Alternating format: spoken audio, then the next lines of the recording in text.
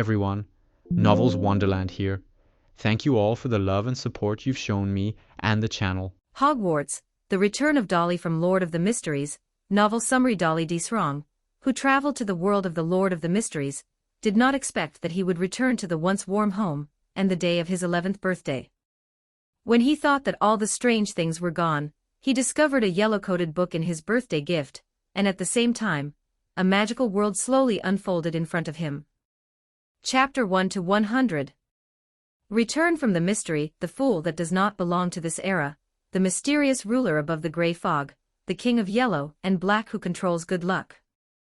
Dudley softly chanted the fool's honorific name, thinking he could arrive before that familiar bronze long table, see the dense grey fog, and simultaneously hear Miss Justice's warm good afternoon.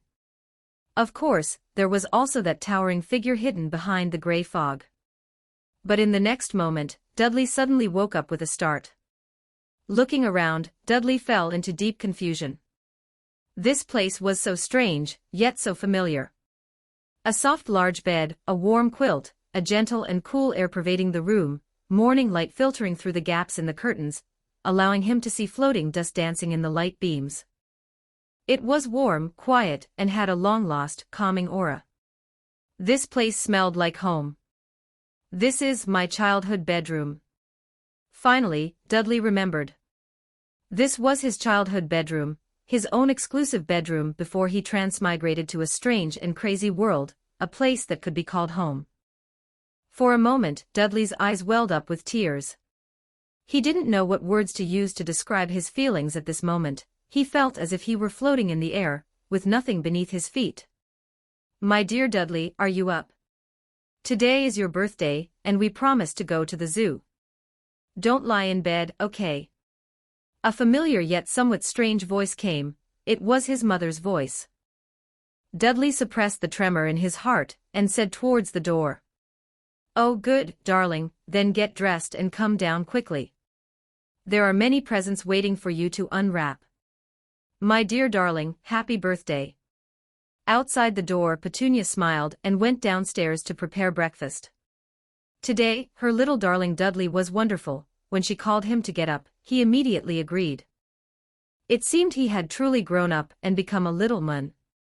Petunia felt very proud for a moment. When she reached the bottom of the stairs, her face quickly fell, her gaunt cheeks becoming longer than a donkey's face. Bang bang. Get up, wake up, quickly. Petunia quickly knocked on the door of the understairs cupboard and shouted loudly. Compared to her precious son, this nephew truly gave her no peace of mind. Today was Dudley's 11th birthday, and he was still sleeping in. Upstairs, Dudley got dressed and stood in front of the mirror, looking at himself. Golden hair lay flat on his chubby head, a body so fat he could barely see his neck, a pink, round face, and a pair of watery blue eyes. To be honest, Dudley was startled when he saw himself like this. I actually looked this disgusting when I was little. Dudley stuck out his tongue. He really couldn't accept himself at this moment. He twisted his body and went to the window, out of sight, out of mind, even if that person was himself. He pulled open the curtains, letting the sunlight outside fall on him, creating a faint yellow halo on his skin. At this moment, Dudley felt a long-lost warmth. He no longer had to face that strange and crazy world. He no longer had to worry about losing control, no longer had to worry about sudden attacks from the strange. He didn't have to worry about someone entering his dreams to interrogate him while he slept, nor did he have to worry about being pulled away to bear children, and even less did he have to worry about turning into a woman after taking a potion. Oh, the taste of a witch was really good. Dudley felt the warmth of the sun, breathed the moist air from outside the window, and savored this beautiful and peaceful life. Run slower, wait for me. Come chase me, come on, ha ha ha. On the neighborhood street outside the window, several children were chasing and playing, their smiles bathed in sunlight appearing so innocent. Dudley raised his right hand, pushed it forward, and chanted in Hermes language. No running here. However, nothing happened. Those children continued to run quickly, unaffected in the slightest. Sure enough, this is a normal world without the strange, which is great. Dudley chuckled. Although that world had all sorts of strange abilities, and even a path to godhood, home was still home, and family was always family. Some things can only be truly appreciated after they are lost. Especially after going to such a strange world. He remembered someone saying that Beyonders were just a group of pitiful worms constantly facing loss of control and danger. It's so good, it feels so good to be back. Without extraordinary abilities, then I'll live this life ordinarily. Oh right, my parents, they don't want anything to do with anything strange at all. If they knew their son had once transmigrated to such a strange world, they would most likely go crazy on the spot, wouldn't they? Dudley laughed happily. Those childhood memories began to gradually become clearer, as if from another lifetime. Sweetheart, are you dressed? Outside the door, Petunia's voice came again. Yes, I'm coming down right away. Dudley quickly replied.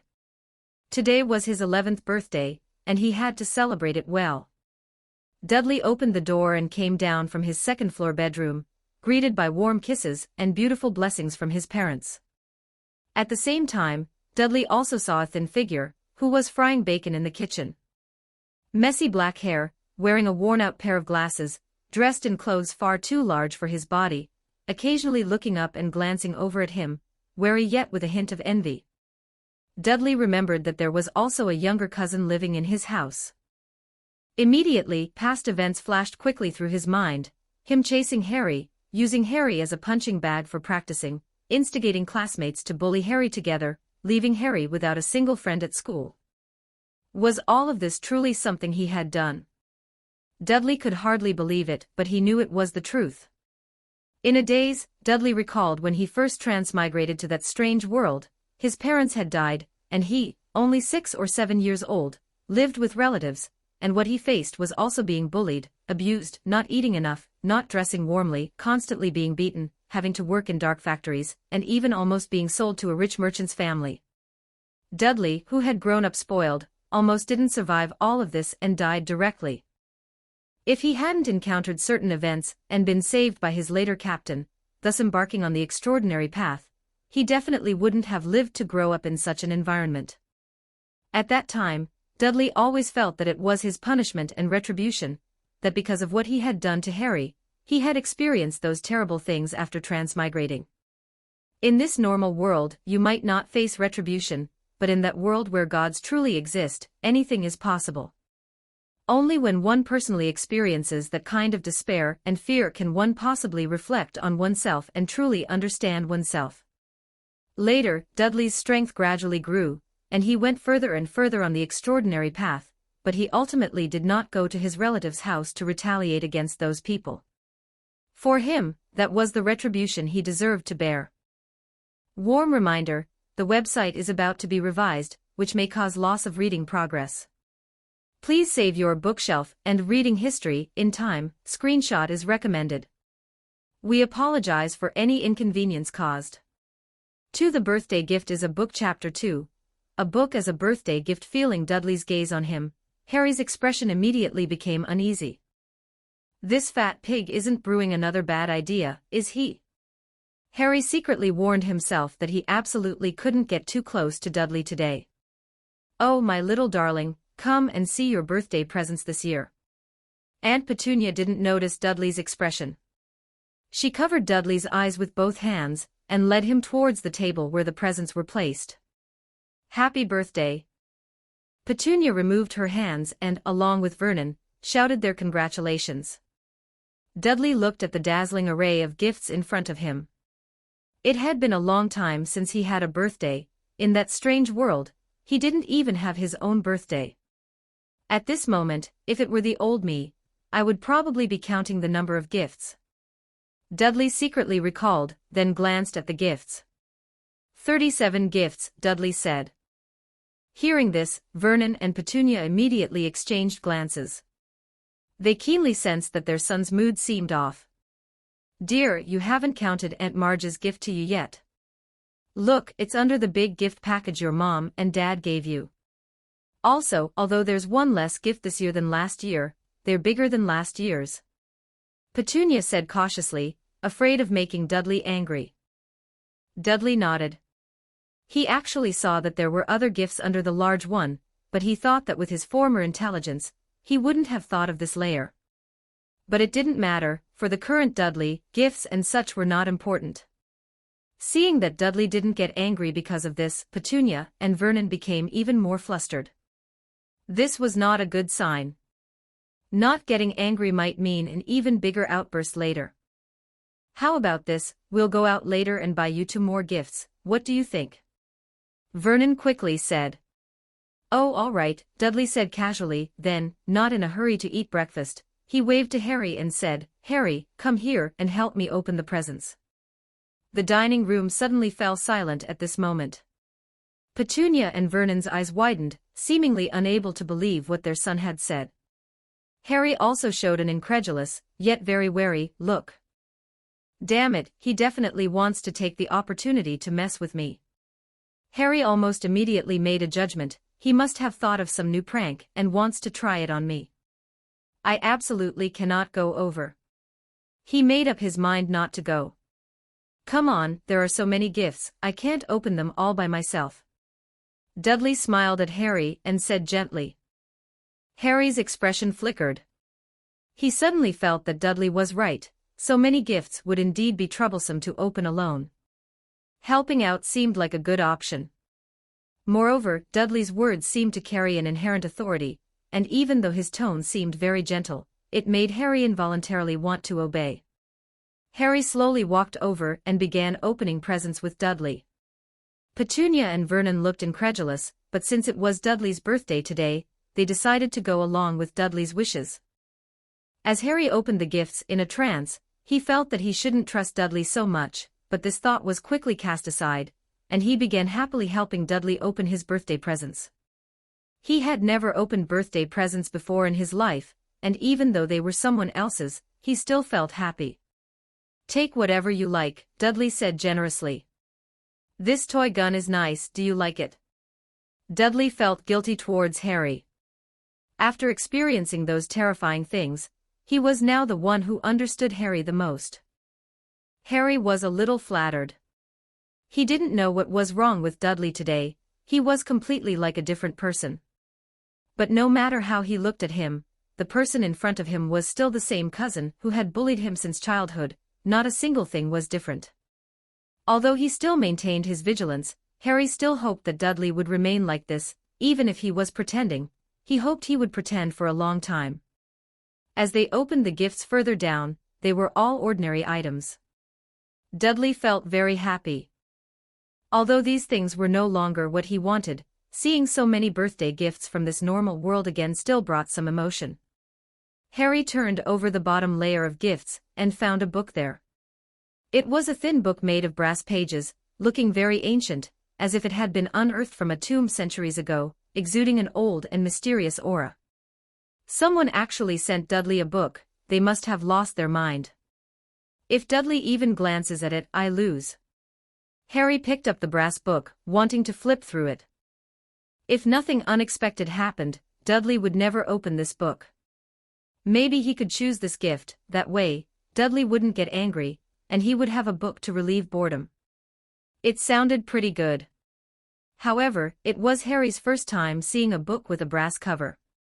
Just as Harry was about to pick up the book, Dudley seemed to sense something. His gaze fell on the book, and his breathing froze at that moment.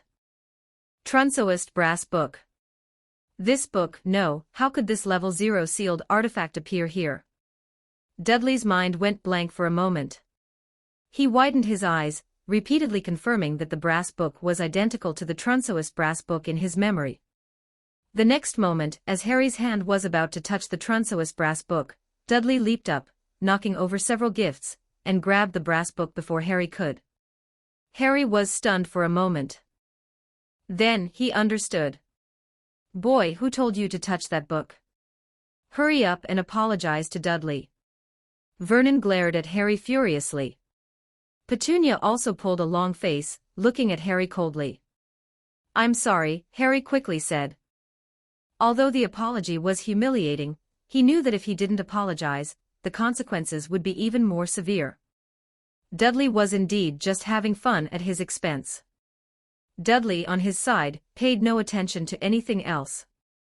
The moment he got his hands on the brass book, he confirmed that it was a sealed artifact from that strange world, sealed artifact 0-02 Trunsois brass book. The smaller the number, the higher the ranking, indicating a higher danger level for the sealed artifact. Although the number doesn't represent absolute danger, merely named according to the order of discovery, the fact that this brass book could become 0-02 shows its dangerous nature. Dudley's breathing was somewhat rapid. For a moment, he didn't know how to deal with this sealed artifact, his mind a blank. This was no ordinary sealed artifact with just a few negative effects. Once it began to activate, it could even modify the underlying rules of an entire area, establish an extremely strict set of laws, and even alter the fundamental rules of the world. Friendly reminder, the website is about to be revised, which may result in the loss of reading progress. Please save your bookshelf and reading history in time. Screenshots are recommended. We apologize for any inconvenience caused. Chapter 3 Dudley Trunthorst. After a moment of hesitation, Dudley grabbed Trunsois' brass book and turned to run directly towards the bedroom upstairs. "Oh, my dear Dudley, what's wrong with you?" Petunia exclaimed, completely bewildered by what had happened. Vernon, on the other hand, glared at Harry, believing Harry had messed everything up. Harry was very innocent, in fact, he hadn't done anything. However, he was already accustomed to such situations. Anything that went wrong was always his fault. After Dudley returned to his bedroom, his breathing was still a bit ragged. He carefully placed the brass book pages in his hand on the table. Trunsois brass book, this name and concept, it's like they suddenly popped into my head. Why is that? After Dudley transmigrated back, he hadn't properly recalled anything about that mysterious world, but now that he thought about it, he found that there were many things he seemed to have forgotten. Or more accurately, his memory was a blur. If he concentrated, he could recall some things, but these were mostly trivial matters. However, he couldn't remember anything truly central to that strange world.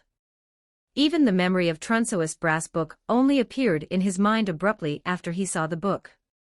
Part of my memory has been sealed because of some eerie things. Merely understanding them can cause contamination, and simply thinking about them can bring disaster. Soon, Dudley deduced his current situation from all of this. Memories are not always harmless. Anything can happen in that strange world. My name in that world was Dali Terence Thirst, which means I should have some connection to this book. Dudley murmured to himself, trying to recall some details about that world, but he quickly gave up because he couldn't remember any memories truly involving the supernatural. Dudley's gaze fell on Trunsois' brass book. His memory seemed to have some unique trigger mechanism. He could only recall things once they involved that level of existence. For example, if Trunsois' brass book hadn't appeared here, Dudley would never have remembered this grade 0 sealed artifact. So the problem now is how to deal with it. Facing this grade 0 sealed artifact, Dudley was at a loss. He didn't know what to do. Currently, he had no extraordinary abilities, making it impossible for him to seal this grade 0 sealed artifact. And from the information extracted from his memories, this grade 0 sealed artifact had living characteristics. Once it awakened, it would be a huge disaster for the entire world. After a moment of contemplation, Dudley slowly walked over. At least when he touched Trunsois' brass book just now, nothing happened, which indicated that this sealed artifact was likely in a very low state of activation, and should be temporarily safe. His hand fell on the brass book, feeling the cold metallic touch, and he could feel the strange patterns engraved on the book. There seemed to be an indescribable power brewing within the brass book. After a long time, Dudley opened the brass book, and his gaze fell upon it. He saw a page of mercury-colored text, but the words were blurred and impossible to read clearly. Dudley's face changed, and he didn't force himself to read them, instead continuing to flip through until he found a blank page. Trunsois' brass book, also known as the Book of Rules, possesses living characteristics but mostly remains at a very low level. Its first half presents almost all major underlying rules, while the latter half is blank and needs to be written by oneself.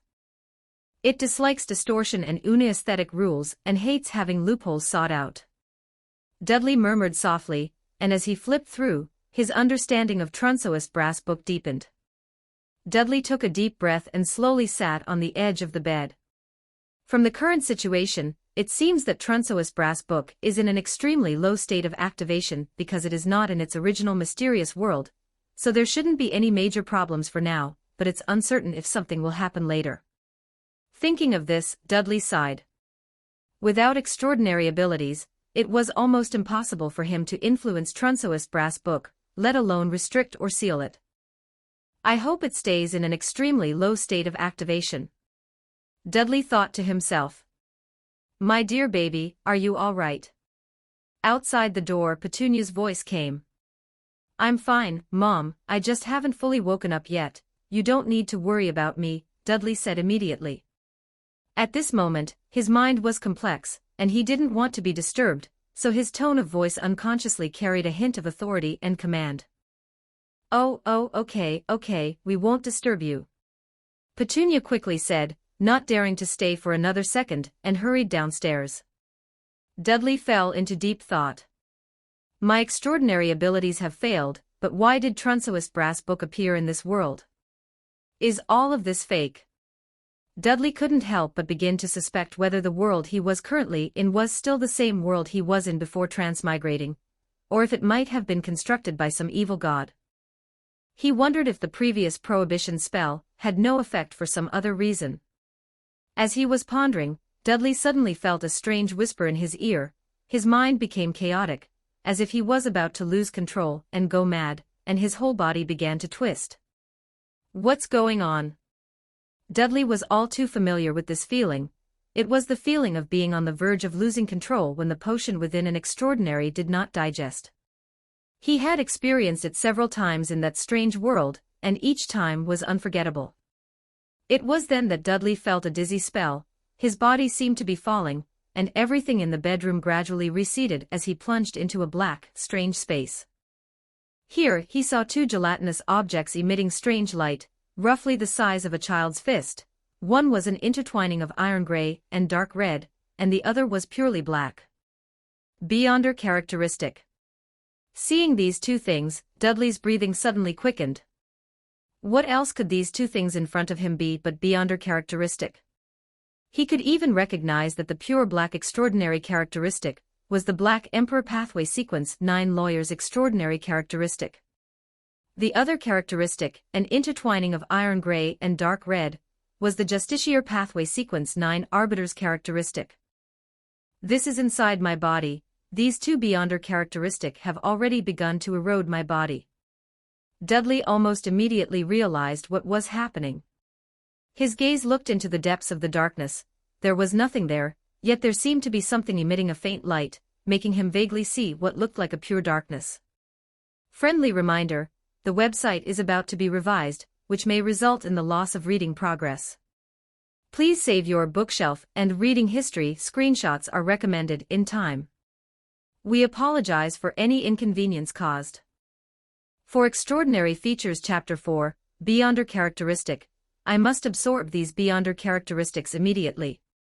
Almost instantly, Dudley had made up his mind. He had no time to hesitate. These beyonder characteristics had already begun to erode his body. If he didn't act, the outcome would only be worse.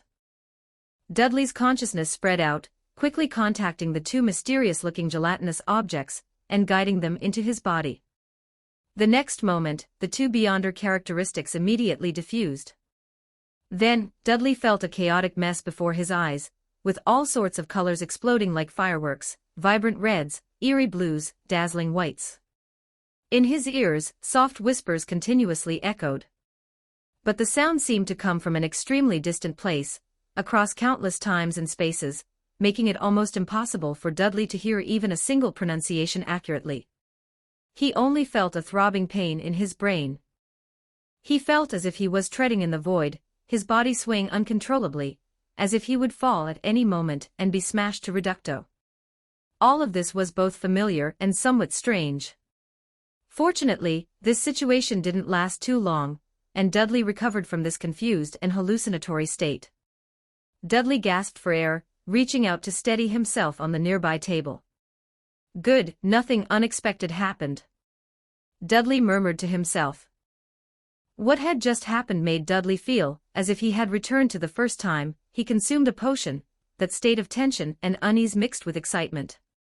He already knew how to deal with such situations. Besides, these were just two Beyonder characteristics of a low sequence, so absorbing them posed no difficulty for him.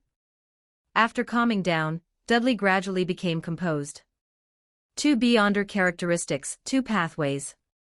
Dudley slowly sat on the edge of the bed.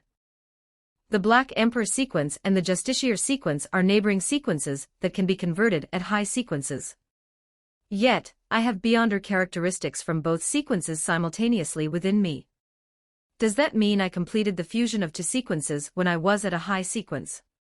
Thinking of this, Dudley felt a sharp pain in his brain, and vague whispers and murmurs arose in his ears. He frowned, wisely giving up on further thought. Clearly, these were not things he could understand now, and as a Beyonder, his spiritual intuition told him not to think about these matters for the time being. Never mind, I'll take it one step at a time. Dudley shifted his attention to his body. He was now a Beyonder, and a dual-sequence Beyonder at that. Sequence 9 Lawyer of the Black Emperor sequence excels at discovering and exploiting loopholes in rules and weaknesses in opponents. They are adept at attacking opponents through order, and also possess extraordinary abilities in eloquence and persuasion, capable of distorting or guiding the target's thoughts to a certain extent, making them feel amiable and willing to believe.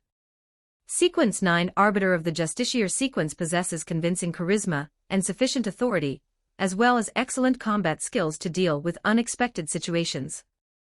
When clashing with an arbiter, others often lack confidence and wish to yield. These two abilities, combined, complement each other. Even if I am just a low-sequence Beyonder, in this normal world, I can thrive. Dudley thought to himself. Dudley was already proficient in using the abilities of these two sequences, requiring almost no familiarization. Dudley walked to the mirror and looked at himself in the reflection. His eyes were deeper than before, changing from light blue to a bright blue, a sign that the power of the Beyonder characteristic had not yet fully receded. Dudley took a deep breath, controlling the Beyonder power within him to gradually settle down. Soon, his eyes returned to their previous light blue. A faint rustle of footsteps came from outside the door. Dudley darling, are you rested? Do you remember we're going to the zoo later? Petunia asked softly, afraid of angering Dudley. Yes, Mom, I'll be right down. Dudley replied. That's good, we'll wait for you downstairs. Petunia breathed a sigh of relief when she heard Dudley's voice, showing a satisfied smile, and went downstairs. A few minutes later, Dudley returned downstairs. In the dining room, Harry stood in the corner, warily watching Dudley. What had happened before had made him lose any illusions about Dudley. Any friendliness his cousin showed was just a prelude to new pranks. Seeing Harry punished and standing in the corner, Dudley felt a little guilty. Just as he was wondering how to make amends, the phone rang, and Petunia hurried to answer it. Soon, when Petunia hung up, her face became somewhat grim, looking angry and anxious. Bad news, Vernon, she said, Mrs. Fig broke her leg and can't pick him up. Petunia finished, pointing with a grim face at Harry standing in the corner. Hearing this, Harry's eyes clearly lit up. Obviously, he didn't want to go to Mrs. Fig's house. Dudley keenly caught Harry's expression and demeanor. What do we do now? Petunia looked at Harry exasperatedly, as if all of this had been orchestrated by Harry himself. How about letting Marge watch this boy for a while? Vernon said uncertainly. Don't be silly, Marge hates this boy. Petunia shook her head. At this moment, Dudley lightly coughed, drawing everyone's attention to him. I think we can take Harry to the zoo with us. Dudley said with a smile. Vernon and Petunia immediately widened their eyes, showing expressions of disbelief. Dudley, actually voluntarily asked to take Harry to the zoo. They must have misheard. Even Harry himself showed an incredulous expression at this moment. Although he really wanted to go to the zoo, he had never been to a zoo in his life. But he never dared to hope that the Dursleys would take him along. The best outcome he had ever considered was that the Dursleys would leave him at home, so he could watch TV and play Dudley's video games. Wait, no, he must be trying to prank me again. Almost instantly, Harry suddenly snapped awake. Dudley wants to take him to the zoo. Would he be that kind? He must have come up with some new prank idea. On the other side, Dudley didn't pay attention to Harry's expression, but looked at his parents with a calm demeanor. If we leave Harry at home, who knows what trouble he might cause? It's better to take him with us so we can keep a good eye on him, Dudley said.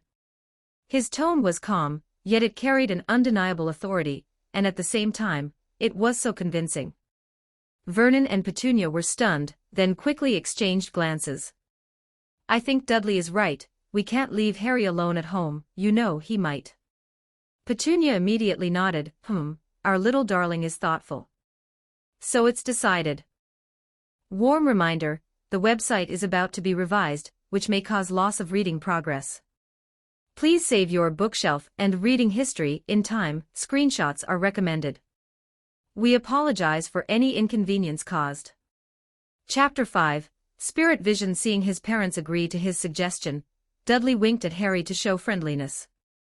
However, all of this appeared to Harry like a deliberate provocation. Damn it, he must be planning to mess with me at the zoo, Harry thought to himself. But he couldn't refuse to go to the zoo, because right now, he had no right to refuse, and could only let others push him around. I'll just have to stay as far away from him as possible. The zoo is so big, if I just don't appear in front of him, it should be fine. Besides, the zoo should actually be a lot of fun. Harry comforted himself in his heart, while also looking forward to a pleasant time at the zoo. The experiences of these past years had given him some ways to deal with Dudley's bullying, and what's more, he could always do things when needed that even he himself couldn't understand.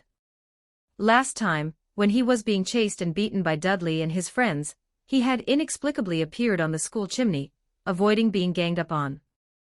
Although he couldn't avoid being punished afterwards, the situation wasn't any worse than it had been before. Thinking of this, Harry began to secretly observe Dudley standing not far away. This cousin who had always bullied him seemed a bit absent-minded. He was sitting on the sofa, not watching TV or speaking, seemingly lost in thought. Could he be thinking about how to bully me? Harry muttered to himself. In reality, Dudley's mind was indeed not here at all, he was pondering matters regarding Beyonders. After becoming a Beyonder again, his mastery of spirituality had not decreased much. In other words, he had no difficulty using the abilities of a Sequence 9 lawyer or a Sequence 9 arbiter. The only thing he needed to consider was the issue of digesting the Beyonder characteristic. That's right, although these Beyonder characteristics originally came from inside Dudley's body, after reaccommodating them, Dudley had to digest and absorb them all over again, which was essentially the same as taking a potion once more. If his conjecture was correct, then after he completely digested these Beyonder characteristics, the Beyonder characteristic belonging to Sequence 8 would appear again, and then he could continue on the path to godhood.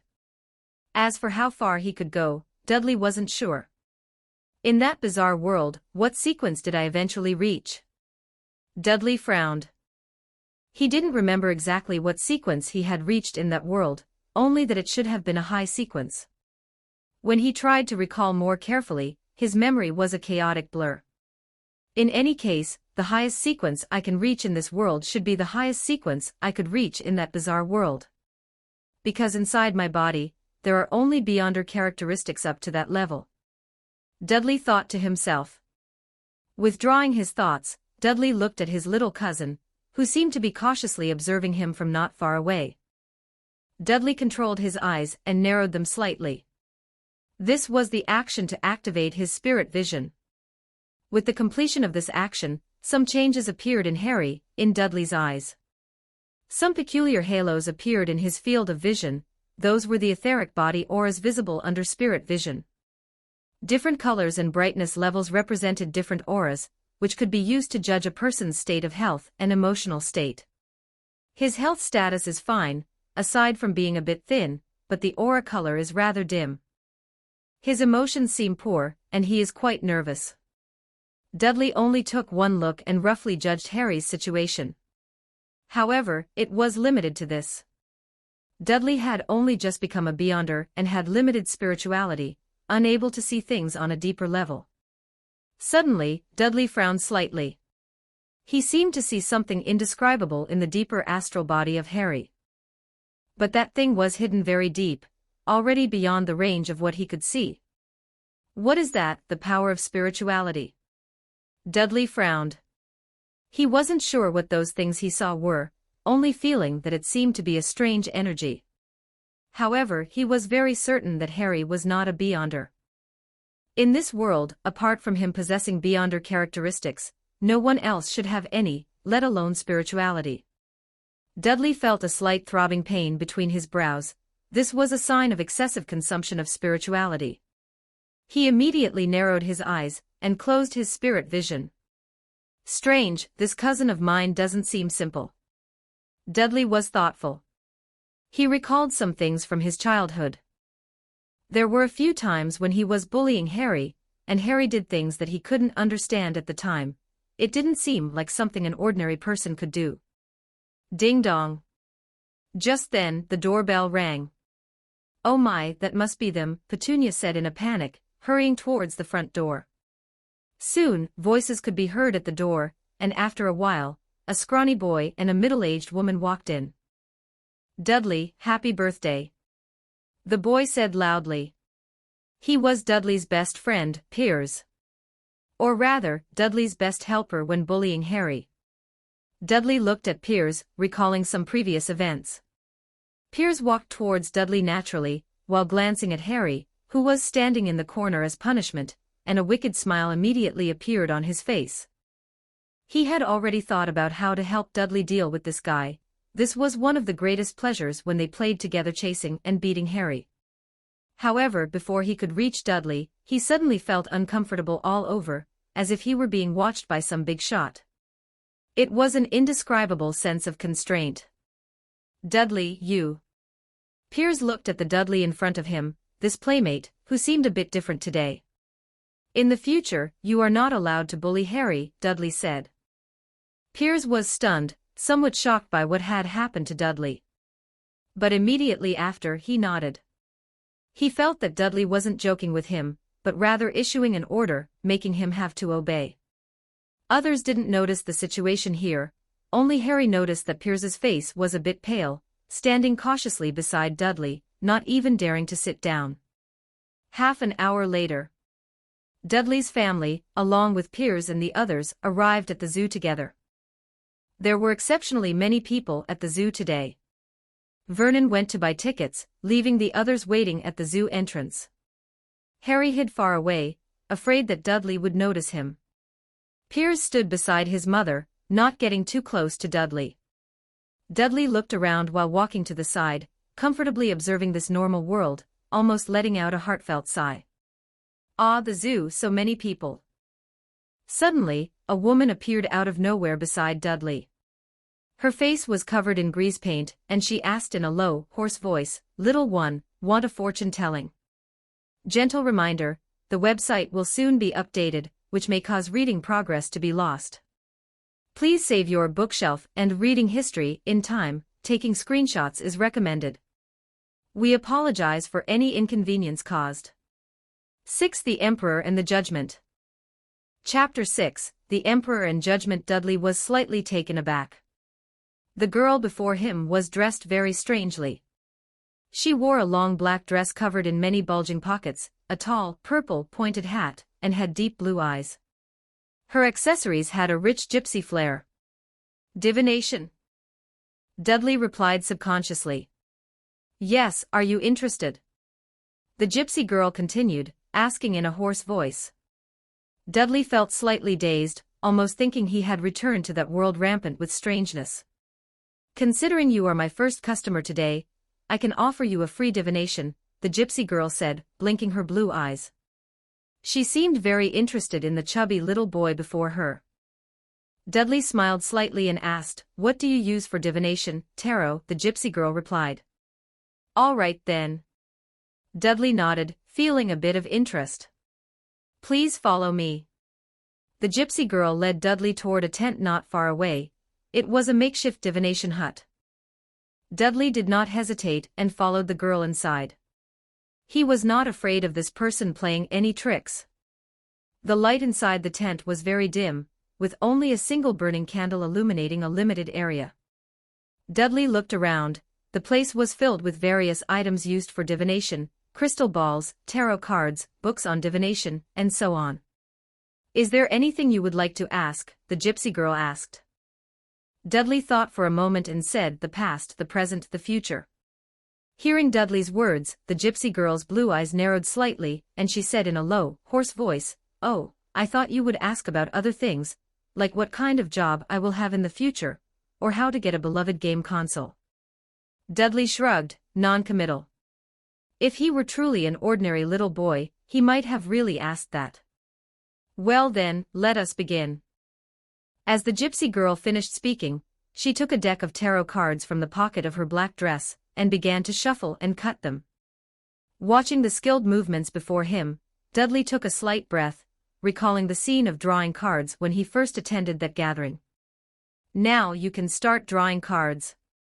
The first represents the past, the second represents the present, and the third represents the future. Just as the gypsy girl finished speaking, Dudley raised his hand and drew a card from the cut tarot deck, placing it on the left. Then he drew another and placed it in the middle, and finally, he placed the last one on the right. Oh then, which one would you like to see first? The gypsy girl's blue eyes looked at Dudley, seeming filled with some sort of mysterious magic. Let's look at the past first, Dudley said. As you wish. As the gypsy girl finished speaking, she flipped over the first tarot card on the left. The Emperor. Seeing the face of the card, Dudley blurted it out. That's right. It seems you have some understanding of tarot cards. This is a major arcana card, the Emperor. Looking at the familiar card face, Dudley felt dazed, as if he saw the bronze long table. That time, the card he flipped over was also the Emperor. Therefore, his code name was also the Emperor. Oh, however, this Emperor card is reversed. Interesting. The gypsy girl looked at the card face, just about to start explaining it. Dudley reached out and directly flipped over the card on the far right, the one representing the future. Judgment. Looking at the card face, Dudley said softly. Oh, another major arcana card, the gypsy girl said. The Emperor, Judgment, interesting. Dudley murmured to himself. Aren't these the two tarot cards corresponding to the pathway he is currently on? Just at this moment, a loud noise came from outside, and someone burst into the divination hut's tent. Oh, Dudley, my little treasure, are you all right? Petunia's panicked voice came quickly. What are you doing? Stay away from my son. You bunch of lunatics, monsters. Vernon shouted loudly, pulling Dudley away while knocking over the divination table. Tarot cards scattered across the floor. Dudley took a look, but he could no longer tell which card represented the present. I'm fine, Dad. She was just doing a divination for me. It was quite interesting. Spiritual energy spread with Dudley's words, and Vernon, who had been furious, calmed down significantly. At the same time, Dudley blinked and activated spirit vision. The gypsy girl before him became much clearer, with various colors appearing on her body, no different from an ordinary person. However, soon, Dudley noticed that deep within the gypsy girl's soul, there seemed to be a peculiar energy surging. This kind of energy, he had also seen on Harry before. What is that? Dudley was full of doubt. Oh, you're fine. Good, good, I thought. Vernon said hurriedly. Sir, I just felt a connection with this little friend, and helped him with a free divination. I had no other intentions. The gypsy girl looked at the overturned divination table and frowned as she spoke. Sorry, we were reckless. Dudley retracted his spirit vision and said proactively. It's fine, you may leave. The gypsy girl seemed unwilling to say anything more, waving her hand to signal Dudley and the others to leave quickly. Dudley nodded and, pulling his parents along, left the divination hut. "Dudley, are you okay? I saw that strange woman take you to that hut, and I thought you had been kidnapped," Piers said immediately upon seeing Dudley. "It's nothing, just a divination," Dudley said casually. Not far away, Harry saw Dudley return safely, a look of disappointment in his eyes. The divination matter was just a small interlude in the trip to the zoo, and the others soon put it behind them. Soon, everyone entered the zoo together to view various exotic animals. Dudley followed his family around with interest. Although he tried his best to appear excited, the two tarot cards, the Emperor and Judgment, kept flashing through his mind. At the same time, he was also pondering what the energy surging deep within the gypsy girl's soul actually was. This kind of energy did not seem to be possessed by everyone, at least, he had not seen it on his parents or the others. Thinking of this, he could not help but look in Harry's direction. Deep within Harry's soul, there seemed to be similar energy surging, though it was much smaller compared to that of the gypsy girl. Dudley's gaze quickly found Harry, who was standing in front of a huge glass curtain wall. Behind that glass, a giant python was slowly slithering. And Harry seemed to be saying something to that python. Chapter 7, Confrontation with the Python.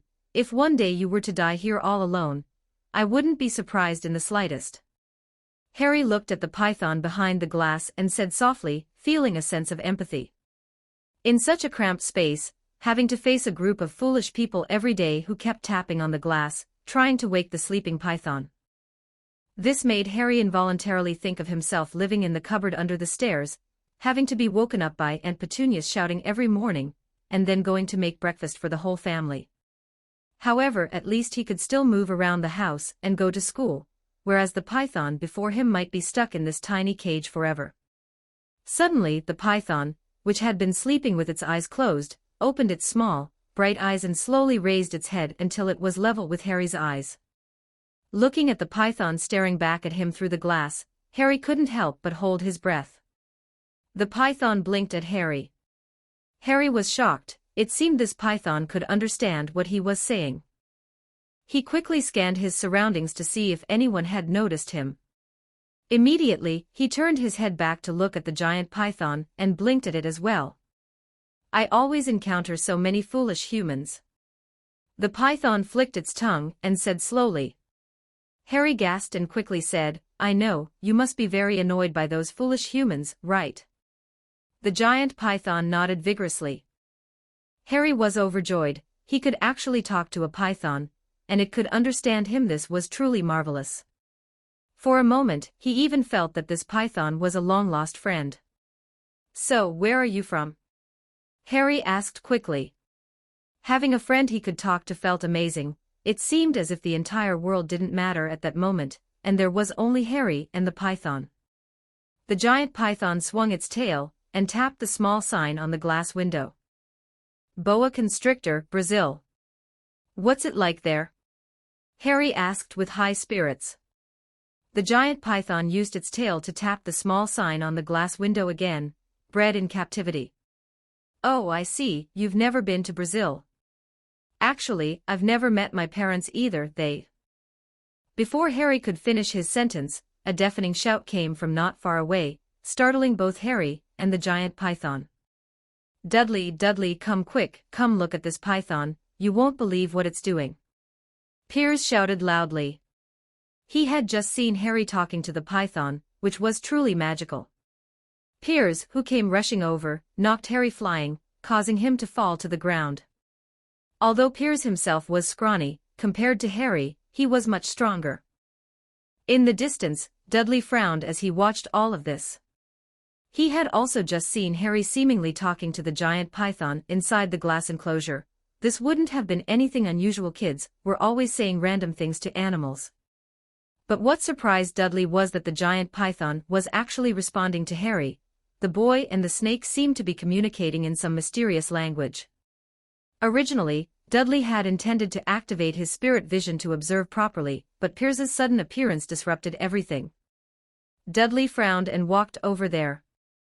This Piers he had already told him not to bully Harry anymore, yet he had still knocked Harry over. It seemed he needed to give him a clear warning. Harry, knocked to the ground, looked angrily at Piers, who was pressed against the glass window.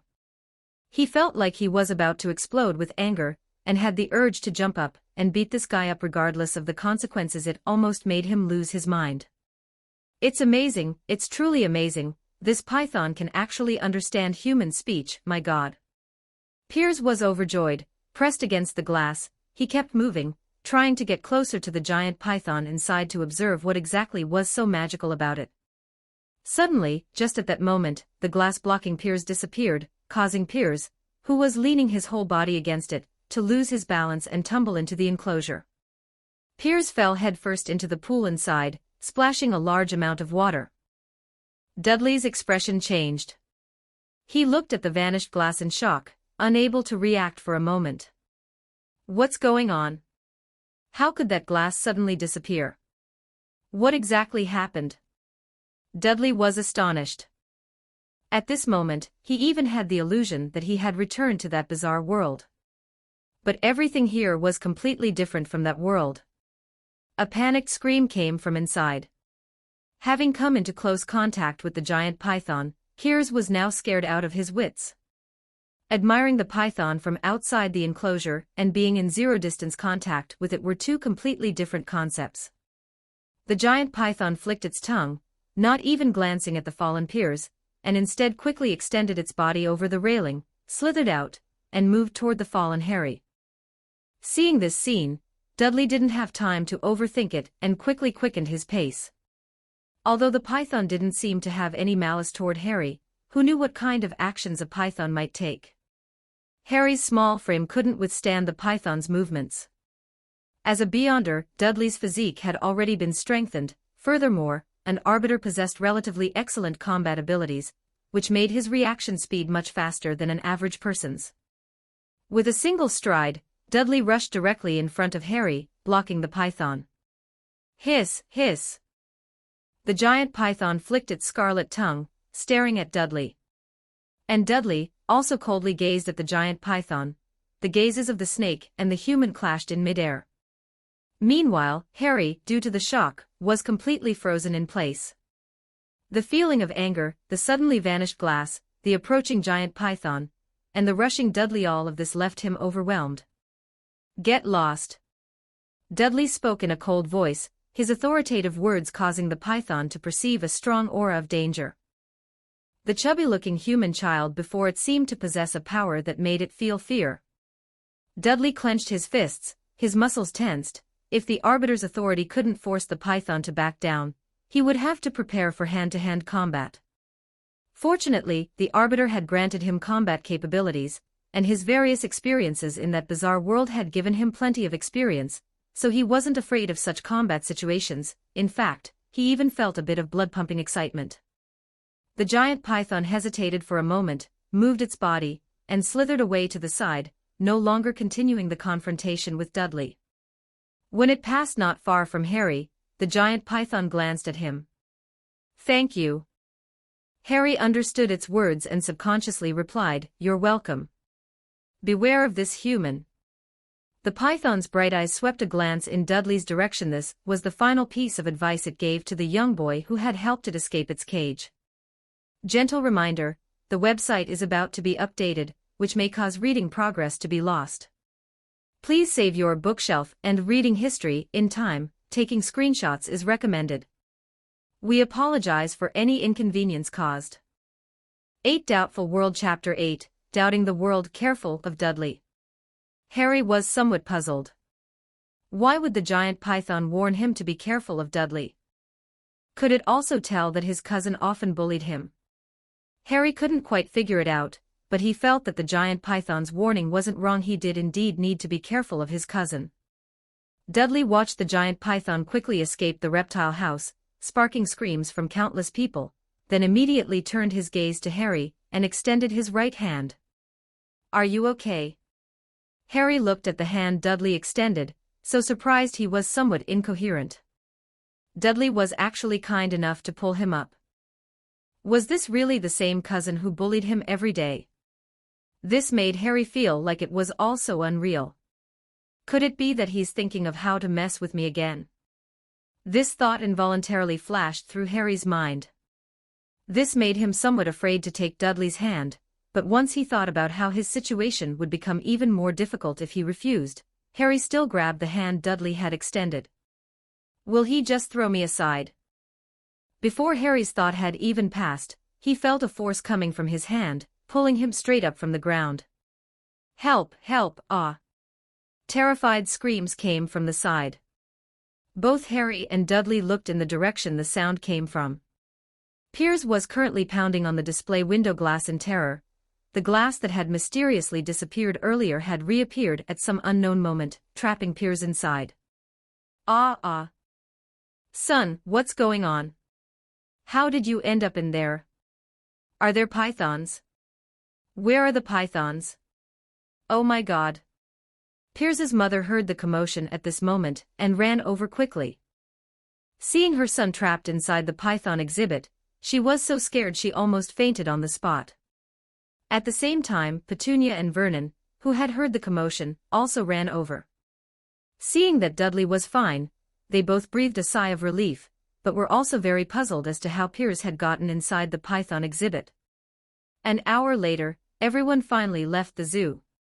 Piers had been severely frightened and couldn't explain how he had entered the python exhibit. He was completely dazed. As for Dudley, he insisted that neither he nor Harry knew what had happened. Regarding this, Vernon and the others didn't pry further. After all, it was good that Dudley was okay. As for the glass that Piers said had disappeared, both of them suspected it had something to do with Harry, but they couldn't say such things openly and planned to properly reprimand Harry after returning home. After returning home, Harry behaved very obediently.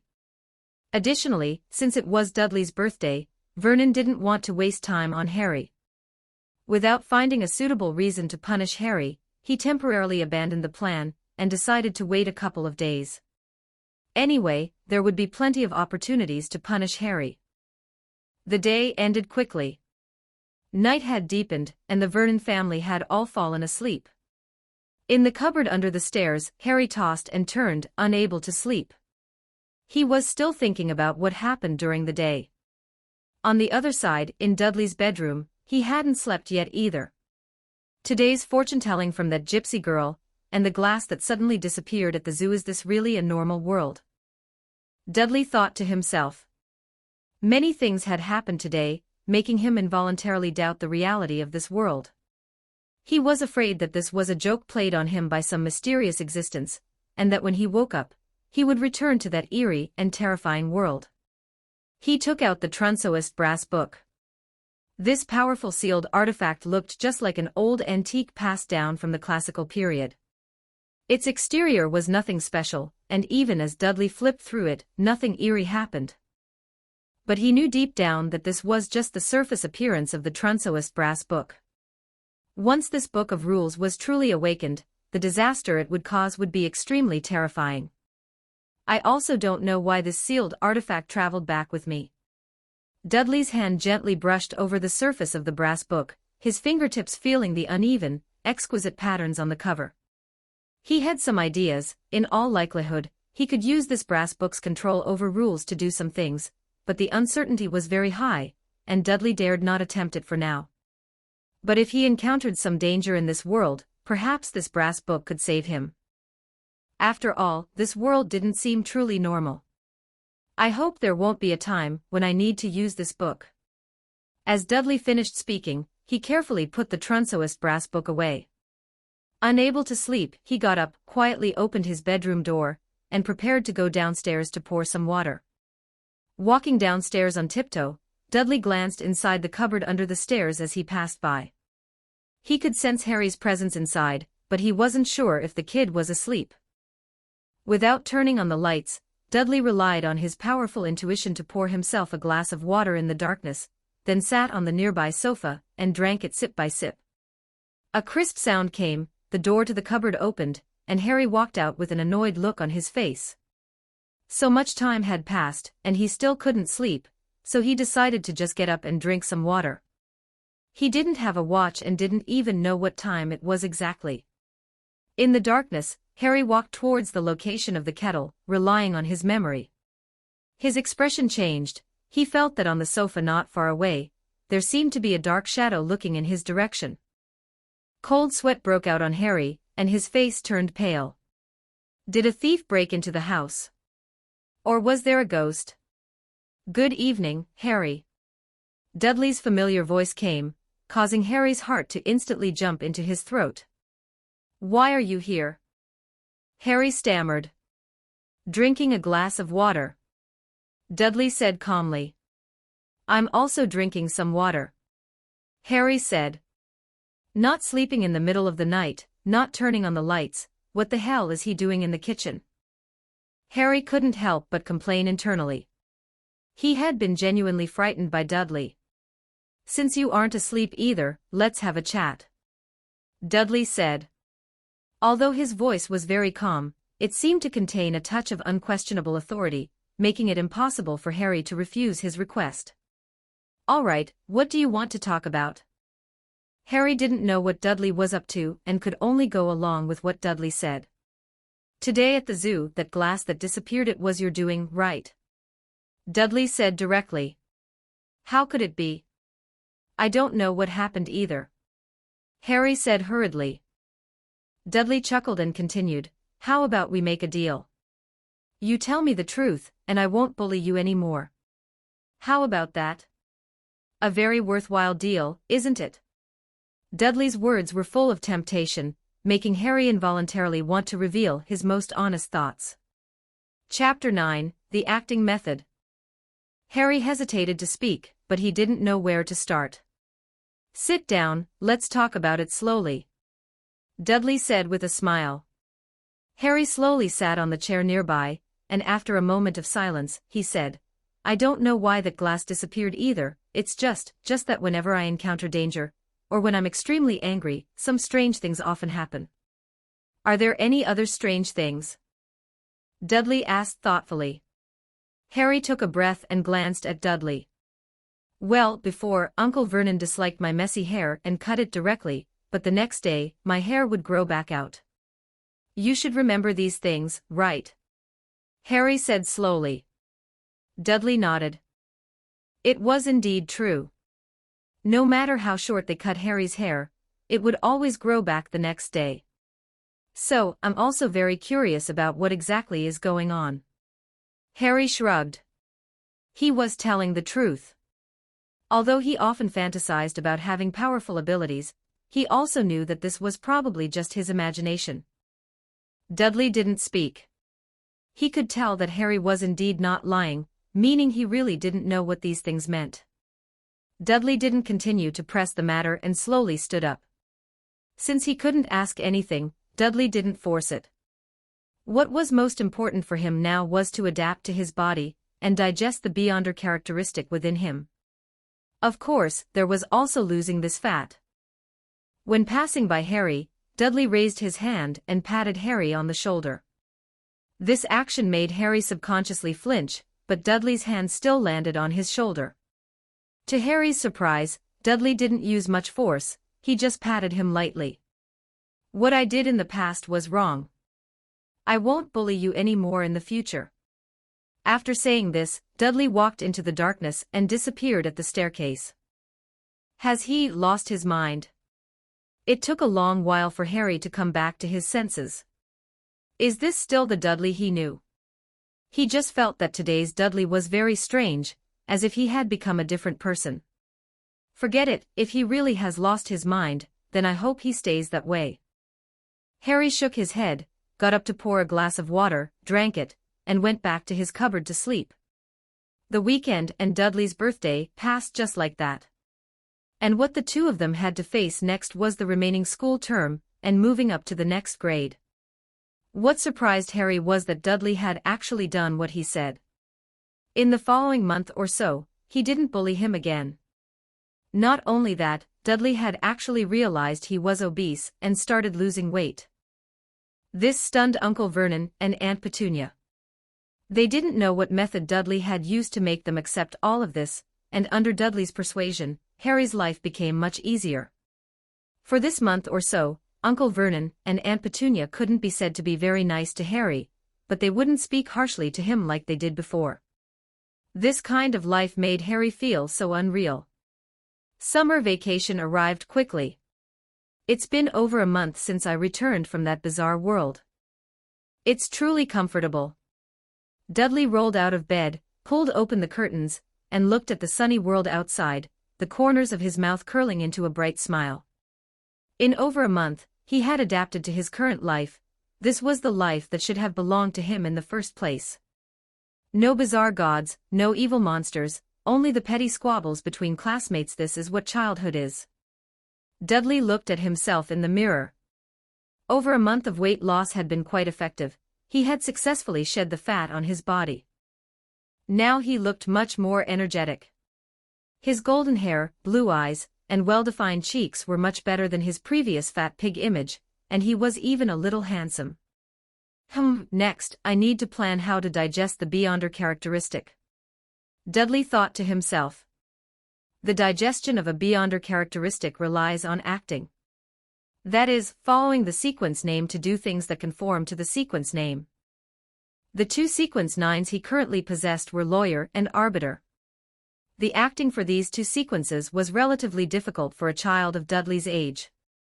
The acting for lawyer, as the name suggests, is best done by becoming a real lawyer, thereby acting as a lawyer to quickly consume the Beyonder characteristic within him. But for an 11-year-old child like Dudley, this was obviously impossible. Arbiter was similar. It would be best to have a profession related to arbitration, which could speed up the digestion of the Beyonder characteristic within him. But Dudley didn't have the conditions for any of these right now. All he could do was act as a lawyer and an arbiter at school, doing some similar things among his classmates. But such acting was still too superficial and remained on the surface, making it so that after more than a month, Dudley still couldn't fully digest the two Beyonder characteristics within him.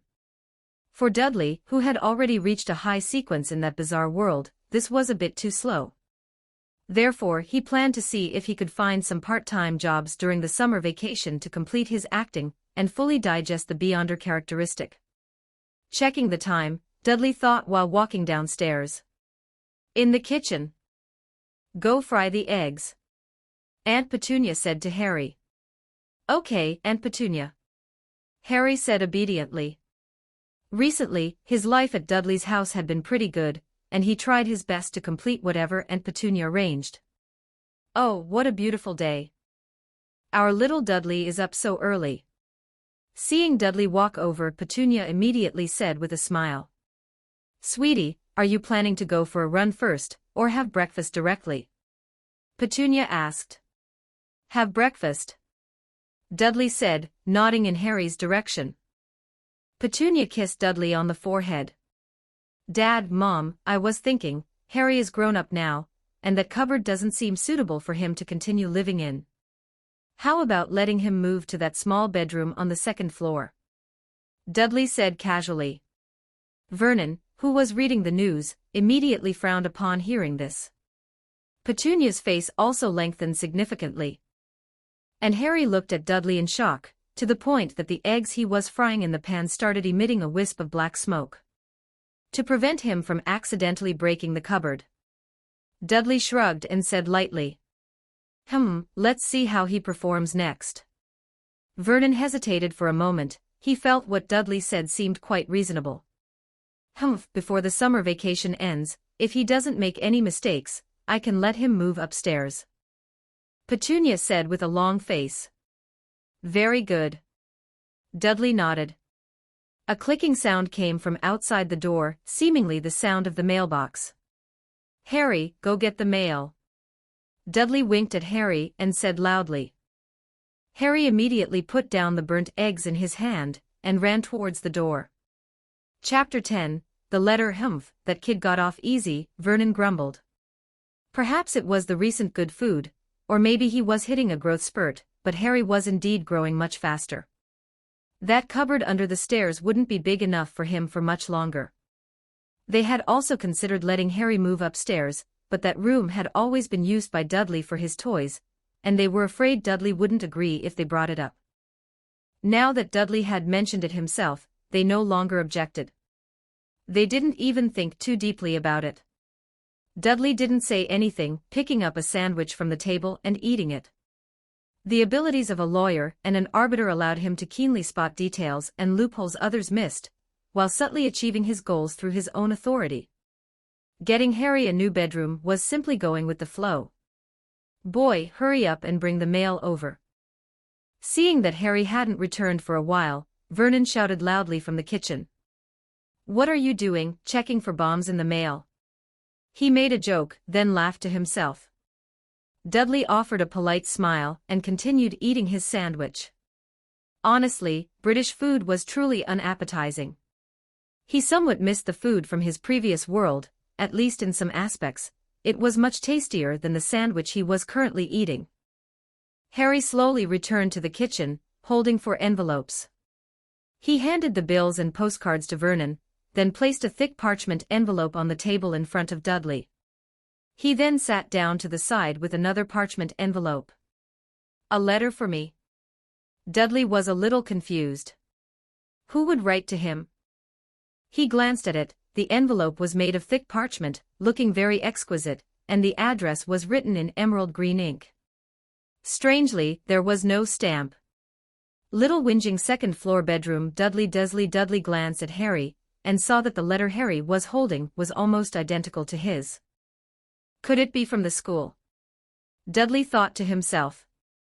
Sending letters to both of them simultaneously, the only possibility was the school. After all, they had already graduated, and would be going to secondary school soon. This might be from the new school. Thinking this, Dudley wasn't in a hurry to open his letter, deciding to finish his sandwich first. Vernon tore open the bills, grunted in disgust, then flipped over the postcard. "Marge is sick, ate some bad whelks." Saying this, Vernon waved the postcard in his hand, preparing to show Petunia. As he turned, he suddenly noticed that Harry also had a letter and reached out to snatch it.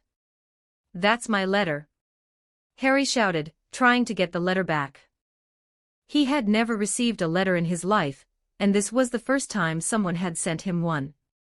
He couldn't have been happier, but before he could open it, Vernon snatched it away. "Humph, who would write to you? Behave yourself, boy, or you'll stay in that cupboard forever." Vernon snorted, tearing open the letter and looking at it. Dudley frowned slightly beside him, but didn't think much of it. Vernon would most likely return it to Harry after reading it. But the next moment, he noticed that his father's expression had changed, and it was a very obvious change. He didn't even need to use his beyonder abilities to observe it, it was directly visible on his face. A few seconds later. "Pet Petunia!" he gasped loudly. Petunia hurried over, picked up the letter, and after just one glance, she nearly fainted. "Oh my goodness, what are we going to do?" Petunia and Vernon looked at each other, seemingly completely forgetting that there were other people in the kitchen. "What's going on?" Harry keenly sensed that this letter seemed unusual, at least certainly not what he had guessed, from a secondary school. Then who could it be from? "That's my letter. Give it back to me." Harry couldn't care less. He jumped up, trying to snatch the letter, but he wasn't tall enough to reach it. "Both of you, get out!" Vernon roared. His face was extremely grim, and he completely disregarded everything else, yelling at both Dudley and Harry. "Give me back my letter. Give it back to me." Harry eagerly wanted to see the contents of the letter. This was the first time he had received a letter from someone else. "Let's go." Seeing this, Dudley said nothing and immediately pulled Harry out of the kitchen. The kitchen door slammed shut behind them, isolating them in the hallway outside. "What are you doing?" "That's my letter, Harry said excitedly. "Don't worry, I have a similar one here. Let's take a look at it first." Dudley shook the parchment letter in his hand. "Oh, right." Harry suddenly remembered that Dudley had also received the same letter as him. He had thought it was from secondary school, but now, judging by the attitude of Uncle Vernon and Aunt Petunia, it clearly wasn't. "Come here." Without another word, Harry pulled Dudley directly into the cramped cupboard under the stairs, to prevent Vernon and Petunia from rushing out and snatching this one too. Squeezed into the small space, both their breaths were a little short. "Quick, open it and see," Harry urged. Dudley didn't waste words. He flipped the envelope over and saw the wax seal on the back, a shield crest with a large letter H encircled by a lion, an eagle, a badger, and a snake. "What a peculiar crest," Dudley said, then tore open the wax seal and took out the letter. Both of them eagerly began to read. Hogwarts School of Witchcraft and Wizardry Headmaster, Albus Dumbledore, President of the International Confederation of Wizards, Order of Merlin, First Class, Grand Sorcerer, Chief Mugwump of the Wizengamot, we are pleased to inform you that you have been accepted at Hogwarts School of Witchcraft and Wizardry. Please find enclosed a list of all necessary books and equipment. Term begins on September 1st. We await your owl by no later than July 31st. Yours sincerely, Minerva McGonagall. Looking at the contents of the letter, Harry was completely stunned. And Dudley also showed a shocked expression. This world actually had wizards, and even a specialized wizarding school. Even more astonishing, he had actually received an admission letter from a school of magic. Wait, Harry received the same letter, which means Harry also received an admission letter from this school. Dudley glanced at Harry beside him, who was still dazed and hadn't fully recovered. All the things that he couldn't understand before suddenly made sense at this moment. This world was not an ordinary world. This was a wizarding world. Friendly reminder, the website is about to be revised, which may result in the loss of reading progress. Please save your bookshelf and reading history screenshots are recommended in time. We apologize for any inconvenience caused. Chapter 11 Wizard W. What does this mean, Dudley? Harry looked blankly at his cousin beside him. He recognized all the words on this letter, but when put together, why couldn't he understand what it meant? Rather than a letter, it was more like an April Fool's joke. You don't understand? Dudley looked at Harry.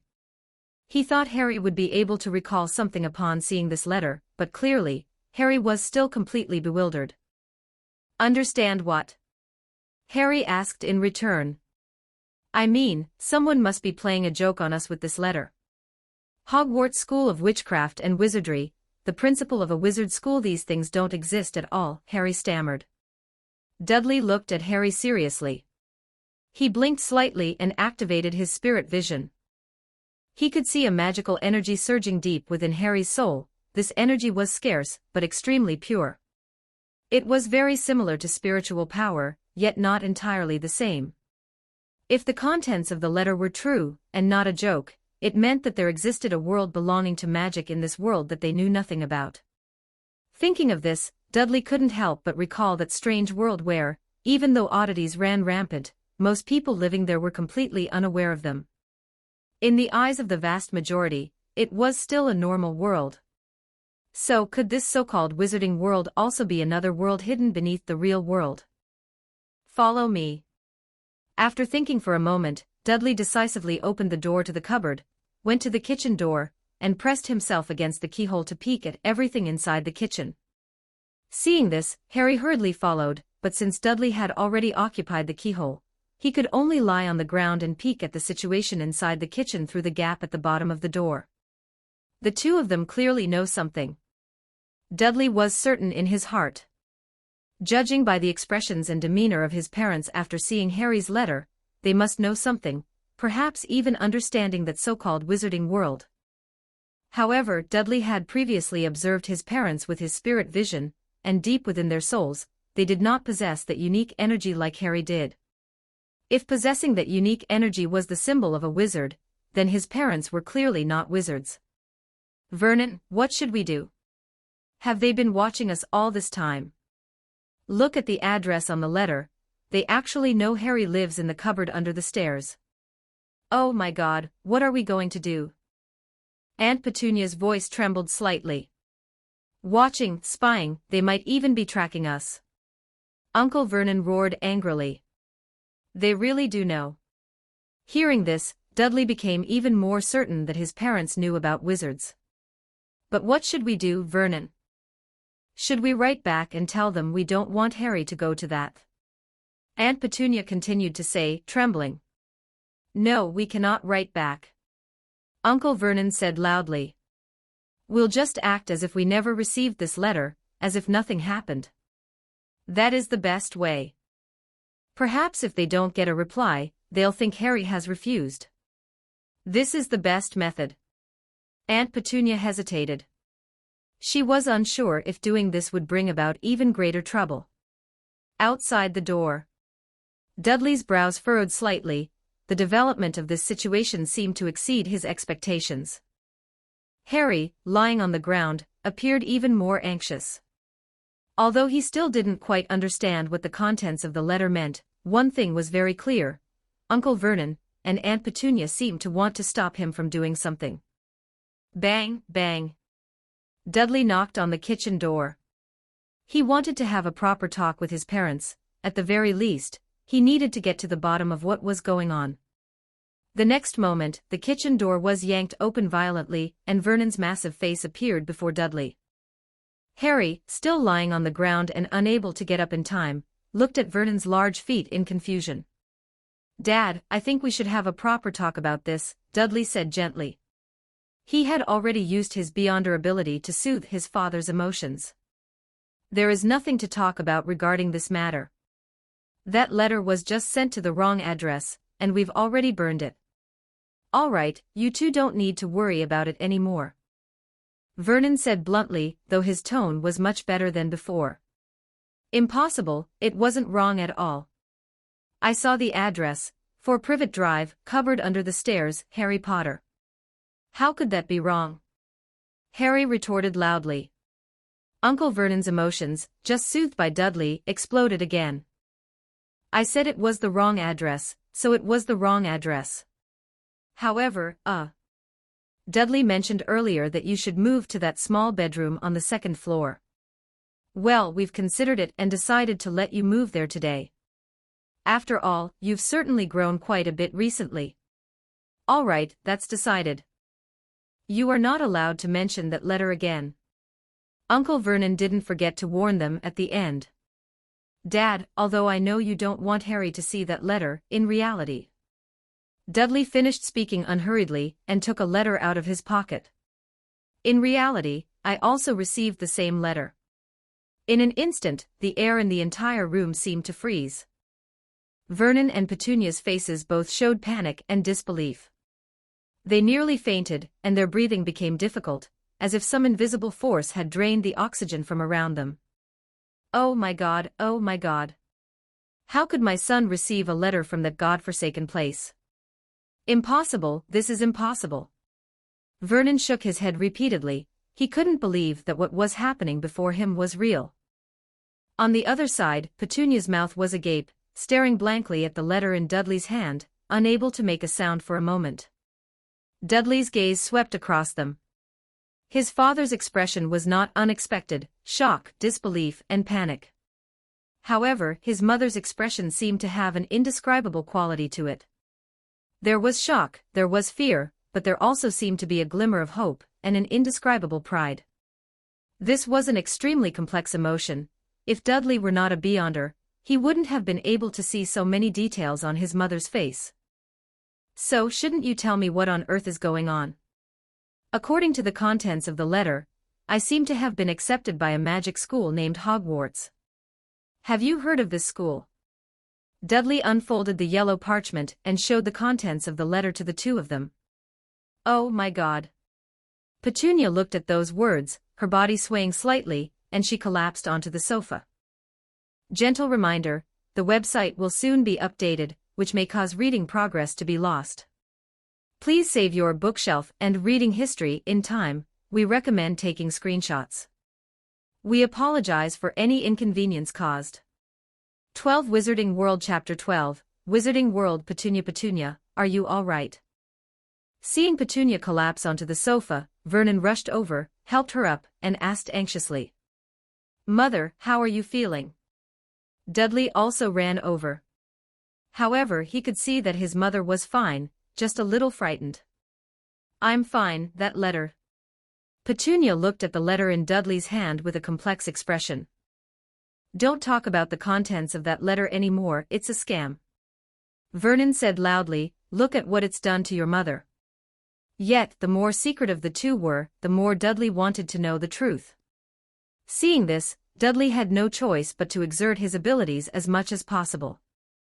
The lawyer's abilities granted him the capacity to find an opponent's weaknesses, as well as eloquence and persuasiveness, while the arbiter's power gave him authority and charisma, allowing him to force others to accomplish his goals to a certain extent.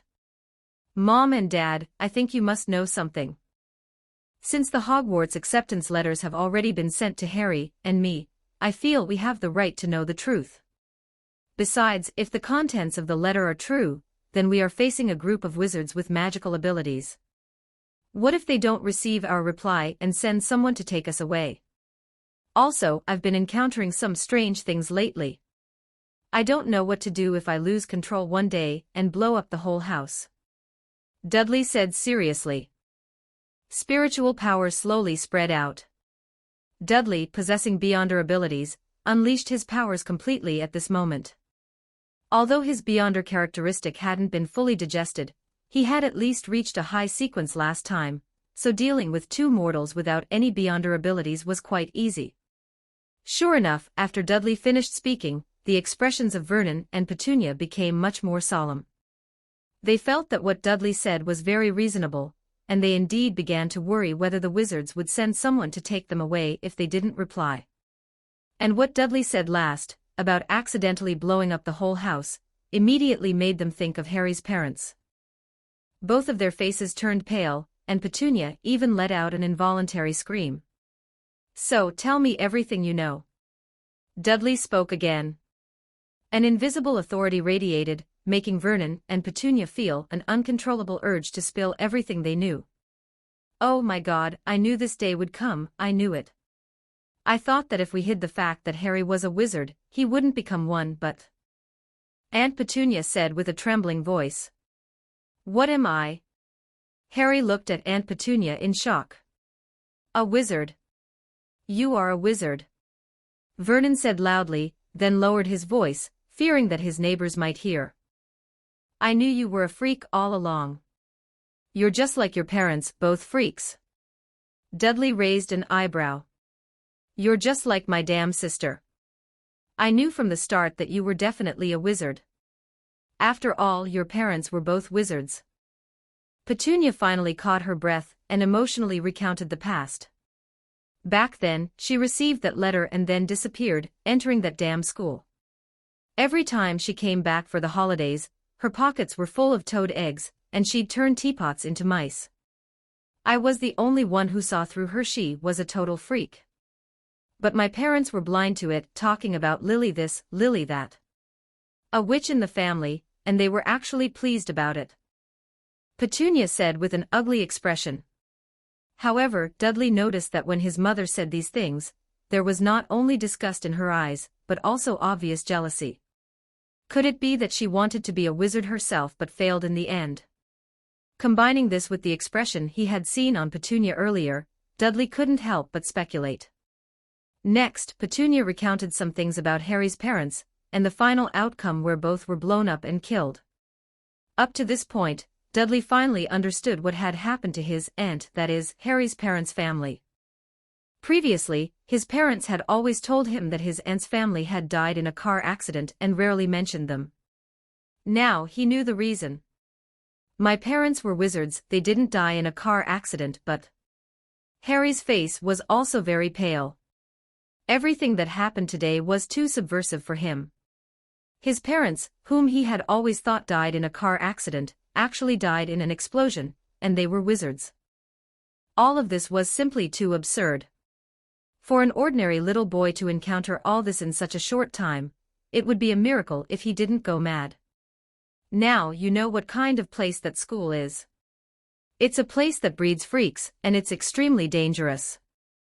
You might even cause an explosion and blow yourself up, Vernon said viciously. So don't mention that place again. Dudley pondered for a moment and then said seriously, I think that place seems quite good. I'm going. Would the wizard's world be any different from that bizarre world? Dudley was filled with anticipation. Vernon was so angry at Dudley's words that he closed his eyes, and then forced them open again. Petunia looked at Dudley in shock and didn't say a word. Dad, I think this wizard business must be predestined. The fact that I can become a wizard means I have wizard power within me. If I don't control and learn it, I fear it will cause immeasurable consequences. Therefore, I need to go to Hogwarts School of Witchcraft and Wizardry. While speaking, Dudley once again utilized the abilities of the arbiter and the lawyer. He could not compromise on this matter, he had to go and see that magic school. Vernon didn't know what to say, so he turned to Petunia, hoping she could stop Dudley. Dudley, my little darling, do you really want to go to that school? Petunia asked in a trembling voice. Yes, Mother. As Dudley spoke, he walked to his mother's side and gave her a tight hug. At the same time, he whispered in her ear, Mother, I will fulfill the wishes you didn't complete. Petunia's body stiffened noticeably. Dudley let go of his mother and looked at her with a smile. I think you won't stop me, will you? Petunia's expression flickered and finally she sighed and nodded. Gentle reminder, the website is about to be updated, which may cause reading progress to be lost. Please save your bookshelf and reading history in time, taking screenshots is recommended. We apologize for any inconvenience caused. Chapter 13, Brother D. Petunia. Vernon stared blankly at Petunia. He seemed completely unable to believe that Petunia would agree to let Dudley go to that crazy school to study magic. Wasn't his wife always disgusted by everything strange and bizarre? Vernon, since Dudley received the letter from that school, and he wants to go himself, it is very difficult for us to stop him, Petunia continued, her voice trembling slightly. If we don't let him go, those people might rush into our house and take him away. Is this true? Vernon asked, somewhat incredulously. Yes, I have seen how powerful they are, Petunia said, glancing at Dudley. Vernon's expression froze. Dudley quickly spoke up at the right moment to weigh the pros and cons. He felt that his mother hadn't told the whole truth, but that didn't matter anymore. As long as he could go to that school, he could investigate those hidden secrets himself. In the time that followed, Dudley used his Beyonder abilities to completely persuade Vernon. As for Petunia, apart from showing great resistance at the beginning, she almost completely stood on Dudley's side afterwards, even sparing no effort to help Dudley, and her level of enthusiasm made even Dudley find it hard to believe. Under these circumstances, he hardly needed to waste his spiritual power to guide them, he only needed to handle his father. This day gradually came to an end in this absurd atmosphere. The next day, Dudley and Harry discussed it, and decided to write a reply together to tell the school their decision. Both of them were full of keen interest in that world that belonged to magic. The reply was not difficult to write. After Dudley finished writing it, he placed it on the mailbox outside the door, and an owl immediately flew over to take the letter. A day later, they received a reply from the school. The letter says that at the end of July, the school will send a teacher to take us to buy the things we need. Dudley said while looking at the contents of the letter. Oh my God. I don't want those freaks entering my house, Vernon let out a strange cry. At the thought of letting a wizard enter his house, Vernon felt it was more unbearable than killing him. But Uncle Vernon, your son Dudley is also about to become a wizard, Harry said from the side. Are you not planning to let him come back here? You shut up. Vernon roared in shame and anger. Harry shrugged, he was just giving a reminder. Dudley shook his head helplessly and handed the letter in his hand to Harry. They're actually sending a special teacher over. Are there that many teachers at Hogwarts School of Witchcraft and Wizardry? Dudley said, somewhat puzzled. Although there shouldn't be many wizards in this world, if every child needed a special teacher to handhold them and teach them what to buy and so on, how could they be so busy? Maybe it's just for children like us who haven't been exposed to the wizarding world. Children born into wizard families shouldn't need this, Harry guessed. That makes sense. Dudley nodded. In the time that followed, the Dursley family and Harry were all waiting for the end of July to arrive. However, for Harry, the end of July didn't just mean he could meet a teacher from Hogwarts School of Witchcraft and Wizardry. It also meant he would be celebrating his 11th birthday. The Dursley family would most likely forget, or even if they remembered, they wouldn't give him any decent gifts. For instance, he had previously received Uncle Vernon's old socks.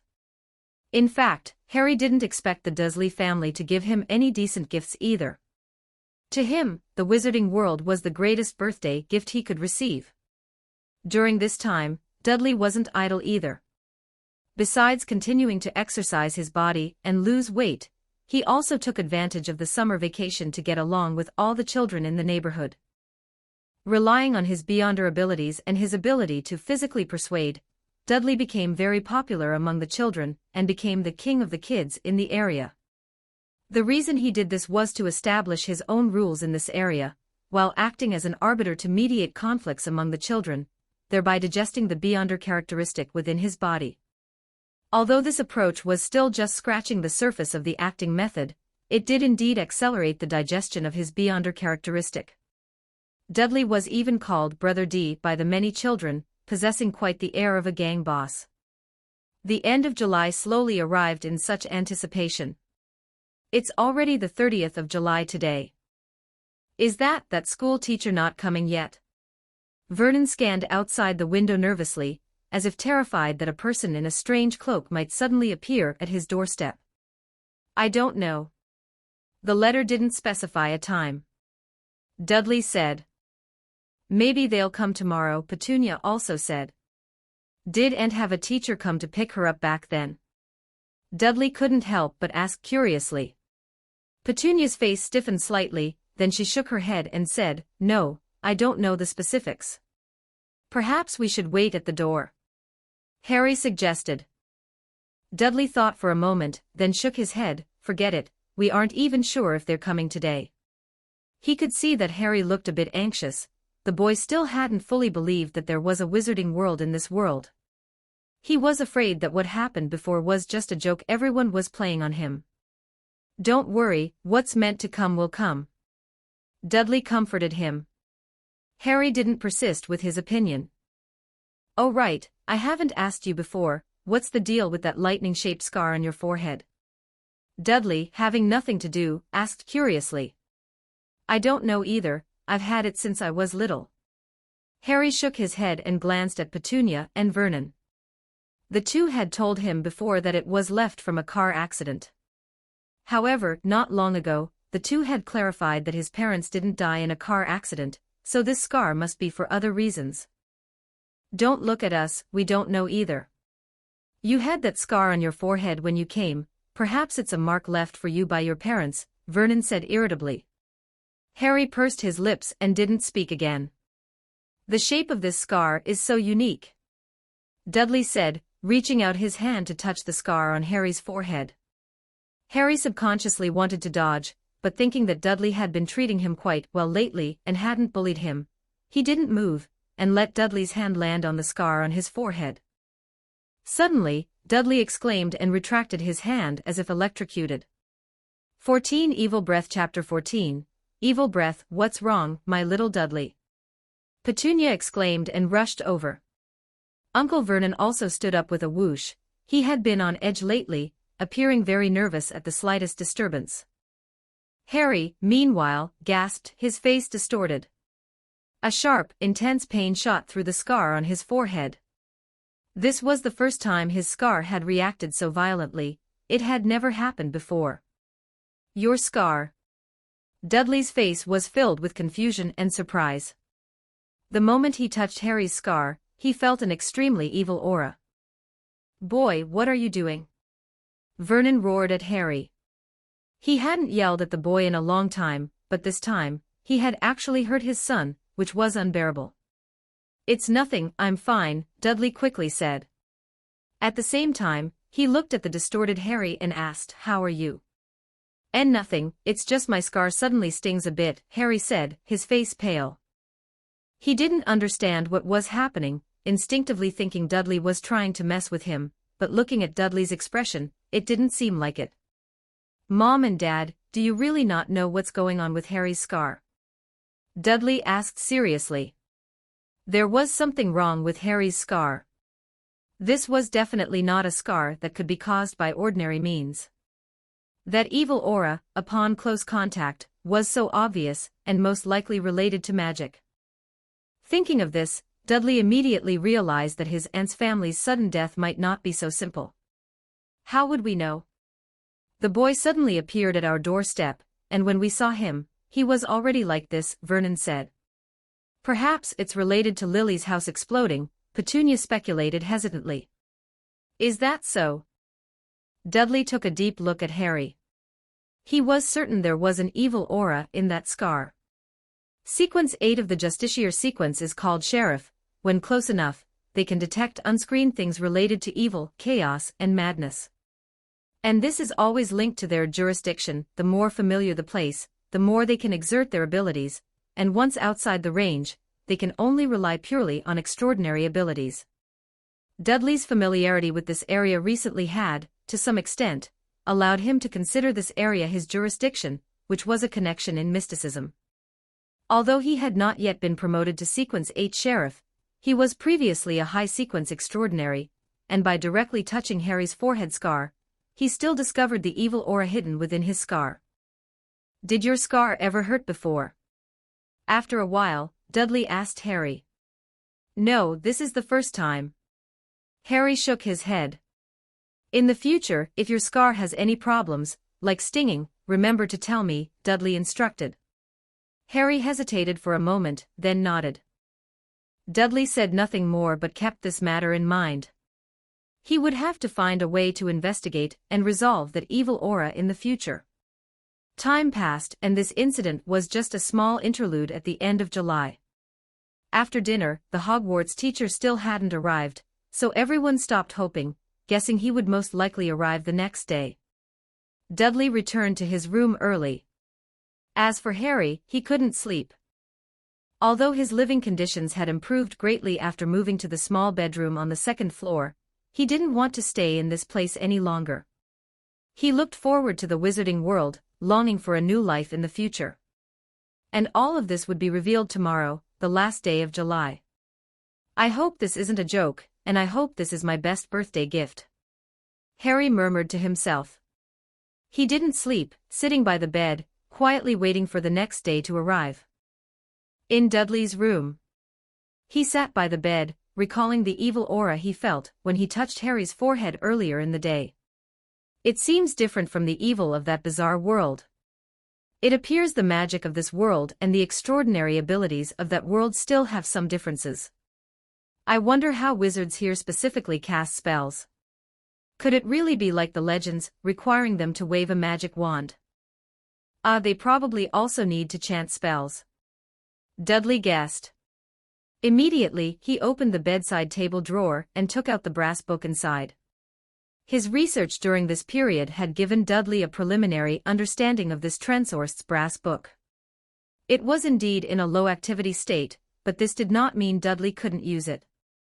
Although Dudley didn't know the specific reason, this sealed artifact that had traveled with him seemed to have some mystical connection with him. To some extent, Dudley could use this brass book to exert some influence on his surroundings. In fact, if Dudley wished, he could use this brass book to modify some rules in specific areas around him. But this also meant Dudley had to pay a certain price. He hadn't specifically tried to see what kind of price it would be, but according to the principle of equivalent exchange, the greater the influence produced by using the brass book, the greater the price Dudley would have to pay. Moreover, doing so might activate this brass book, causing it to spontaneously impose some rules and influences on its surroundings once activated, which would create huge trouble for Dudley. In short, this powerful sealed artifact could be used, but it had to be done with extreme caution.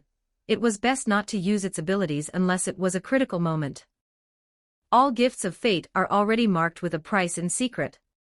Dudley closed the Trensorst brass book and murmured softly. He looked out the window, and for some reason, he always felt there was a sense of destiny within it. Just then, a violent roar came from outside. Dudley immediately looked in the direction of the sound, and under the moonlight in the sky, A huge dark shadow was speeding towards Dudley's house at an extremely fast pace. "Is that thing?" Dudley was shocked. The next moment, the huge dark shadow rapidly descended, directly crashing onto the lawn of Dudley's house, kicking up large amounts of soil. The loud noise woke Vernon and Petunia from their sleep. "Damn it, who is that?" Vernon's angry voice came through. Dudley looked intently and realized that the huge dark shadow was a person. Friendly reminder, the website is about to be revised, which may cause loss of reading progress. Please save your bookshelf and reading history in time. It is recommended to save screenshots. We apologize for any inconvenience caused. Chapter 15, Giant Bloodline. Seeing the giant descending from the sky on a motorcycle, there wasn't much shock on Dudley's face. Without a doubt, this person was a wizard, and only a wizard could accomplish such a feat. Is he the teacher from Hogwarts School of Witchcraft and Wizardry? This method of arrival really caught me off guard, Dudley whispered to himself. He had originally thought that a wizard would appear suddenly at his doorstep as if teleporting, or perhaps descend from the sky riding a legendary flying broomstick. But riding a motorcycle down from the sky was something he had never expected. Cyber wizard. While thinking this, Dudley opened the door and walked downstairs. In the small bedroom on the second floor, Harry poked his head out, his face full of panic and surprise.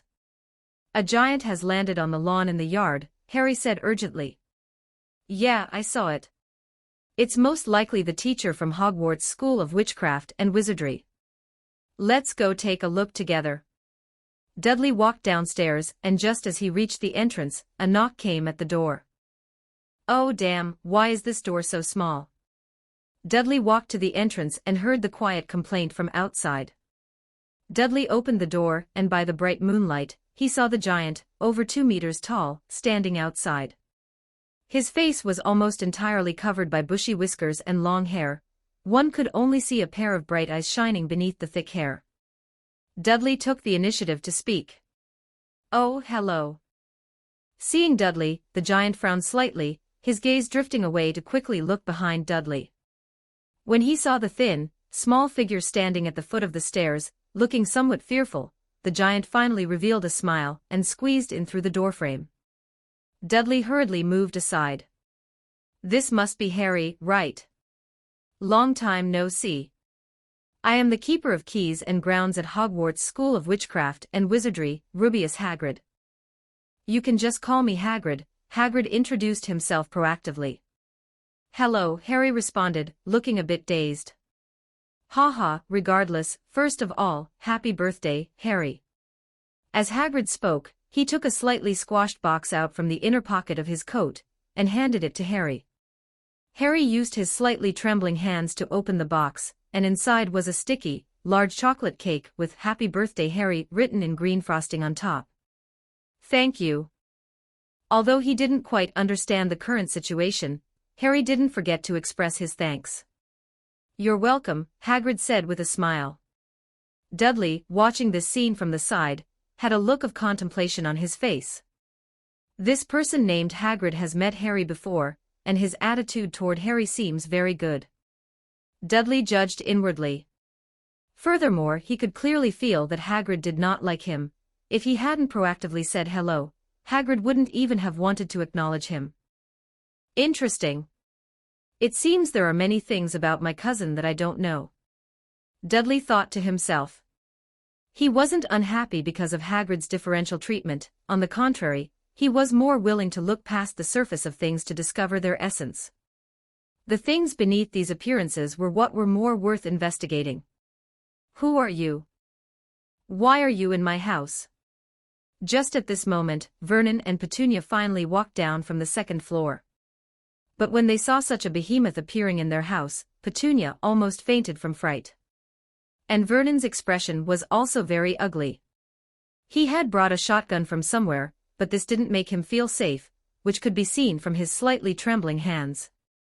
"Dad, this is a teacher from Hogwarts, no need to panic," Dudley said immediately. "Humph, Dudley, compared to your son, after not seeing you for a few years, you've truly become a senile old fool." Hagrid snorted coldly, glanced at Dudley, and walked into the living room on his own. "Oh my God, without my permission, you cannot."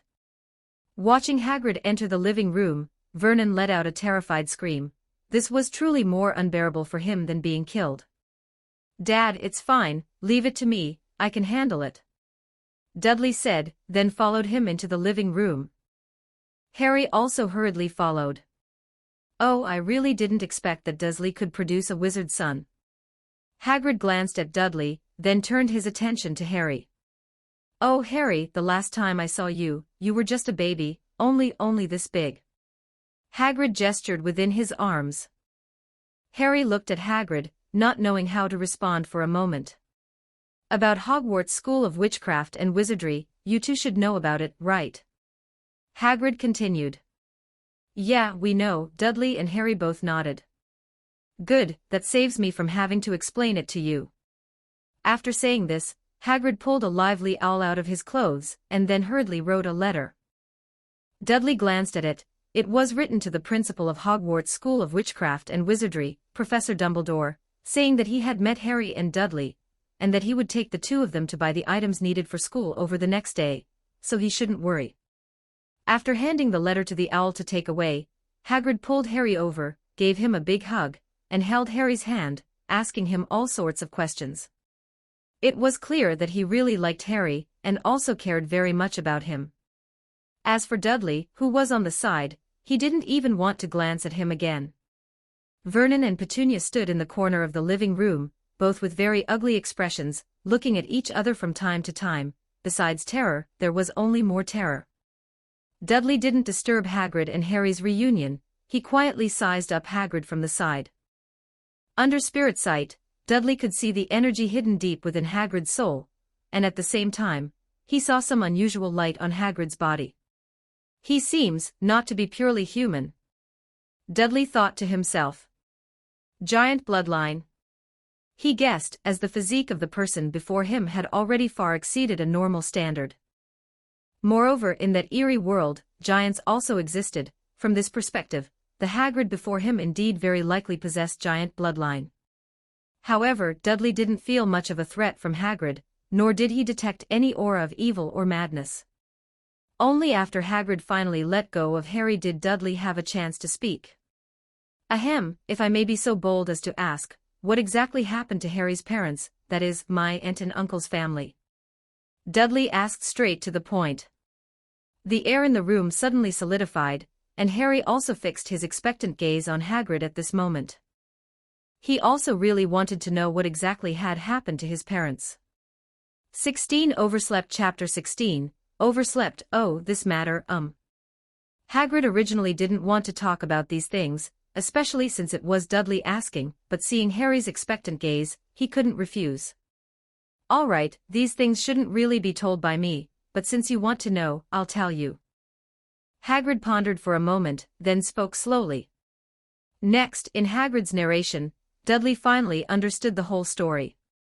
Although there were still many mysteries left unsolved, he understood the general situation. Lord Voldemort murdered Harry's entire family, but failed when he tried to kill Harry, only leaving that scar on his forehead, which means. Thinking of this, Dudley's gaze instantly sharpened, falling on the lightning-shaped scar on Harry's forehead. "No wonder I felt an aura of evil and madness when I touched Harry's scar before. This must have been left by that Lord Voldemort. But what kind of spell could leave such a huge impact that even after more than 10 years, a rich, evil aura still remains on Harry's scar?" Dudley couldn't judge these things yet. After all, his understanding of magic was still insufficient, and he didn't know the rules of magic. "In short, Harry, you are very famous in our world. You are the boy who lived, and your name resounds throughout the entire wizarding world. From the moment you were born, your name was recorded in the Book of Admissions at Hogwarts School of Witchcraft and Wizardry. You will study magic there and become a great wizard." After Hagrid finished speaking, tears streaming down his face, he pulled Harry over excitedly. "Can I really do it?" Harry expressed doubt. "You can, you definitely can," Hagrid said loudly. I want to ask, what happened to that Lord Voldemort in the end?" Dudley couldn't help but interrupt the touching scene. Hagrid shuddered upon hearing the name Lord Voldemort, and looked at Dudley with dissatisfaction. He disappeared. No one knows if he is dead or alive. Many people think he must be dead, but I think he probably didn't die that easily. He has little humanity left, it's not even certain if he can still be considered human. Also, let me remind you, that person, we generally call him you-know-who. Outside, it is best not to call him by his name directly. Hagrid warned. Not daring to call him by his name only shows that your hearts are still filled with fear of him, even though he is no longer there. Dudley curled his lip and said, "Oh, I don't want to comment on your ignorance. I hope that after you know all his deeds, you can still be so confident." Hagrid said coldly. Dudley didn't say anything more. This Lord Voldemort shouldn't be like the true god from that strange world, where calling the god's name would bring punishment. But this Lord Voldemort probably shouldn't be either. Of course, there might be other reasons similar to causality in occultism. For example, calling him by name might allow him to perceive it. If that were the case, then indeed, it would be better not to directly call him Lord Voldemort. Thinking of this, Dudley still felt it was better to be cautious. In case this reckless Dark Lord really had such abilities, he didn't want to be targeted by such a person, especially when he hadn't fully recovered his strength yet. Vernon and Petunia, who were on the side, had faces that had turned deathly pale, especially after they learned that a Dark Lord had been hunting down Harry's family. Dudley noticed his parents' expressions and felt displeased. People in the wizarding world clearly knew the Dark Lord was targeting Harry, yet they still sent Harry to their house without anyone explaining any of this to them. This was simply exposing the Dursley family entirely to the minions of the Dark Lord. If that Dark Lord's fanatical followers came to hunt Harry regardless of the consequences, wouldn't their family be completely reduced to cannon fodder? Even if the wizarding world had sent people to protect them, such things could always go wrong. After learning all this, Dudley felt somewhat uncomfortable, and his favorable impression of the wizarding world dropped significantly. Taking a deep breath and suppressing the displeasure in his heart, Dudley let his parents go upstairs to rest. Leaving Harry and Hagrid to reminisce, he also returned to his bedroom. A night passed.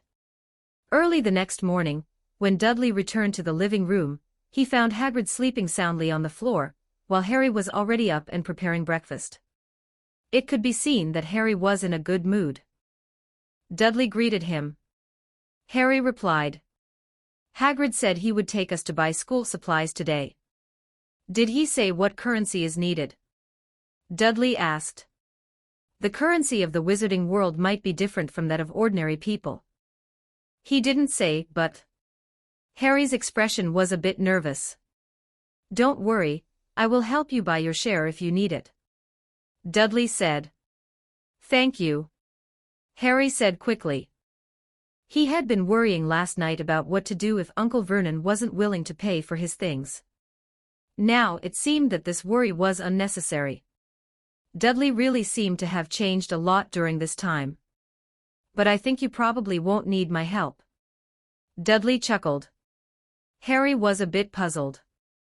"Judging from what Hagrid said last night, your parents were very outstanding in the wizarding world. People like that shouldn't be without an inheritance," Dudley explained. "Is that so?" Harry was stunned, he had never thought about these things.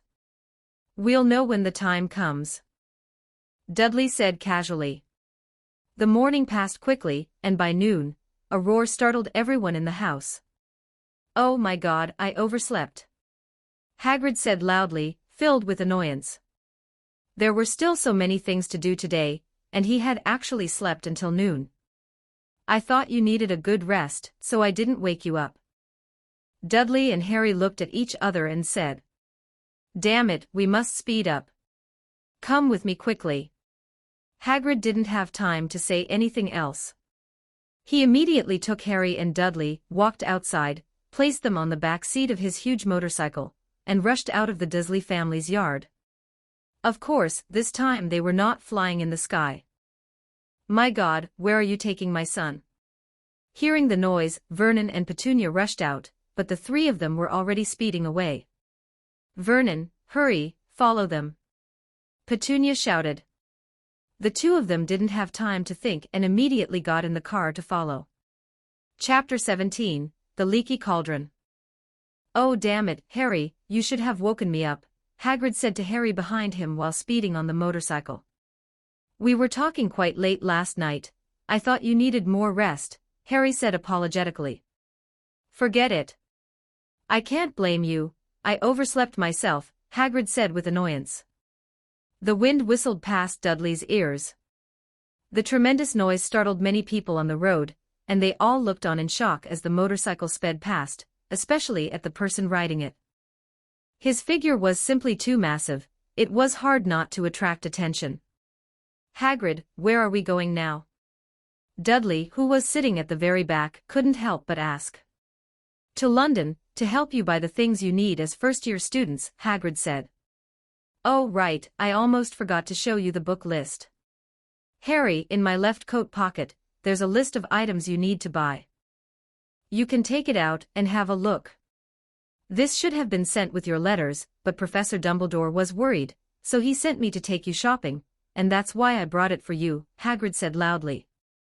Upon hearing this, Harry reached into Hagrid's left coat pocket and fumbled around, quickly pulling out a folded list and opening it to read. Dudley looked over from behind Harry, and could just manage to see the contents of the list. It detailed various items that first-year students needed to buy. Most were books, but there were also uniforms and some strange things, like cauldrons, dragon hide gloves, and so on. However, what caught Dudley's attention most was the wand listed among them. So, a wand is indeed required, Dudley thought to himself. He glanced at Hagrid and recalled that he hadn't seemed to see Hagrid use a wand, he hadn't even taken one out. I wonder if a wand is necessary for wizard magic. Perhaps there are times when casting without a wand is possible, Dudley speculated.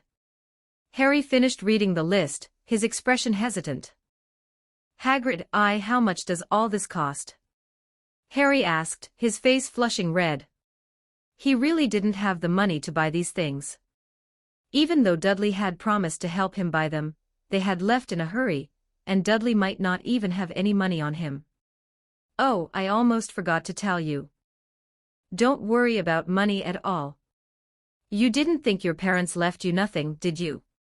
Your money is kept in the Wizard Bank, a place called Gringotts. The first stop after we arrive in London is to go to Gringotts to withdraw money, and then we can buy your things, Hagrid explained with a smile. Wizard Bank. Dudley's heart stirred. Wizards really did have their own world. The wizarding world of this world, just like the beyonder world of that other world, was hidden beneath the real world. The only difference was that the wizarding world here seemed to have stricter restrictions on wizards. They almost never appeared in the lives of normal people. There is only one wizard bank, and it's run by goblins. Harry asked in surprise. Yes, they are a type of spirit that can use dark arts. Never anger them, or the consequences will be severe. Oh, pardon me, Gringotts is the safest place in the world. No, wait, the safest place besides Hogwarts. If anyone wanted to rob Gringotts, they must be crazy. Hagrid introduced the wizarding world to Harry and Dudley with great enthusiasm. Goblins, they sound like a type of beyonder creature similar to elves, Dudley deduced in his heart. In the afternoon, the trio finally arrived in London. Hagrid's motorcycle didn't stop, it drove straight into the downtown area of London, twisting and turning as it headed toward a predetermined location. Dudley scanned his surroundings, memorizing the route. The ability granted to him by the Arbiter made his memory of such routes extremely precise. Although he had only traveled it once, Dudley believed that next time, he would be able to find the place Hagrid was taking them to entirely on his own, following this route. Behind the three of them, Vernon and Petunia's car followed closely.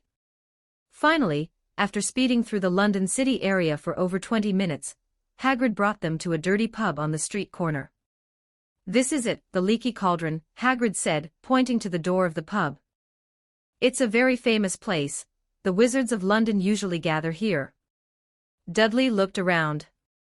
The pub was very inconspicuous.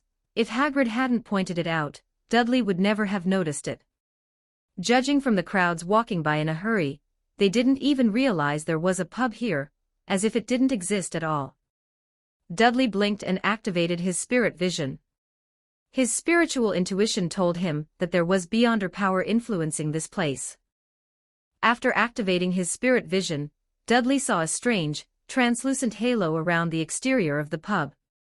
It enveloped the entire pub, as if it had been stripped away from the real world, and the people around it were completely unaware of the existence of such a pub here. What powerful magic, Dudley sighed softly. This was a beyonder ability that could directly affect the senses of others. As far as he knew, among the 22 divine pathways, beyonders of the spectator pathway could achieve this. Let's go inside. After saying this, Hagrid intended to take Harry and Dudley into the pub. Wait, my parents haven't arrived yet, Dudley said hurriedly. He didn't have any money on him, and if he wanted to buy things, his parents needed to be there. If they went in now, there was a high probability his parents wouldn't be able to enter this pub. Oh, the Dursleys want to go in. Fine, if they want to go in, I hope the things inside don't scare them, Hagrid said with a hint of sarcasm. Vernon and Petunia, having parked the car, finally caught up. Both looked very nervous, acting like thieves.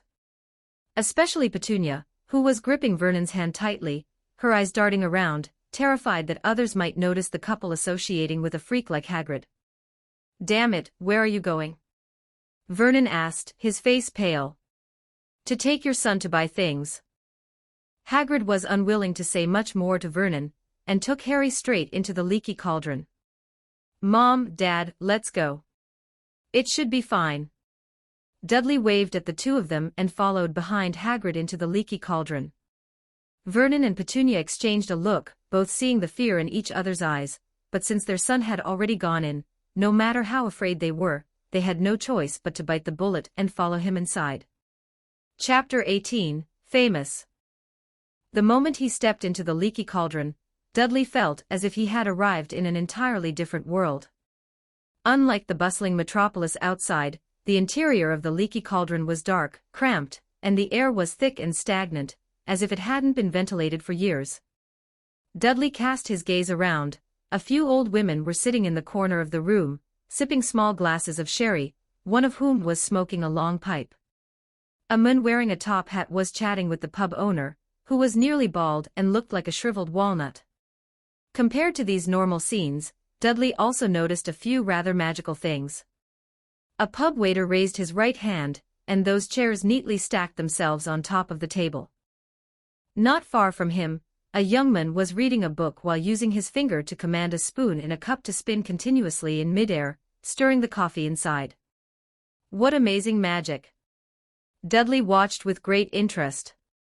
In his spiritual perception state, he could see the energy surging deep within these people's souls, especially those wizards who were casting simple magic. The fluctuations of energy were particularly obvious, and their bodies were shrouded in a layer of brilliant light.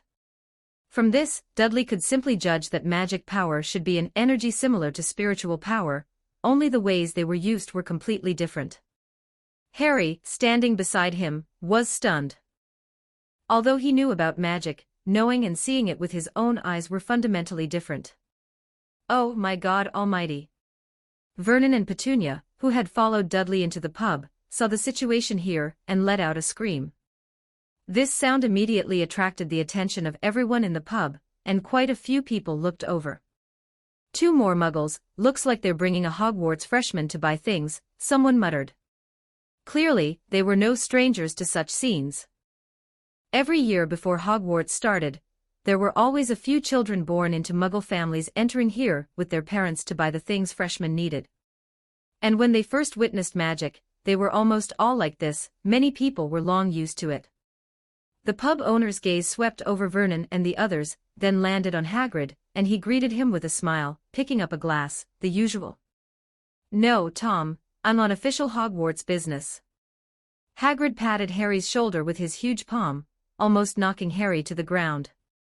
Also, I'm taking Harry to buy some things he needs for school. Hagrid's voice was loud, which caused everyone in the entire pub to hear him. In an instant, the noisy sounds of the entire pub disappeared, and everyone's eyes turned toward Hagrid, or more accurately, the thin little boy beside Hagrid. My heavens! The pub owner, Tom, let out a cry of surprise, looked at Harry carefully, and said, "This is Harry Potter." Tom hurriedly ran out from behind the bar, went straight to Harry, took his hand, and greeted him, "Mr. Harry Potter in honor." "Welcome back, Mr. Harry Potter. Welcome home." At this moment, the entire pub seemed to boil over, many people ran over, wanting to shake Harry's hand. Harry dealt with it with a bewildered look on his face. He had no idea what was going on. This kid is this famous. Vernon was shocked beyond measure. Petunia also never expected that Harry would have such a big reputation in the wizarding world, as if everyone knew him. Immediately the expressions on both their faces became somewhat fearful. Thinking about how they had treated Harry before, if Harry wanted to take revenge on them later, then they...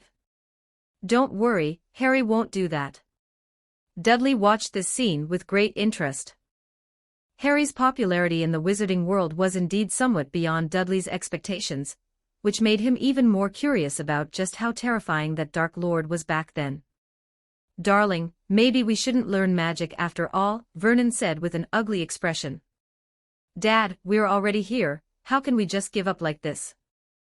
Dudley said calmly, "Besides, if Harry really wants to take revenge on you, if I don't know magic, how can I protect you?" Hearing this, Petunia nodded immediately. "Dudley is right. I believe that with our son's talent, he will surely shine brightly in the wizarding world, and then he will definitely be able to beat that brat Harry down," Petunia said seriously. Hagrid seemed to have heard Petunia's words, glanced over here, and snorted coldly. "Oh, forgive me for speaking plainly, although Harry has not yet entered the school, he will definitely be the most talented wizard among the Hogwarts freshmen," a passerby said with dissatisfaction. The wizards around who heard Petunia speaking all showed expressions of dissatisfaction toward her. A child born to a Muggle family, how could he possibly be compared to the famous Harry Potter? This was simply a joke. Vernon and Petunia tightly shut their mouths, not daring to speak ill of Harry again. "It's a pity you came a little late, otherwise Harry could have met his defense against the dark arts teacher," Tom said with some regret. "Is Professor Quirrell here too?" Hagrid asked with some surprise. "Yes, he was still here having a drink this morning, then he left," Tom said. "All right, when he gets to school, Harry will be able to see him," Hagrid said.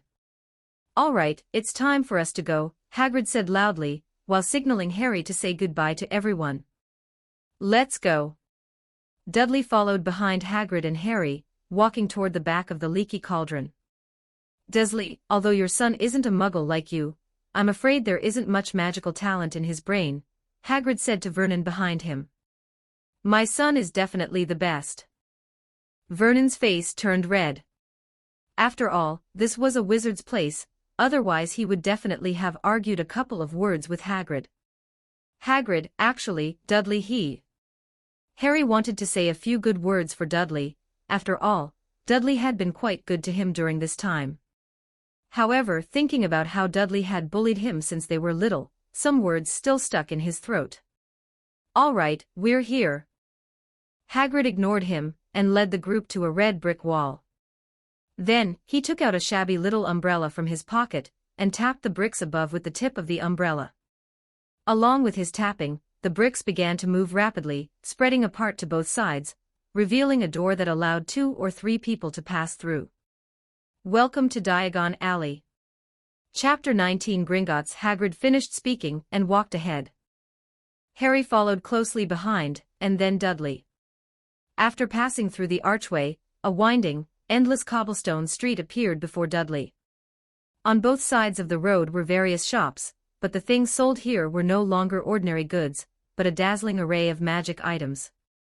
Harry let out an exclamation, his eyes scanning his surroundings constantly.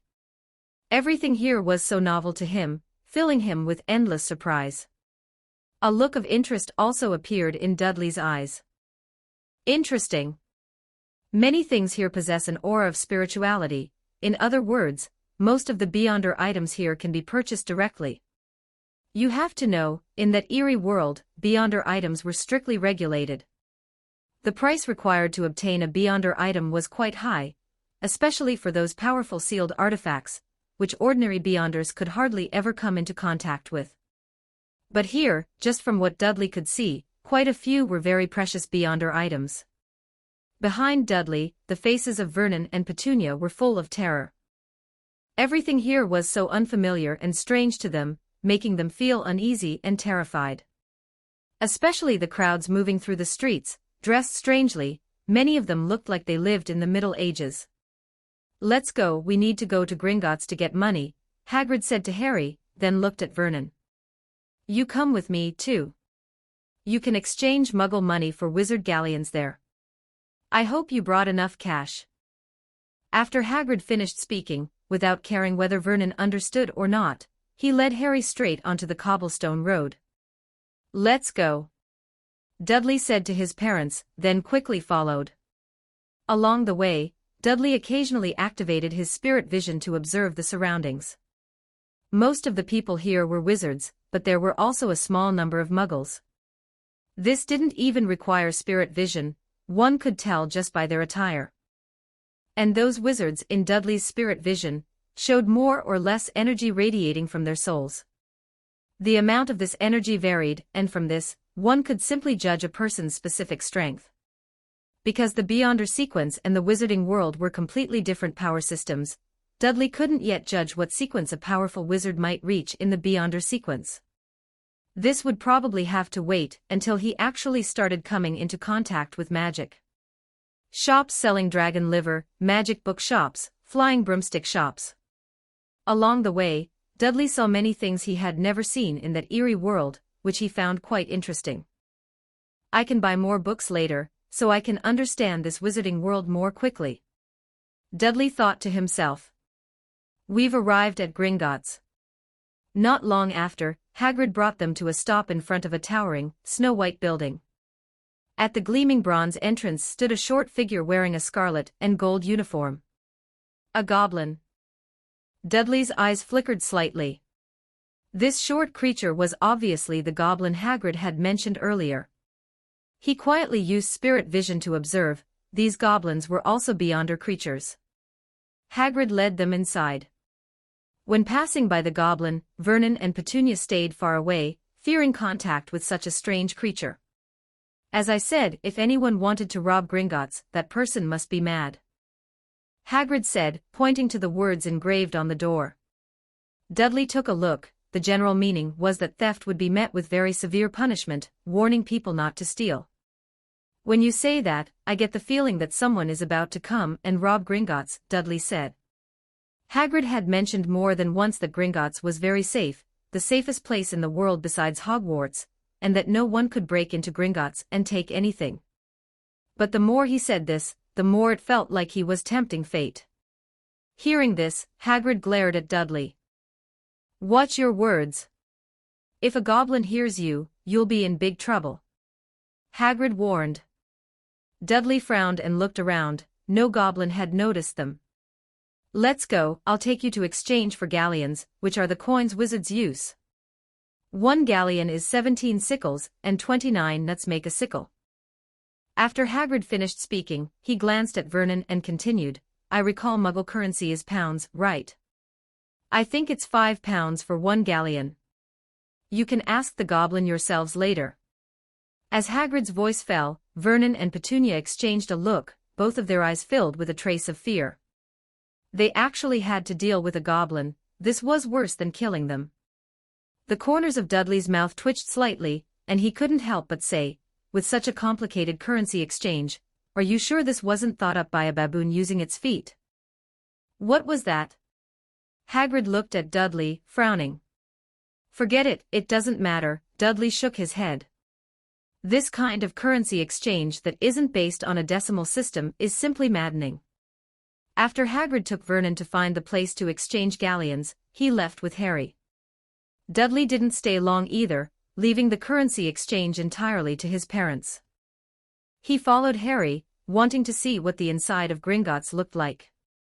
Even if he wasn't going to rob this place later, at least he needed to know how it operated.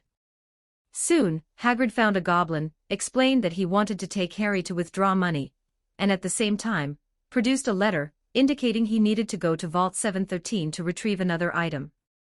"What's in Vault 713?" Harry asked curiously. "I can't tell you, that's strictly confidential," Hagrid said mysteriously. Dudley was a bit curious, but he didn't pry. After a while, a goblin named Griphook led them deep into Gringotts. Passing through a door, a narrow stone corridor appeared before them, illuminated by burning torches. The stone corridor was a steep downhill slope, with a small railway line below. Griphook whistled, and a small mine cart sped over and stopped in front of them. Griphook sat in first and said to the others. Harry sat in first, followed by Dudley, and then Hagrid, who took a great deal of effort to squeeze himself in. "Hold on tight," Griphook said, and the small mine cart sped off, hurtling toward the underground. A cold, biting wind whistled past Dudley's ears, and he frowned slightly. He didn't know why, but after entering here, he kept having the feeling of being watched, and even vaguely sensed a trace of an evil, maddening aura. 20 The Breath of Evil and Madness. Chapter 20, The Aura of Evil and Madness. Why do I have this feeling? Is there some danger here? Or perhaps, is there a very powerful wizard monitoring this place? Dudley pondered. Having lived in a dangerous world for so long, caution had been carved into Dudley's marrow. Even if this feeling was very faint and likely an illusion, he was unwilling to let it go. This was the main reason he had been able to survive until now and reach a high sequence. This is the safest bank in the wizarding world, so the security measures here must be substantial. It is possible that a powerful wizard is constantly monitoring this place. Dudley affirmed the existence of this possibility in his mind first.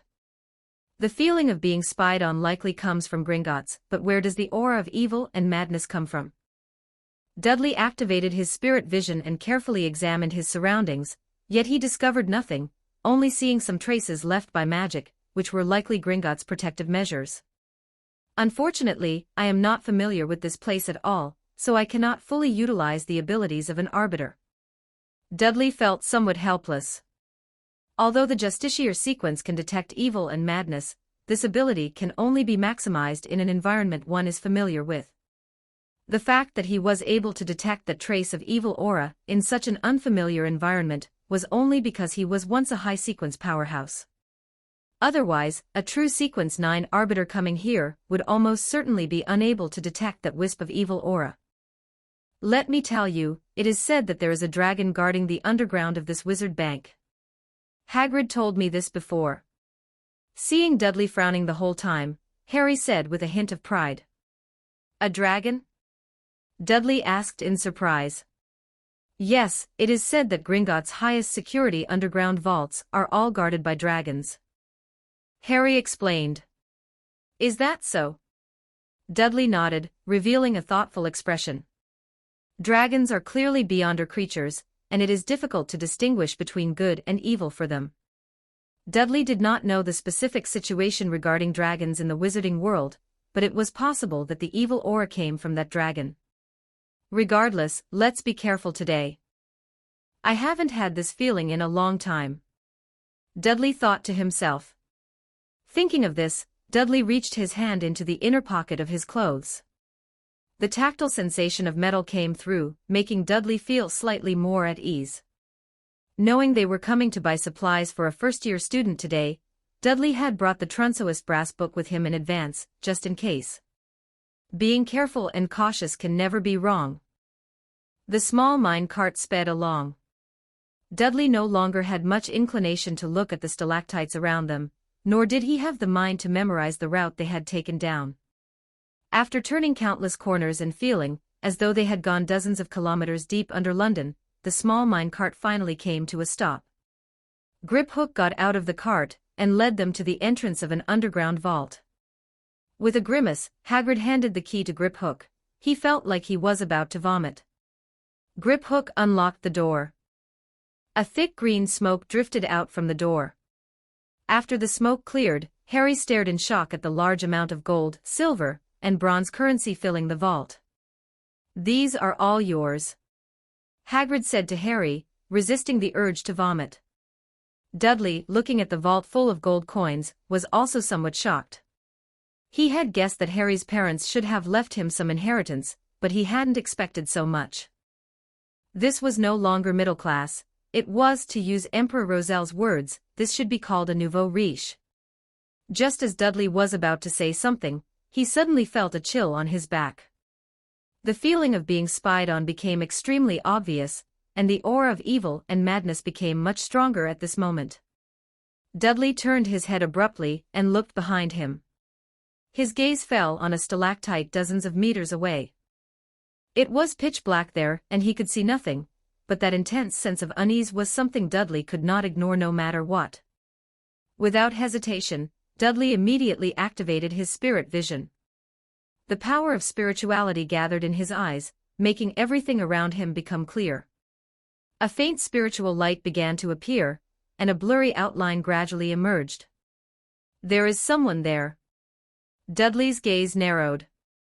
He was certain that there was a person behind that stalactite, and it should be a wizard. Just as Dudley was preparing to take a closer look, the faint halo there disappeared, as if nothing had ever appeared. What is going on? Dudley was extremely surprised. He did not believe he had misseen.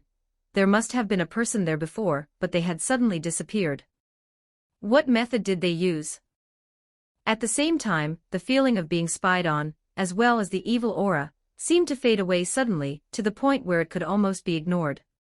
What's wrong? Griphook noticed Dudley's abnormality, and asked after glancing at the stalactites in the darkness not far away. Dudley shook his head. That aura had already disappeared. He wasn't even sure if that figure was an employee of Gringotts. Saying anything would be useless, they wouldn't believe a child's words at all. All right, let's go to Vault 713. After taking out enough gold coins, Hagrid led Harry out of the vault. Damn it, we should have come here in the morning. It's all my fault for oversleeping. I hope I haven't delayed Professor Dumbledore's business. Hagrid couldn't help but say.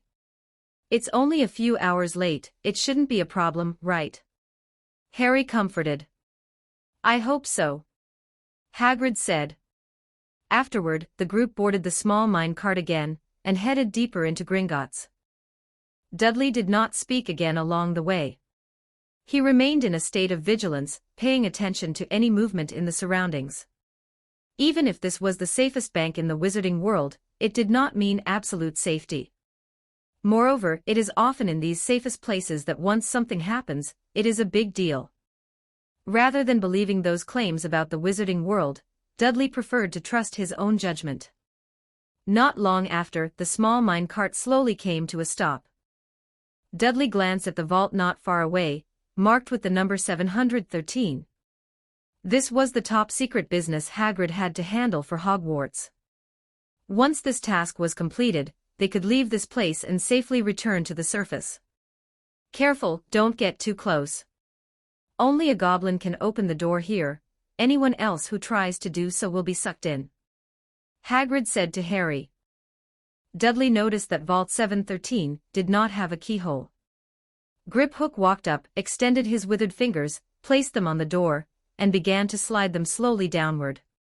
Just at this moment, the aura of evil and madness appeared abruptly. Chapter 21, Avada Kedavra. Dudley's expression immediately became very grave. The aura of evil he felt this time was much stronger than before. This indicated that the person hiding was not far from them, and it seemed something had happened that caused him to lose control of his aura, leaving his emotions in a state of violent fluctuation. Could it be? Seeing Griphook's fingers about to reach the bottom of the door to Vault 713, the door was about to open.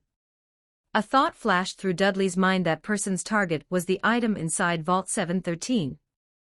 This was the reason why he had been tailing them, and why the aura of evil had erupted just as the door was about to open.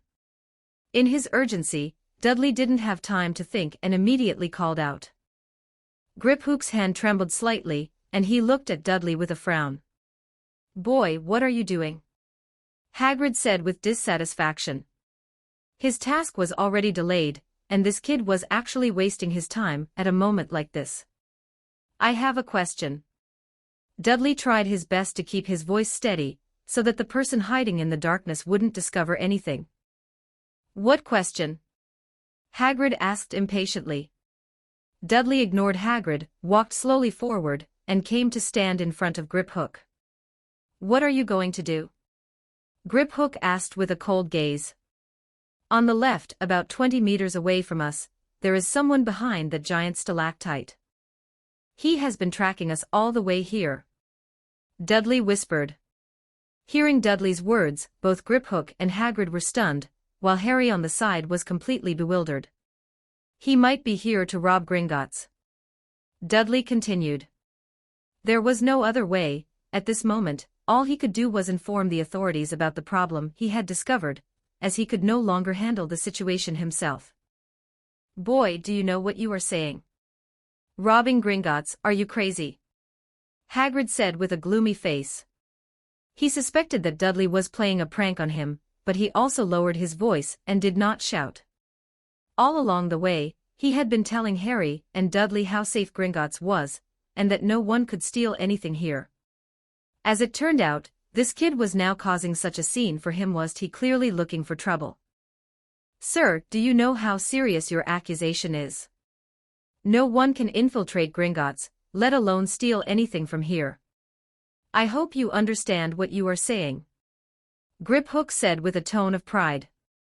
Gringotts was the safest place in the world, no theft had occurred there for many years, and he simply did not believe what Dudley said. Griphook, I believe that Gringotts is able to maintain its current reputation because Gringotts does not overlook any possible suspicion, thereby achieving long-term infallibility. Do you really want to ignore my heartfelt reminder? If something happens later, you will be held responsible. Dudley said earnestly, directly utilizing his persuasive abilities as a lawyer and the authority of an arbiter. That aura of evil felt far too dangerous to him. Accustomed to being cautious, he could not tolerate such a danger getting too close.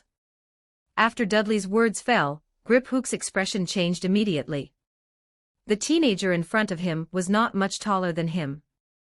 If anyone else had said these things, he most likely would have ignored them, but coming from Dudley, he felt it made a lot of sense. Fine, I will go check. Griphook thought for a moment and said. Hagrid frowned as he looked at Dudley. He didn't know why, but he also felt that what Dudley said made a lot of sense, yet hearing it from Dudley still felt so unreal. Hagrid, you wouldn't want any mistakes to occur with the top-secret task Professor Dumbledore entrusted to you, would you? Dudley glanced at Hagrid and said. I hope you aren't talking nonsense, otherwise you're done for. The consequences of playing games with Gringotts are quite serious. Hagrid said, but at the same time, his hand had already slipped into his pocket, gripping that worn-out little umbrella from before. Griphook took one last look at Dudley, turned around, and prepared to walk toward the place Dudley had mentioned. I suggest you had better notify Gringotts. Dudley urged. If you are just deceiving me, perhaps there won't be any major punishment, but if I notify Gringotts. Griphook looked at Dudley indifferently. Notify Gringotts. Dudley said seriously. Griphook didn't say anything more, reached into his pocket, and pressed a magic device placed inside. This was one of Gringotts' defensive measures. If any abnormality was discovered, one could activate this magic device to notify people from Gringotts to come and investigate. Griphook didn't say anything more and turned to walk towards the distant stalactite. At the same time, Dudley began to retreat slowly. That goblin was too reckless, actually walking over so ostentatiously. That person should have already discovered the abnormality. He had to stay as far away from here as possible. What are you doing? Harry couldn't help but ask.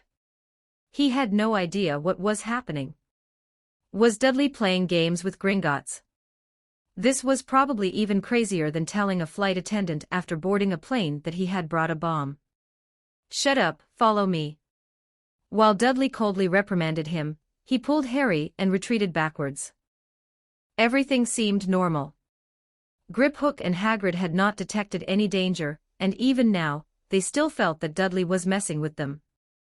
And the reason they did as Dudley said was only because they wanted to prove that Dudley was wrong. This was Gringotts, this was the safest place in the wizarding world. Of course, in Hagrid's eyes, this was the safest place besides Hogwarts. Da-da-da. Griphook took his short legs and walked toward the stalactite. Dudley's gaze was fixed intently on that spot. He didn't know how the person hiding would react, but this was the best preparation he could make. I hope it's just some unknown petty thief, Dudley said to himself in his heart. There is no one here at all, boy, just you wait. Griphook was already very close to that stalactite, but he still hadn't discovered anything. Just at this moment, Dudley suddenly had a hair-raising feeling. Evil, madness, coldness, fear, all kinds of negative emotions rushed towards them, making one's scalp tingle. Avada Kedavra. A brilliant green light suddenly lit up, shooting straight out from the darkness, landing on Griphook, and freezing the sneer on his face completely. This split second seemed to become eternal. In everyone's eyes, only that brilliant green remained. 22 This place is prohibited. Chapter 22, Forbidden here, that is. Green light imprinted itself onto Dudley's retinas, and he clearly sensed that Griphook's life force had vanished, as if it had been dissolved in an instant. A curse that can kill a person instantly. Dudley reacted almost instantly. In the darkness in the distance, at the very moment that light flared, Dudley vaguely saw a figure wrapped entirely in a black cloak. He held a slender piece of wood in his hand, that must have been a wand. Look out! Hagrid reacted the next moment, his massive body retreating while shielding Harry and Dudley behind him. That green light! Harry was completely stunned at this moment. His gaze appeared somewhat dull, within his green eyes, his pupils were completely dilated, as if he had fallen into another world. In his eyes, only that streak of green light remained.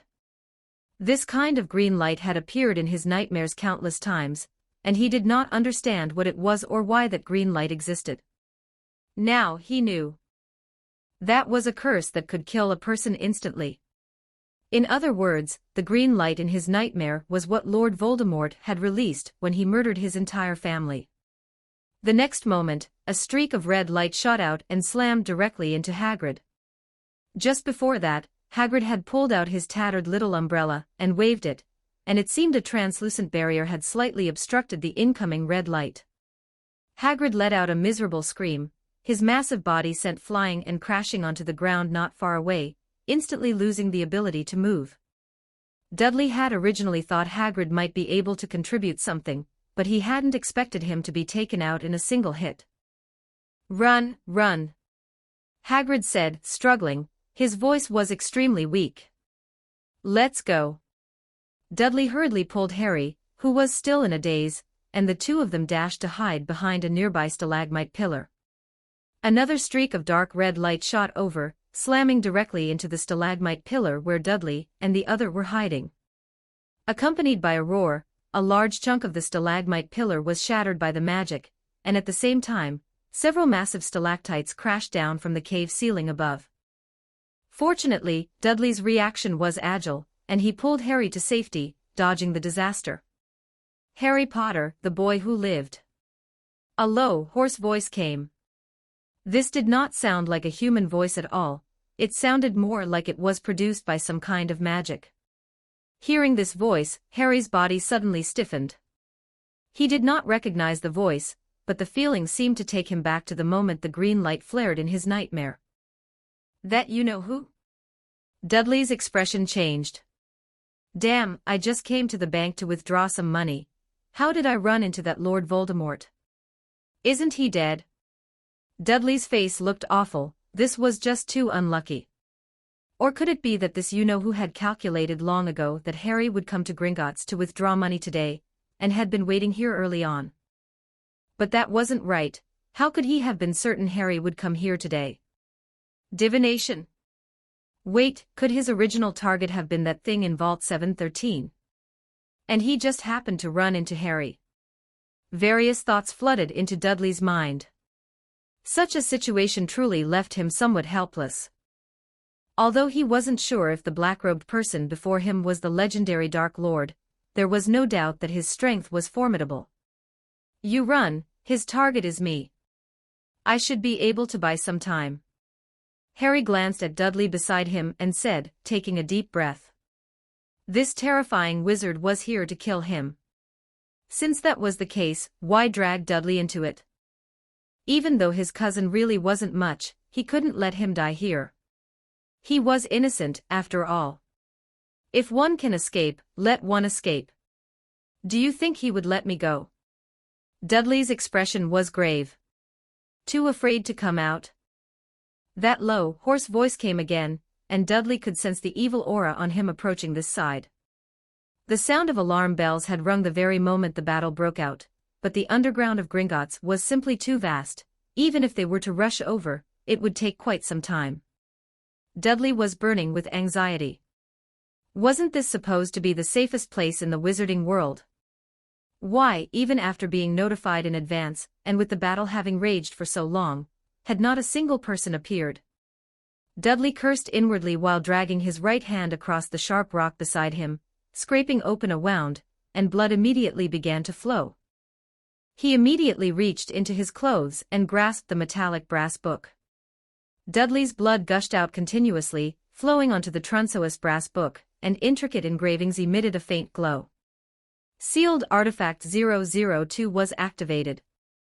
The people from Gringotts cannot save you. The instant the low voice came, a terrifying explosive force blew the stalagmite where the two were hiding into smithereens. Harry let out a miserable cry, and was sent flying by the immense impact, slamming into a wall not far away before falling to the ground. He lifted his head with difficulty. Dudley had also been sent flying, and Hagrid was silent now, his status unknown. The entire underground vault seemed to have only him left at this moment. This time, no one was standing in front of him to block the threat of death. "Dad, Mom, I'm coming to join you," Harry thought to himself. His magic career had not even begun, and it was about to end here. It was truly a pity. He had finally been filled with hope for the future. Even his cousin, who had always bullied him, had stopped, and everything was developing in the best direction. He was about to enter Hogwarts School of Witchcraft and Wizardry, and become a wizard, yet at this moment, God Almighty had played a cruel joke on him. That you-know-who who had murdered his entire family had appeared again. No, it might not necessarily be that you-know-who, it might just be one of his fanatical followers, but regardless, Harry truly had nowhere to escape this time. The black figure leaped up, transforming like a bat, and flew through the air straight toward Harry. He seemed to want to take a good look at the boy who lived before killing him, to see exactly what was so special about him. Suddenly, an extremely terrifying aura appeared in the underground vault. It was an indescribable majesty, as if it held some kind of supernatural authority, reigning above all living beings. "Flight is forbidden here." A voice filled with extreme majesty came. The next moment, the black-robed person, who had been flying 4 or 5 meters in the air, plummeted instantly, slamming onto the ground with a slap. It was as if his movements had been bound by some indescribable rule. Kind reminder, the website is about to be updated, which may cause reading progress to be lost. Please save your bookshelf and reading history in time. Taking screenshots is recommended. We apologize for any inconvenience caused.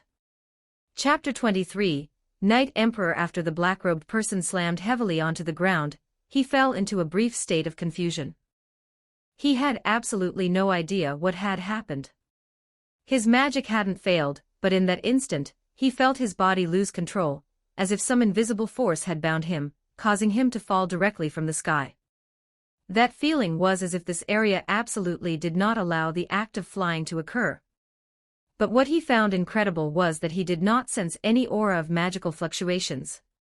He lifted his head with difficulty, and looked towards the place where the voice had come from. He saw a black phantom hovering in the air not far away, exuding a terrifying aura of majesty. Just by taking one look, the black-robed person felt as if he had offended a deity, and dared not look directly at it. "What is that?" the black-robed person thought to himself. What was certain was that it was not a person, but rather a phantom possessing supreme authority. If he had to use an accurate term to describe its existence, he felt that the Black Shadow was like a deity descended into the mortal world. It had no face, no physical body, it was like solidified wind, or perhaps melting mist, as if real yet illusory. Its right hand reached forward, making a forbidding gesture. Connecting this to the authoritative voice from before, there was no doubt that the changes here were brought about by this figure. This left the black-robed person feeling extremely shocked. Because he did not see that figure holding a wand, and even the sentence just now was not a spell, but a mysterious language he could not understand. Yet, the effect of this language had directly prohibited the ability to fly in this area. Did such magic exist? Without a doubt, the phantom in the sky was Dudley. He had used his own blood to initially activate the Trunsoist brass book, then wrapped his spirit body around the brass book, briefly elevating his sequence, allowing him to temporarily manifest his spirit body while possessing power nearly at the demigod level. But this state was very unstable, his own strength was still too weak, and he couldn't maintain it for long. His spiritual power also couldn't support him in unleashing demigod-level abilities. All of this was accomplished with the help of the powerful sealed artifact, the Trunsoist brass book. Avada so. The wand in the right hand of the black-robed person lying on the ground twitched slightly, and a spell was about to be released immediately. Mental piercing. Dudley noticed the black-robed person's movement and immediately activated an ability of the Sequence 7 interrogator. This was not a beyonder ability that interfered with thoughts or affected the mind, but a means of directly attacking the spirit body. The target of mental piercing was the spirit body, capable of bringing pressure at the level of the spirit body. Dudley concentrated his spirit and struck directly at the black-robed person's spirit body. With a scream, the black-robed person's magic was interrupted. He felt as if his brain had received a heavy blow, so painful that he could barely concentrate on thinking about anything, let alone counterattack. The gaze of Dudley's phantom tightened slightly. Just now, when he activated mental piercing, he felt that the black-robed person's spirit body was a bit strange, it didn't seem pure, as if something else had been mixed in. Whoosh, whoosh, whoosh. Urgent sounds came from the sky, and at the same time, several white pillars of light filled with mist fell straight down. The people from Gringotts had arrived. The black-robed person clearly realized the danger too.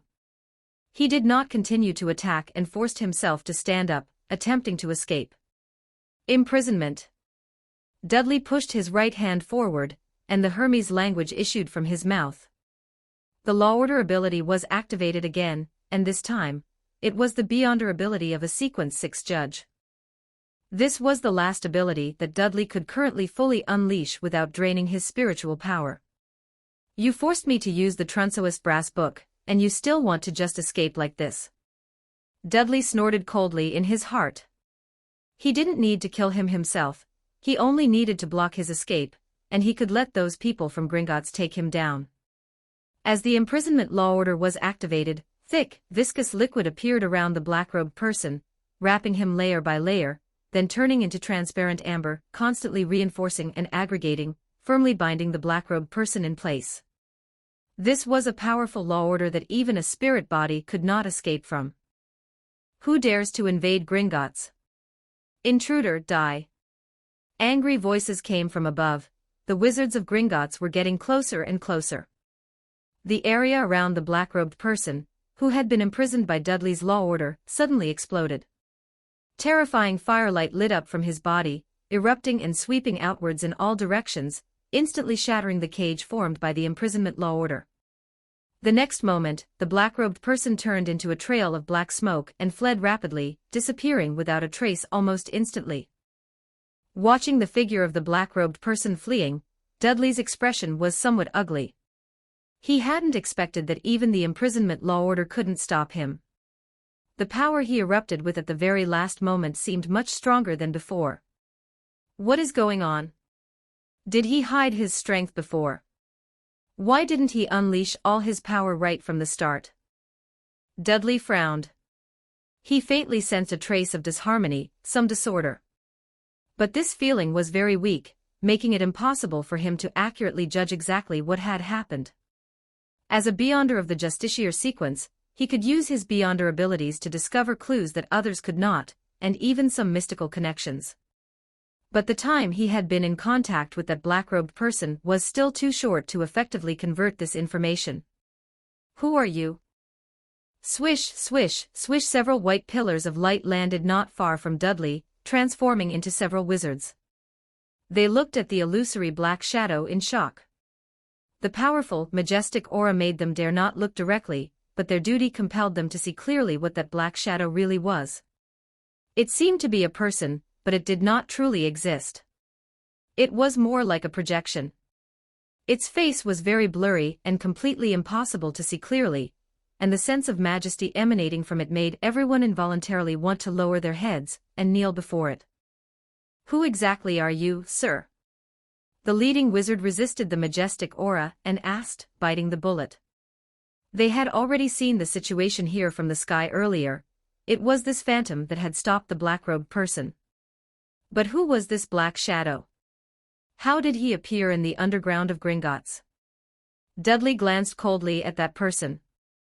Just one gaze was enough to make that wizard involuntarily lower his head, not daring to meet his eyes.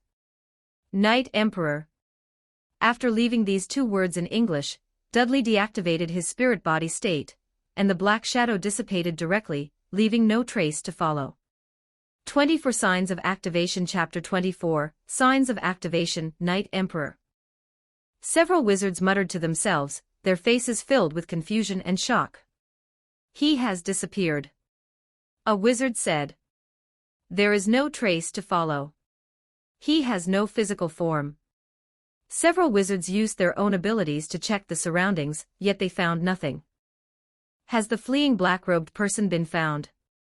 the leading wizard asked. "The other two teams went to chase him, but we don't know the situation yet." Hearing this, the leading wizard said nothing more. His gaze turned to the surroundings, and the first thing that caught his eyes was Hagrid, lying not far away, unconscious. Seeing Hagrid, the leading wizard's expression shifted, and he immediately walked over. "Hagrid, are you okay?" The leading wizard shook Hagrid, trying to wake him up. "Run, run." Hagrid woke up in a daze, his consciousness not yet fully restored, but he suddenly shouted loudly, startling everyone. "Hagrid, it's me, John, do you remember me?" The leading wizard said loudly. "I remember." Hagrid finally came to his senses from his trance. This was a student who had once been at Hogwarts and later reportedly went to work at Gringotts. "Oh my God, where is Harry, where is Harry, where is he?" Hagrid suddenly realized something and struggled to shout. "What Harry?" John asked in confusion. Harry Potter, the boy who lived." "Oh damn, how could this happen?" Hagrid's face was very pale. If anything happened to Harry, he would be unforgivable. "Harry Potter is also here."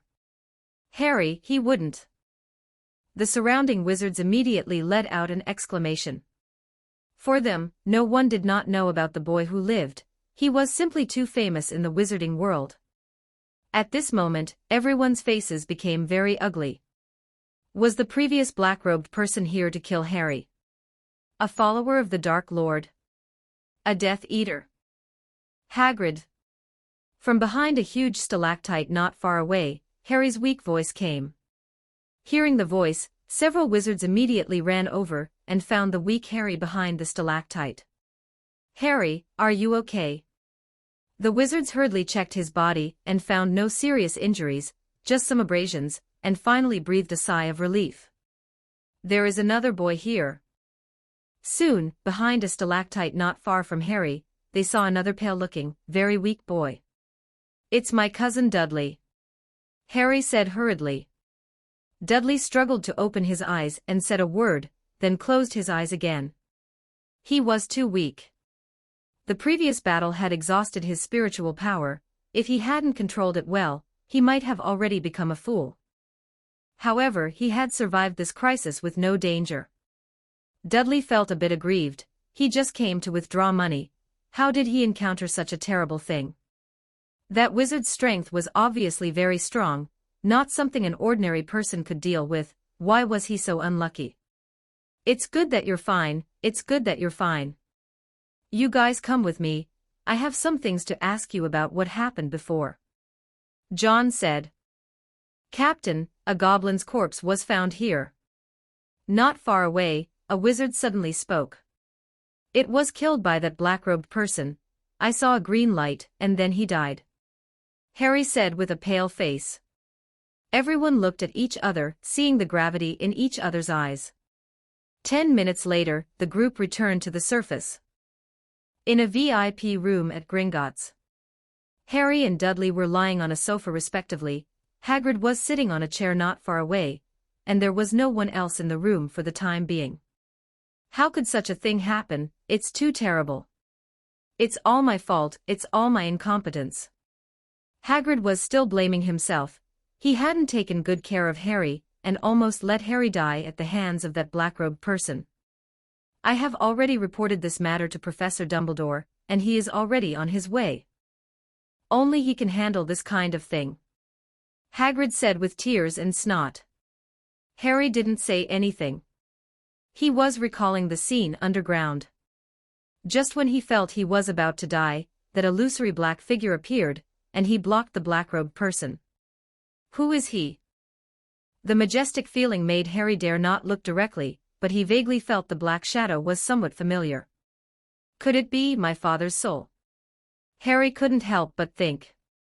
That familiar feeling shouldn't be wrong, but he wasn't sure who that person was.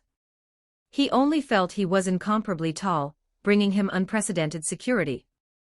On the other side, Dudley turned over and buried his ears in the soft cushion.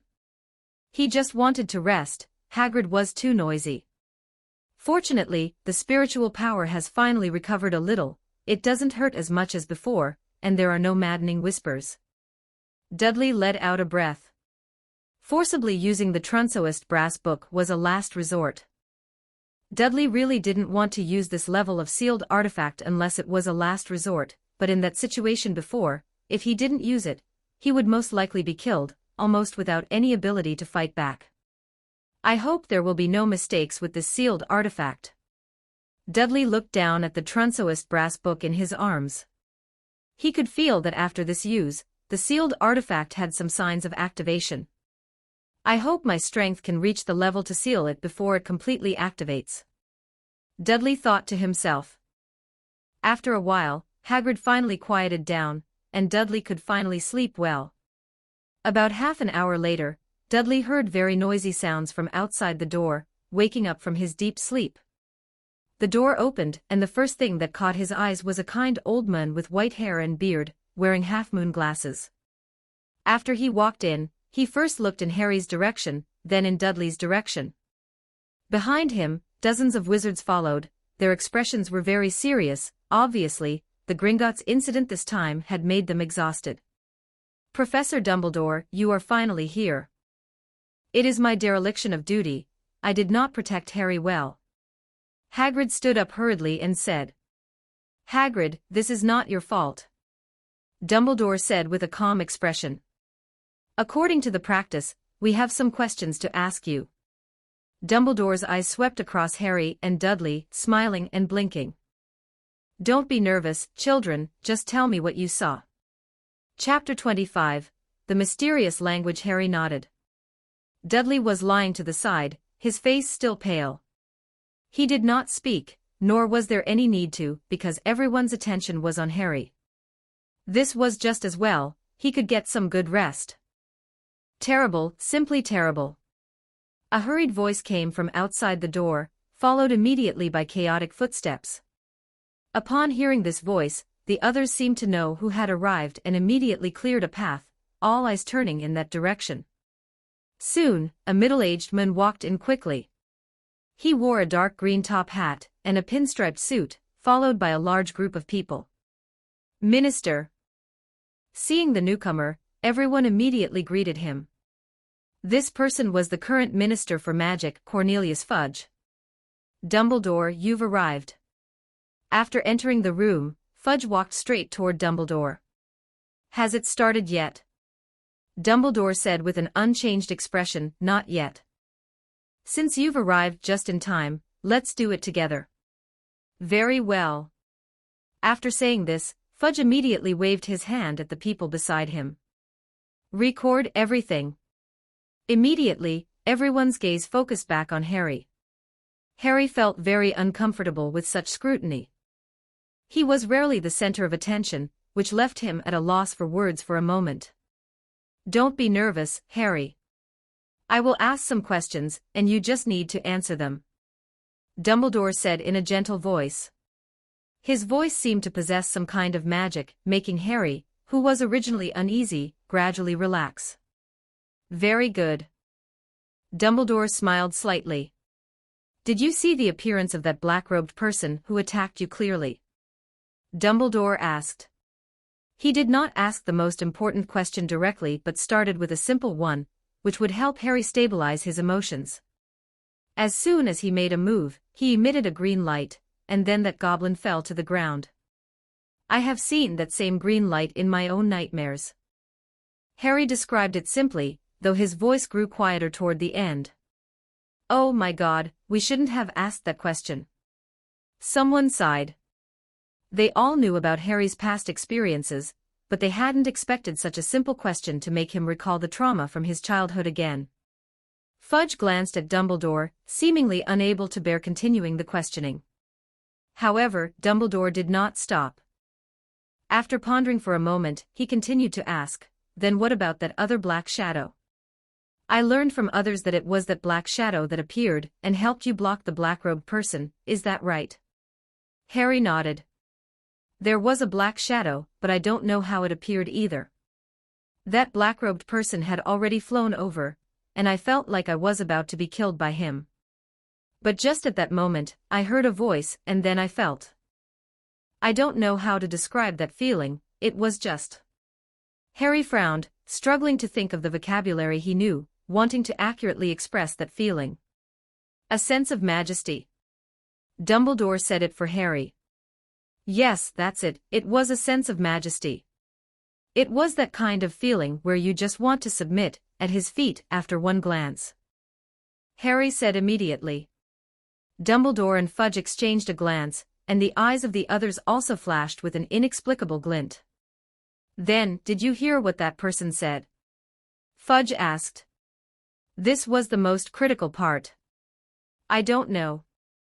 I couldn't understand the language he spoke. It wasn't English, it felt like a very mysterious and ancient language. When it was spoken by that shadow, it had a sense of authority and majesty. Harry said. A mysterious and ancient language. Everyone showed a puzzled expression. Fudge looked at Dumbledore and asked, is it an ancient magic? Dumbledore shook his head. Based solely on this information, he could not make a judgment. The others were also full of confusion. There are many languages in this world. Could it be a language from another country? John spoke up at this moment. For example, those obscure and difficult languages, Arabic or Chinese. Harry hesitated for a moment, then shook his head, it doesn't feel like any of them. Seeing this, the others did not say anything more. After pondering for a moment, Dumbledore continued, after that black shadow finished speaking, were there any special effects? Since they couldn't determine the specific language and the content of the magic, they could only judge it by the effects. Let me think. I didn't feel any changes, nor did I see any light. It was just that the black-robed person, who wanted to kill me suddenly fell from the air to the ground. Upon hearing this, everyone showed a puzzled expression. What kind of magic effect was this?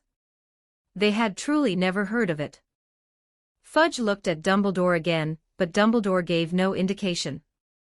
Clearly, he was also not very clear about what kind of magic would have such an effect.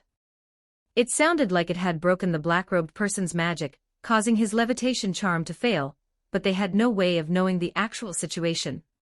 Anything else? Dumbledore continued to ask. Later, I remember he only spoke twice.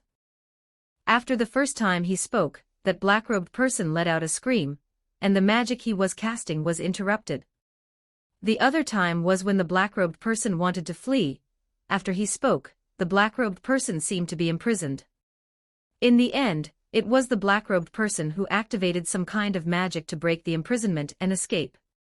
Harry described the situation at the time while recalling it. It's about the same as what we saw when we were about to arrive, John said. He had also seen when the black-robed person was finally imprisoned, but it was quickly broken by that black-robed person, and he escaped. That black shadow called itself the Night Emperor. I checked, and there are no relevant records. John continued. In addition, we noticed that when that black shadow cast magic, it did not use a wand. Of course, this might just be because it had no physical form. What kind of wizard doesn't need a wand when casting magic of this level? Fudge was extremely puzzled. It's not that it's impossible to cast magic without a wand, but usually, it's relatively simple magic. The magic cast by that black shadow was definitely not simple. To achieve such an effect, there is another possibility. The master of the black shadow is nearby, and the shadow is just a front. The one who truly cast the magic is someone else. Dumbledore suddenly said meaningfully. 26 Question Chapter 26, Questioning. Upon hearing this, Dudley, who had been half lying on the sofa, felt his pupils constrict slightly. This Dumbledore was truly impressive. To have guessed some of the truth based on such few clues. From the moment these people entered the room, Dudley had been observing them. Among them, the one who caught his attention the most was this seemingly kind old man, the principal of Hogwarts School of Witchcraft and Wizardry. From what he could see with his spiritual sense alone, the energy contained within Dumbledore's soul far exceeded that of the others, and Dudley could clearly sense a threat from him. This was a very powerful wizard. Moreover, judging by the behavior of the Minister of Magic, Fudge, he often sought Dumbledore's opinion either intentionally or unintentionally, which showed that his status in the wizarding world must be very high. A principal of a school of magic having such strength is truly astonishing, Dudley thought to himself. However, the deduction should end here. Even if Dumbledore were very knowledgeable about magic, he could not possibly imagine the existence of beyonder abilities out of thin air, and link all the clues to him. He called himself the Night Emperor precisely to let these people investigate along that name. Giving them a target was better than them investigating aimlessly. Hearing what Dumbledore said, the expressions of many changed. You mean? John's gaze immediately swept across the three people present, Harry, Hagrid, and Dudley. These were the three people at the scene. There was no one else besides them. Oh John, what are you saying? Hagrid cannot perform magic at all, and Harry and that boy haven't even enrolled yet. How could they possibly perform such advanced magic? Fudge looked at John with an expression, as if he were looking at a fool. Sorry, Minister. John smiled awkwardly. He also felt that his current conjecture was a bit ridiculous. The two of them haven't even had time to buy wands. Even if they were at the scene, they couldn't perform magic, Hagrid also said immediately. Everyone's gaze turned back to Dumbledore. I didn't say it was the three of them. My meaning is that it's very likely there was a fourth person at the scene, who found it inconvenient to appear directly, so he created that black phantom while hiding in the shadows to cast the spell, Dumbledore said. However, as he spoke, his gaze swept over Dudley intentionally or unintentionally, as if he wanted to see Dudley's expression. But to his disappointment, Dudley didn't seem to have any special expression. He looked just like a frightened little child. That is indeed possible, Fudge nodded immediately. Although Gringotts is extremely difficult to infiltrate, since one black-robed person had already appeared, it was not impossible for another to appear. But we didn't find any clues at the scene, John said helplessly. It seemed now that Dumbledore's conjecture was the most reasonable, but they had no evidence. Damn it, that black-robed person got away, Fudge said angrily. The wizards at Gringotts failed to stop that black-robed person, and the Aurors who arrived later didn't find any more clues. This was the reason they were gathered here questioning Harry now. Because besides the three of them, they had no other way to obtain more clues. Regarding that black-robed person, Dumbledore looked at Fudge. We are not sure about his exact background, but some speculate he might be a Death Eater, Fudge said, frowning. To avenge Lord Voldemort, Dumbledore said softly. Hearing Dumbledore say Lord Voldemort's name directly, the others couldn't help but shiver. Actually, I have another conjecture. He might not have been here to kill me, or rather, his main goal was not to kill me. Harry said hesitantly. Everyone looked at Harry. We had just arrived at the entrance to Vault 713 at the time. That black-robed person might have just been after the thing inside the vault. After Harry finished speaking, he glanced at Dudley. This was the conjecture Dudley had told him while they were coming up. Vault 713. Fudge looked at Dumbledore in confusion. An item kept by an old friend of mine. I had originally asked Hagrid to retrieve it today and bring it back to Hogwarts. I didn't expect such a thing to happen, Dumbledore said simply. I see. Fudge seemed to understand something and asked no more. I'm sorry, Professor Dumbledore, I overslept this morning. I was supposed to bring Harry to Diagon Alley in the morning. If I hadn't overslept, we wouldn't have encountered such a thing, Hagrid said, very annoyed. According to the original plan, they should have emptied Vault 713 in the morning, and even if that black-robed person wanted to steal, he would only have found an empty vault. But oversleeping caused their plan to go awry. Hagrid, this is not your fault. No one knew when that black-robed person would come, Dumbledore said in a calm tone. These things are unpredictable, and saying this now really has no meaning. Dudley watched quietly, not saying a word throughout the whole process. A child born to a Muggle family, who hadn't even come into contact with magic, was indeed not taken seriously by anyone, and no one was willing to listen to what he had to say. And this was exactly what Dudley wanted to see. Being a background character was the best. One last question, Harry, do you remember those syllables the Knight Emperor uttered? Dumbledore asked. This was the last clue.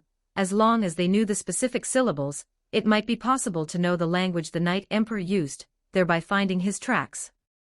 Although this person appeared to have protected Harry, the appearance of this mysterious and powerful wizard was a major event for the entire wizarding world.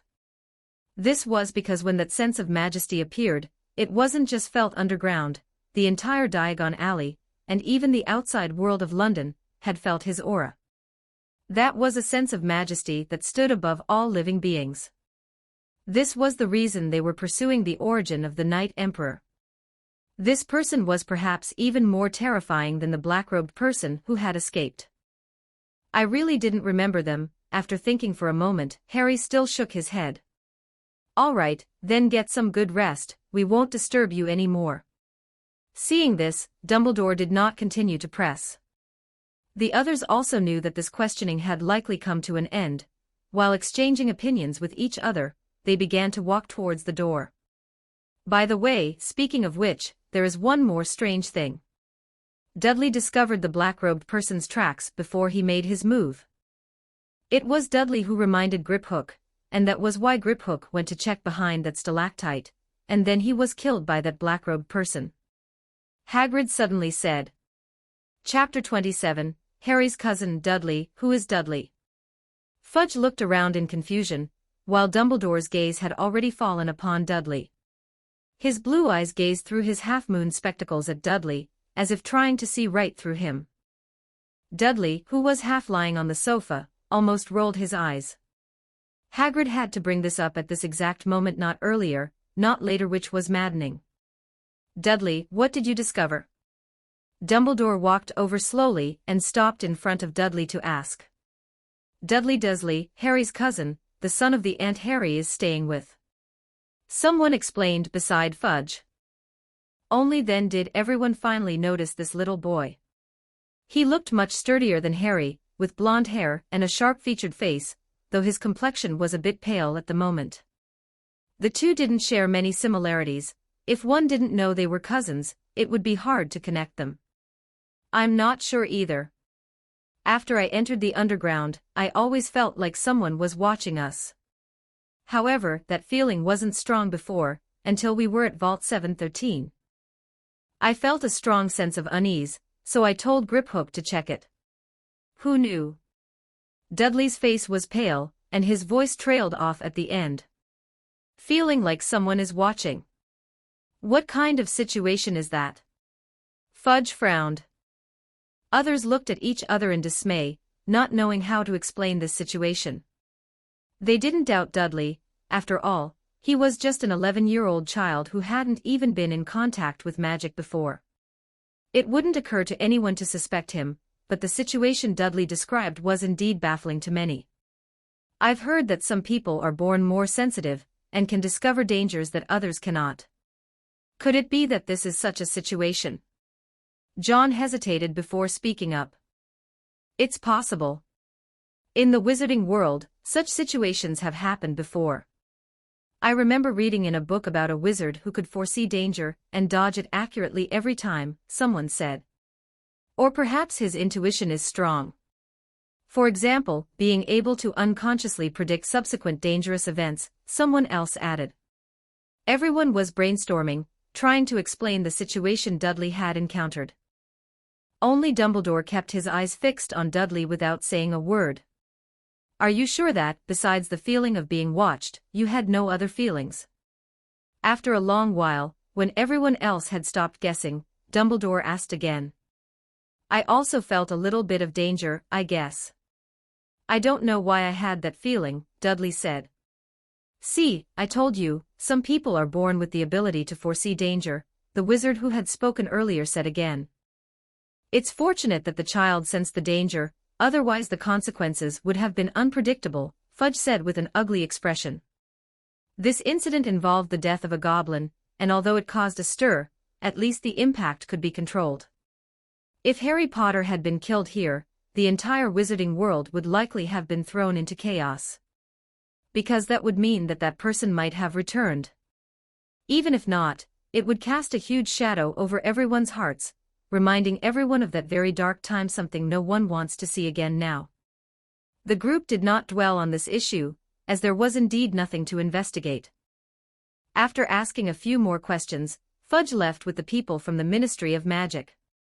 Once you have rested, go and buy your things. Diagon Alley should be at its safest right now, Dumbledore said to Harry and Dudley before leaving. Thank you, Professor Dumbledore. Dudley and Harry said in unison. 1 hour later. Dudley and Harry, having mostly recovered, met Vernon and Petunia in the Gringotts lobby. Both of their faces were somewhat pale. They had both felt that mysterious sense of majesty earlier, and being in the wizarding world surrounded by goblins everywhere had them on the verge of a breakdown. Especially since Dudley had been gone for so long, which made them even more worried. However, later, many wizards suddenly entered the place. Someone had passed by them on the way, and they felt much better afterward, otherwise, they probably would have screamed and fled. Oh, my little Dudley, why were you gone for so long? Mommy was worried to death. Petunia ran over as soon as she saw Dudley and pulled him into her arms. Mom, I'm fine. Dudley wanted to break free but failed in the end. Did something happen here?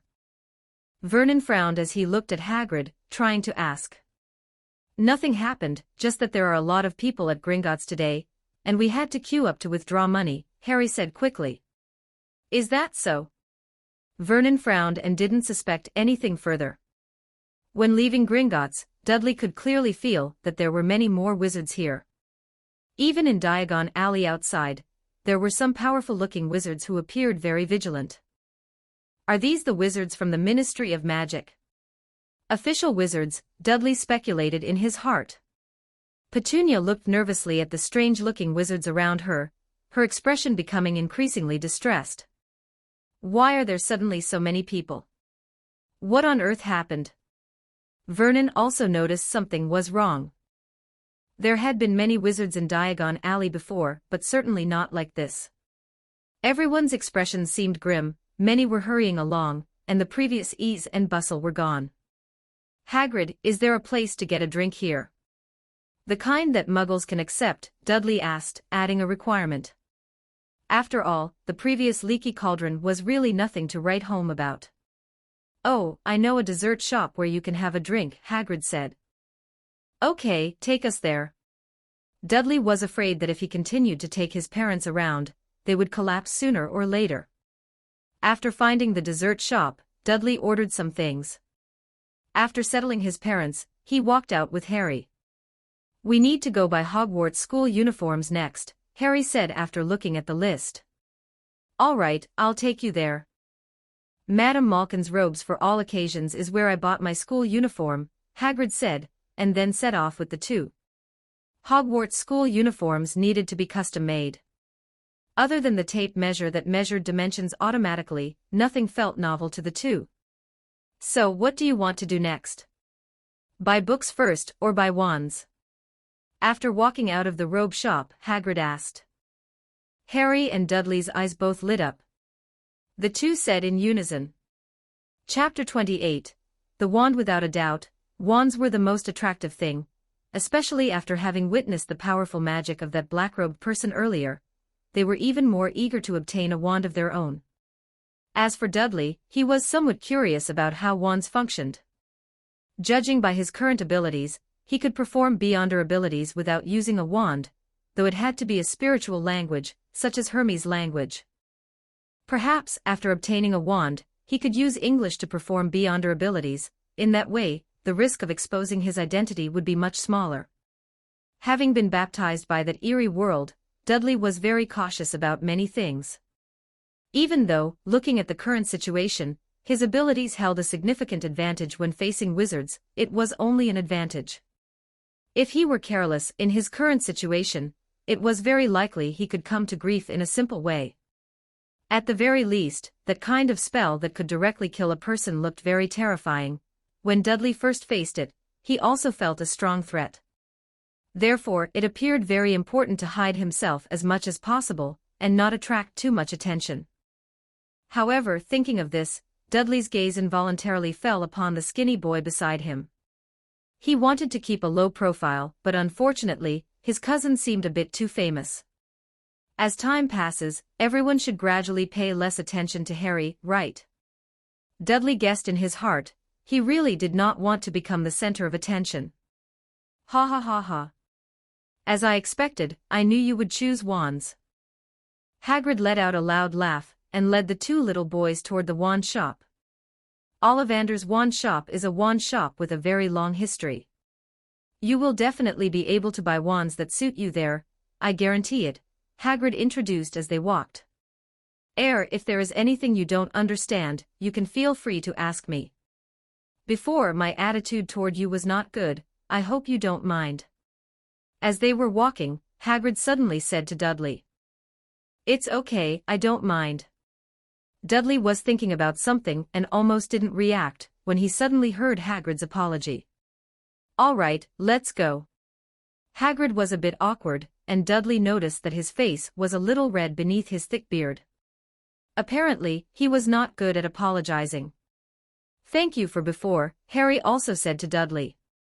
He hadn't been able to say these words before, but now that he heard Hagrid speak first, Harry mustered up the courage. "Don't mention it, you are my cousin, after all." Dudley smiled. He knew they were both referring to the incident underground. If he hadn't discovered the danger in advance, whether they could be alive right now would be a question. Moreover, in that situation, Dudley did not forget to pull Harry along when he dodged. No matter how you look at it, it was worth a thank you. As for Hagrid, it was also because of this incident that his impression of Dudley had changed a lot. The reason why his attitude toward Dudley was poor at the beginning was mainly because he had heard that Harry did not have a good life at Dudley's home, and that Dudley, this cousin, often bullied Harry, so he decided to vent his anger for Harry. It was just that after interacting with him later, he found that Dudley was actually not bad, and not as evil as the rumors said. "All right, we have arrived." This was a very small, very dilapidated shop, and the gold-lettered sign on the door had already peeled off. "Ollivander, makers of fine wands since 382 BC. This shop has been around for quite some time," Dudley said in surprise. 2,000 plus years was indeed quite impressive, at least in terms of making wands. This shop must have its unique qualities, otherwise it wouldn't have been able to stay open for so long. "Yes, many foreign wizards will specifically come to Ollivander's wand shop to purchase wands." After Hagrid finished speaking, he pushed open the shop door and walked in. Harry followed closely behind. Dudley walked at the very back, glancing at the various wands displayed in the shop window. Under spirit vision, he could clearly see that the cores of these wands had a special radiance. Spiritual materials, Dudley thought to himself. After walking into the wand shop, a tinkling sound came from inside, like the bell in a convenience store that alerts to customers entering. The shop was very small, and apart from a bench there was nothing else. The most eye-catching thing in the entire shop was the thousands of long, narrow boxes stacked high, reaching all the way to the ceiling. Without a doubt, the things inside were wands. A ladder slid out from the back room. "Good afternoon," a soft voice came. "Hello, Harry," who was closest, immediately responded. This was an old man with a full head of silver hair. The color of his eyes was very light, looking like two shining moons in the dim shop. Dudley looked at this old man, but his attention was entirely on Harry, as if Hagrid and Dudley did not exist at all. "Oh yes," the old man said, yes, I knew I would see you soon, Harry Potter. You have finally come. Do you know? Your eyes are the same as your mother's. I still remember when she came to me to purchase a wand, it was just like it happened yesterday." Ollivander walked to Harry's front, and then, as if counting family treasures, recited the dimensions of Harry's mother's wand, as well as the materials used in its making. Then he talked about Harry's father. He seemed to be very knowledgeable about every wand that had been sold, and even when he noticed Hagrid, he mentioned in passing the wand Hagrid had purchased. "It is a pity, when they expelled you, they must have snapped that wand, right?" Ollivander said with no small amount of regret. "Oh yes," Hagrid said somewhat awkwardly. Dudley's gaze narrowed and he glanced at the old, broken umbrella that Hagrid had placed in his pocket. He seemed to understand something. Ollivander's attention returned to Harry, and this time his gaze fell upon the scar on Harry's forehead. "I am very sorry, this was done by a wand I sold," Ollivander said softly. "That wand was very strong, but it fell into the hands of a bad person. If I had known earlier that this wand would do such a thing, I would have." Ollivander shook his head, and only then did he discover Dudley behind Hagrid. "Oh, you are?" Ollivander asked. "Dudley, Harry's cousin," Dudley introduced simply. "Oh, I remember, Lily's sister did not seem to be a wizard, and she came alone at that time. It seems you have awakened magical talent, that is truly wonderful," Ollivander said with some surprise. "So now, let me see what kind of wands you need. You need to be clear on one point, it is the wand that chooses the wizard, not the wizard that chooses the wand. This is very important," Ollivander said earnestly. "The younger one can go first." Ollivander took out a tape measure, and began to measure Harry's body data. Chapter 29, Destiny. It was obvious that Ollivander was much more interested in Harry. Hagrid sat on a bench nearby, while Dudley stood to the side, watching with interest as Ollivander took Harry's measurements. Just like before at Madame Malkin's robes for all occasions, the silver tape measure Ollivander produced was automatically measuring Harry's physical data from the length of Harry's dominant arm to his height, and it even measured the distance between Harry's nostrils. "What is the use of this data?" Dudley grumbled inwardly. "Once a wand is chosen, a wizard generally won't change it unless it is damaged beyond use. It's not like buying clothes, where you can buy new ones once you've grown taller." Therefore, Dudley was very curious about how these measurements could possibly help in choosing a wand. However, Dudley didn't ask, he just interpreted it as part of the ritual of buying a wand. "Ollivander, what are wand cores generally made of?" Dudley asked the question he cared about. He had already used his spirit vision to look at them. All the wand cores were spiritual materials, but he couldn't tell exactly what they were. "Oh, wands are all made using powerful magic materials, and every single Ollivander wand is unique. Here, I generally use unicorn hair, phoenix tail feathers, and dragon heartstrings as the cores for my wands. Believe me, child, it is the wand that chooses the wizard, not the wizard that chooses the wand. If you use a wand that isn't suited to you, you will never get good results, do you understand?" Ollivander explained patiently. It was clear that he was very knowledgeable about wands, and was willing to explain their mysteries to those who didn't understand them. Oh right, the measurements are complete. Ollivander put away the silver tape measure, thought for a moment, and then walked towards the back. Let me see, Mr. Harry Potter, what kind of wand would suit you? This one seems good.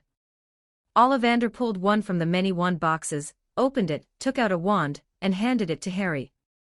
Made with a dragon heartstring, 9 inches long, quite flexible, give it a try. Harry took the wand, not knowing what to do for a moment.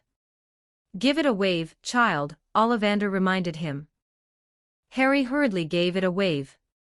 Oh no, not this one, this isn't the right one. Before Harry could even react, Ollivander snatched the wand away and quickly brought out another one for Harry to try. I didn't expect Harry to be such a picky young man, haha, Ollivander is going to have his hands full now, Hagrid laughed as he saw this scene. You don't know, the pickier the customer, the more excited Ollivander gets. Dudley nodded. At this moment, Ollivander's face was flushed, and he seemed much more energetic than before. I wonder what kind of wand I'll end up buying later. I'm actually quite looking forward to it, Dudley thought to himself. After trying several wands, Ollivander suddenly seemed to remember something, and pulled a wand from a dusty corner. His expression looked much more serious, the excitement from before was gone. How could I have forgotten this wand? It seems this is all the arrangement of fate. Ollivander murmured to himself. His voice wasn't loud, but in the quiet shop, it was exceptionally clear, and all three of them heard it. Come on, try this wand. Holly, phoenix feather, 11 inches long, and quite flexible.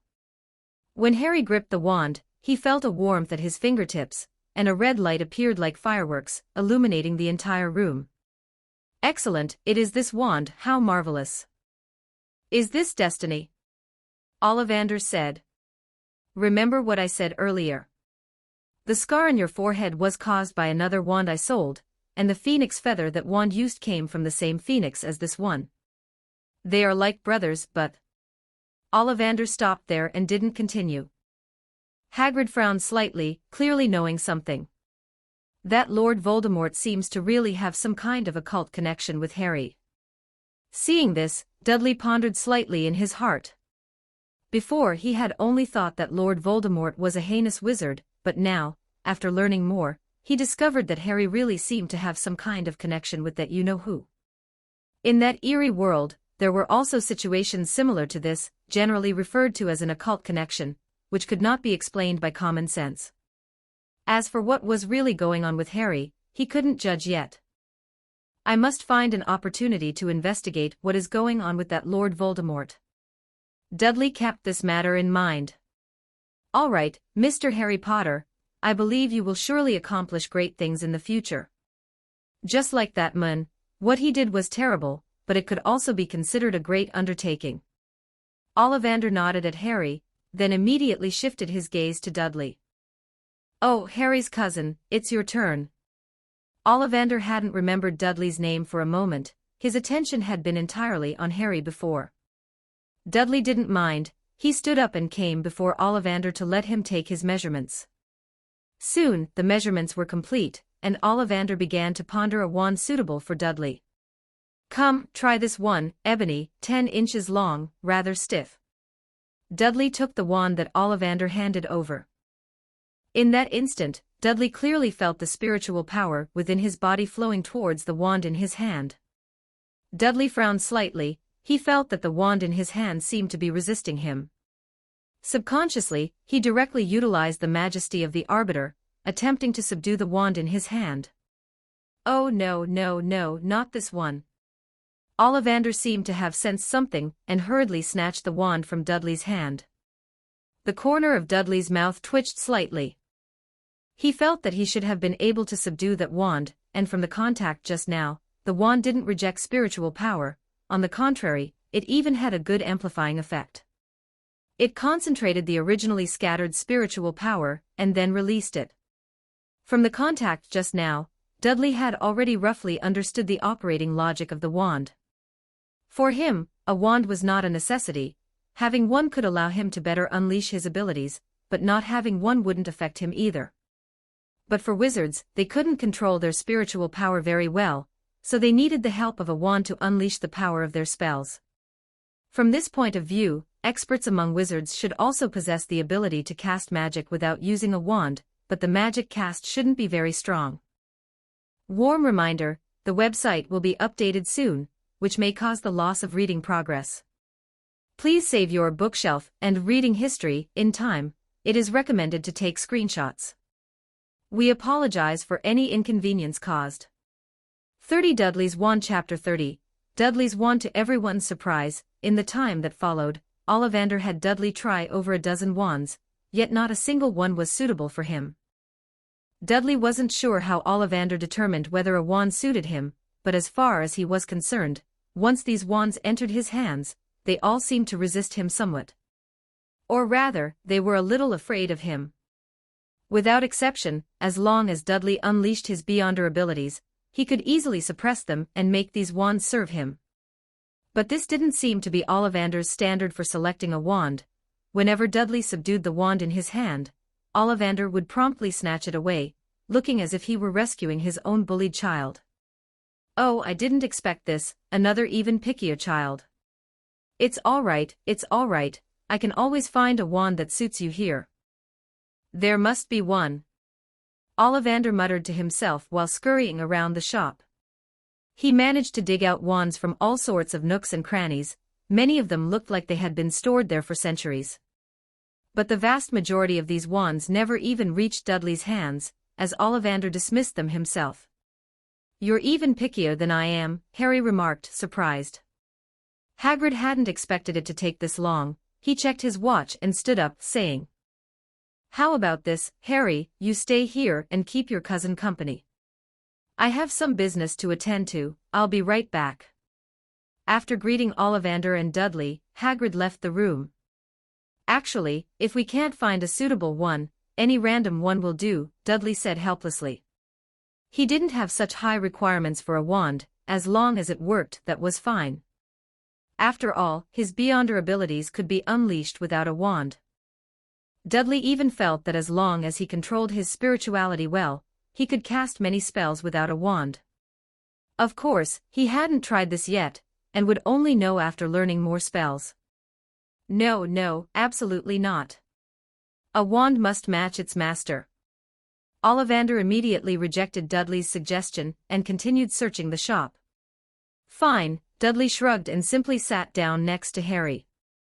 "I didn't expect you to be picky about toys, and now even about wands," Harry teased with a smile. "What are you talking about?" "It's clearly the wands that are picky about me, damn it," Dudley said helplessly.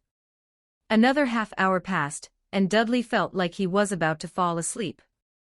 During this time, other wizards came to buy wands, but they were all sent away by Ollivander. He seemed to be fixated on Dudley today, and looked determined not to give up until he found a suitable wand for him. Could it be that there truly isn't a wand suitable for him? By this point, even Ollivander began to doubt himself. Their family's wand shop had been open for over 2,000 years, and this was the first time they couldn't find a single suitable wand for a customer. For Ollivander, this was undoubtedly a huge blow. "Ah, right, there is one more, but that one." Ollivander suddenly remembered something, hurried to the back room, and dug out an ancient box. "This is the only one left that might work, but..." Ollivander hesitated, but finally walked out of the room with the box and came before Dudley. "Try this wand," Ollivander said. Dudley took a look. It was a slender wand, and he couldn't tell what material it was made of. In any case, it looked quite different from the wands he had seen earlier. "All right," Dudley didn't say much and took the wand Ollivander handed him. Dudley was surprised to find that this time, the wand did not show any signs of resisting him. On the contrary, he even felt a sense of jubilation. "So it really is this wand." Seeing this scene, Ollivander frowned and said, "Is there a problem?" Dudley toyed with the wand in his hand, saying as if he couldn't put it down. This wand was different from the previous ones. It was much more compatible with his spirituality, and didn't require Dudley to use his Beyonder powers to suppress it at all. "Actually, this wand was not made by our family," but was obtained by accident a long time ago. This wand is extremely difficult to master, and ordinary wizards simply cannot unleash its potential. You could say that in the hands of most wizards, its function is no different from a wooden stick. However, our family left behind an ancestral instruction to keep this wand until now, and I suppose it has finally found its master, Ollivander said with a complex expression. It's that magical. Dudley was a bit surprised. I hope you can use it well, Ollivander said. How much? Dudley asked. Having finally found a suitable wand, Dudley breathed a sigh of relief. Harry's wand cost 7 galleons, so his should probably be about the same. No charge, it's free. That's what the family instruction said, Ollivander said. Besides, I'm not sure what the core material of this wand is. I can only tell that the exterior material is elder wood, 13 inches long, and it has good flexibility, Ollivander added. Dudley glanced at the wand in his hand. It seems this is my destiny. Also, if you encounter any problems while using this wand, you can come to me. Although it wasn't made by us Ollivanders, as long as it left our shop, I will take responsibility for it, Ollivander said seriously. Thank you, Dudley said sincerely. The man before him was indeed a respectable wand master. When leaving the Ollivander wand shop, Hagrid walked over from not far away, carrying an owl cage with a snowy owl inside. Harry, happy birthday. Hagrid handed the owl to Harry and said with a smile. After accompanying Harry and Dudley to Flourish and Blotts to buy the books for first-year students, Hagrid left. Immediately after, Dudley found his parents and left Diagon Alley with them through the leaky cauldron. Oh God, I've finally left that hellhole. Walking on the street outside, Vernon and Petunia felt like they were about to cry. The air filled with car exhaust smelled so sweet to them. On the way to find their car, Dudley suddenly stopped and looked at a restaurant not far away. Its sign was different from the others. It didn't use letters, but rather square characters that looked like complex patterns. It was a Chinese restaurant. Mom, let's eat in London today. How about Chinese food? Dudley said, walking straight towards the Chinese restaurant without giving his parents a chance to object. Emperor Roselle's diary uses this kind of script, doesn't it? Dudley looked at the sign and muttered to himself. Chapter 31 Emperor Roselle. Looking at these characters, Dudley recalled the first time he saw the diary of the famous Emperor Roselle in that eerie world. Shock, confusion, fear, disbelief. He remembered being completely stunned at that moment. Although he didn't recognize the characters in the diary, he knew very well that it was Chinese, the language of an ancient Eastern country on Earth. Because when he went to eat at Chinese restaurants as a child, the characters he saw on the menu were just like this. But unfortunately, Dudley knew nothing about Chinese. He only knew it was Chinese, but couldn't understand its meaning. This made Dudley very frustrated at the time. It was like having a huge secret placed right in front of you, but being unable to decipher it. In such a situation, you might even feel it would be better not to know about it at all. The appearance of Emperor Roselle's diary also made Dudley realize at that time that he wasn't the only transmigrator in that eerie world. There were others. In fact, that transmigrator had arrived hundreds of years before him, and had almost reached the pinnacle of that world. He established the Intis Republic, amended the laws, drove the progress of the entire world's history, and became a prominent figure known throughout the northern and southern continents. And the outcome of Emperor Roselle being assassinated and dying mysteriously was a subject of much debate. Dudley always felt that this person hadn't died. He might be lying dormant somewhere, waiting for the right moment to strike. Of course, this wasn't the most shocking thing for Dudley. What truly made Dudley feel incredulous was that after he joined an organization called the Tarot Club, and attended their gatherings, he discovered that the deity worshipped by that organization, Mr. Fool, was actually reading Emperor Roselle's diary with ease. He knew then that this matter wasn't simple. This fool was also a fucking transmigrator. And one thing was very clear, both Emperor Roselle and the fool came from ancient China. This left Dudley speechless. Why couldn't there be a transmigrator from Britain, or the United States who left behind such a diary? For someone who could reach the level of Emperor Roselle, his insights into mysticism, sequence, and even his understanding of gods, even just a simple record in his diary could be incredibly beneficial. Especially with someone like Emperor Roselle, he wrote his diary in Chinese, clearly not intending for others to read it. Therefore, what was recorded within was definitely the most secretive matters and knowledge of that world. Once readable, the benefits gained would be immense. This could be seen from that fool. Relying solely on a diary, he could make everyone believe he was truly a god. Only Dudley, through some details, had deduced his identity. However, Dudley didn't expose this. He suspected that the fool probably knew his identity as well. Between the two of them, there was a tacit understanding. Of course, Dudley being able to reach a high sequence in that world wasn't solely reliant on his own efforts. The fool had his own opportunities, and naturally, Dudley had his as well. Dudley, Dudley. Petunia's worried voice came from the side. Oh, what's wrong, Mom? Dudley snapped out of his thoughts and said with a chuckle. Are you under too much pressure, or are you afraid of going to that place? If you want to give up now, it's not too late. Petunia watched her son staring blankly at the menu for several minutes without any reaction, very worried about his state. I'm fine, I was just thinking about some things from the past, Dudley said with a chuckle. Is it because you remembered the first time I took you to eat Chinese food? Uncle Vernon asked. Yes, I still remember that you couldn't read the characters on the menu at all back then and made a fool of yourself, Dudley said with a smile, then handed the menu to Harry. Harry, you order. Today is your birthday. Sorry I didn't get you a birthday present, let this meal be your birthday gift, Dudley said with a smile. Harry took the menu with some surprise. Petunia and Vernon exchanged glances, their eyes showing some disbelief. Dad, Mom, after going to Hogwarts, you won't be there to take care of us. After all, we are brothers, taking care of each other is much better than looking at each other with disdain. In case I get bullied, I have Harry to help me, right? Dudley said with a chuckle. That's right, that's how it should be. At least you can look out for each other. Petunia nodded and didn't say anything more. Vernon was also convinced by Dudley. They ate the meal slowly. It was Harry's first time eating such delicious food, while Dudley tasted a long-lost flavor in these Chinese dishes. Sure enough, the food in the Intis Republic was somewhat influenced by Chinese cuisine. It's all a familiar taste, especially this tomato scrambled eggs.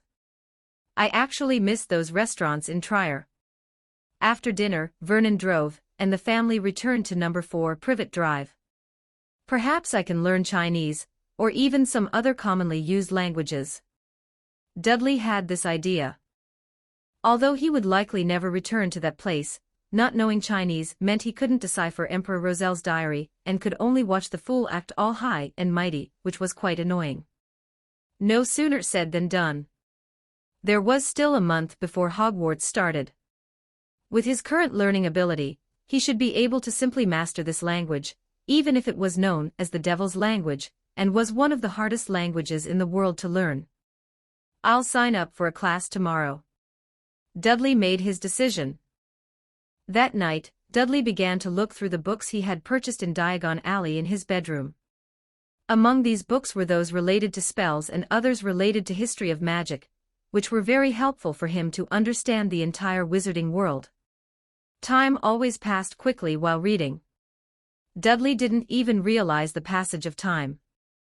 When he finally lifted his head from the pile of books, he could already see the bright morning light behind the curtains. Magic spells are truly amazing. Dudley couldn't help but take out his wand and wave it gently. Wingardium Leviosa. With the slight flick of Dudley's wand, spiritual power flowed into it. A piece of paper nearby floated up gently and flew higher and higher, following the command of the wand. Looking at it now, with my control over spiritual power, performing simple magic spells is almost effortless. I can even do it without a wand. Dudley set the wand aside, flicked his finger gently, and chanted in Hermes language, Wingardium Leviosa. The paper that had fallen rose again and hovered in midair. Suddenly, a faint sound came from Dudley's front door. Dudley's expression changed immediately. He felt that there was someone extra at the front door. Gentle reminder, the website is about to be updated, which may cause your reading progress to be lost. Please save your bookshelf and reading history in time. Taking screenshots is recommended. We apologize for any inconvenience caused. 32 Card Bug Chapter 32, Bug Dudley was surprised. Someone who could appear at his doorstep silently could never be an ordinary person. Is it the ability to apparate? Dudley thought to himself. This was his home, and he knew it extremely well. As an arbiter, a place where he frequently operated would have a mystical sense, and he could detect any abnormality. Especially when it involved magic, this was even more so. Ding dong. The next moment, the doorbell rang. At least they're polite, so they shouldn't be an unwelcome guest. Dudley opened the door and stepped out. Harry downstairs had already gone to open the door. Professor Dumbledore, why are you here? Before Dudley could go downstairs, Harry's surprised voice came up. I've come to see you two young wizards. Professor Dumbledore's voice was still calm, carrying a comfortable aura. Dudley walked downstairs and met Professor Dumbledore, who was entering the room. Good morning, Professor Dumbledore. Dudley smiled slightly. Oh, Dudley, I haven't disturbed you, have I? Dumbledore said with a smile. To be honest, no. I stayed up all last night reading magic books and forgot to sleep. Dudley replied. Believe me, diligent young wizards like you are rare at Hogwarts. The professors will certainly be very fond of students like you. Dumbledore joked. However, a reminder, sleeping is still very necessary. You're still growing, and you can read books during the day. Dudley nodded with a smile. Vernon and Petunia came downstairs after hearing the voices, and they were startled when they saw Dumbledore. Especially Petunia, whose face was somewhat unnatural. I apologize for disturbing you so early, but there are some things I believe I should discuss with these two young wizards in person. You wouldn't mind, would you? Professor Dumbledore said. Oh, by the way, I forgot to introduce myself. I am the principal of Hogwarts School of Witchcraft and Wizardry, Albus Dumbledore. Mom and Dad, we'll talk with Professor Dumbledore for a bit, you don't need to worry. Dudley said. All right, then you two talk. Vernon frowned but didn't say much. Petunia looked like she wanted to say something but ultimately turned and left. It's incredible that they didn't yell at me. Dumbledore said, glancing at Dudley. Perhaps they changed their view of wizards after discovering their son is a wizard. Dudley shrugged. Professor Dumbledore said, sitting on the sofa. I'm sorry about yesterday. Dumbledore said bluntly. I sent Hagrid to Vault 713 to retrieve something, but I didn't consider the danger of the situation and got you two involved. That was my negligence. Dudley shook his head and said, you don't need to apologize, this was something no one could have foreseen. One could only say that this matter was such a coincidence. If they had gone earlier or later, they wouldn't have met, but they just happened to be in the vault at the same time. And one of them happened to be the famous Harry Potter. We later tracked that black-robed person, but we found no further clues, he still escaped. From the current information, we know very little about him, and cannot determine his identity, so we can only defend passively. During this time, the Ministry of Magic will send some Aurors, who are essentially like the police in Muggle terms. They will protect your safety until you enter Hogwarts to study. Professor Dumbledore said. Dudley frowned, wouldn't this be equivalent to monitoring them? Although he knew it was for his own good, he didn't like this feeling. Moreover, it would force him to be extra careful during this period to prevent his secret from being discovered. All right, that's all I have to say. These are your 2 tickets, remember to go to King's Cross Station on time on September 1st. Dumbledore didn't stay long. He was clearly very busy, and prepared to leave after leaving 2 tickets. Oh, by the way, a reminder for you too. Once you enter Hogwarts School of Witchcraft and Wizardry to study magic, a trace will be left on you. The Ministry of Magic will use the trace to determine whether you have used magic outside of school. You know, this is not allowed by law. Except at Hogwarts, underage wizards are not allowed to cast magic elsewhere, especially in front of muggles. Dumbledore finished with a smile, waved to Harry and Dudley and left. With a similar soft pop, Dudley could no longer sense Dumbledore outside the house. It really is apparition magic. I wonder how high level this magic is and if apparition has distance limitations. Dudley thought to himself. In that strange world, low-sequence extraordinary beings rarely achieved this kind of apparition ability. Only extraordinary beings on the apprentice pathway could truly come and go freely. But in the wizarding world, this ability didn't seem uncommon. What a pity, I was thinking of trying to self-study magic at home, but it seems that won't work now. Harry said, somewhat helplessly. He actually lacked a bit of confidence in magic, as he hadn't been exposed to it since childhood, whereas children from wizarding families could naturally access magic and had many opportunities to learn. He originally wanted to self-study to see if he could close the gap between them, but Dumbledore's words directly blocked that path. No, we can self-study. Dudley said calmly. Didn't Professor Dumbledore say that trace thing would detect us using magic? That's forbidden by the Ministry of Magic. Harry immediately said, thinking Dudley was going to ignore Dumbledore's warning and forcibly cast magic. He said that once we enter Hogwarts School of Witchcraft and Wizardry to study magic, a trace will be left on us. And that means, before we enter Hogwarts School of Witchcraft and Wizardry to study magic, we won't have a trace on us, understand? Dudley said. Harry carefully recalled Dumbledore's words and realized it was indeed the case. So that means we can try to self-study magic now? Harry said excitedly. Yes, you can, just don't blow up our house. Dudley reminded him. In reality, they were exploiting a loophole. Harry was overjoyed and jumped up directly. Dudley shook his head and glanced in the direction Dumbledore had left. Was he specifically here to remind me and Harry? Or was it? Friendly reminder, the website is about to be revised, which may cause loss of reading progress. Please save your bookshelf and reading history in time. It is recommended to save screenshots. We apologize for any inconvenience caused. Chapter 33 Book of Admission. After Professor Dumbledore left the Dursleys' house, he disappeared directly from the doorway. But he didn't return directly to Hogwarts. Instead, he appeared on a secluded alley on Privet Drive. Professor Dumbledore suddenly appeared, his gaze falling on a tabby cat not far away. Professor McGonagall, I knew you would come. Professor Dumbledore looked at the tabby cat and said with a smile. The tabby cat glanced at Professor Dumbledore, and then its body quickly grew, soon transforming into a middle-aged woman dressed in a dark green cloak. Oh, Professor Dumbledore, I didn't expect you to be here either. Professor McGonagall said. I need to explain to them what happened earlier, and also give them the ticket Hagrid forgot, Professor Dumbledore said. Actually, you don't need to worry about Harry's safety. The Ministry of Magic has already sent Aurors to the vicinity. He won't be in any danger. Professor McGonagall's expression was serious, and she didn't relax much because of Professor Dumbledore's assurance. She said, Gringotts' defenses are also very good, but such a terrible thing still happened. At a time like this, we absolutely cannot let our guard down.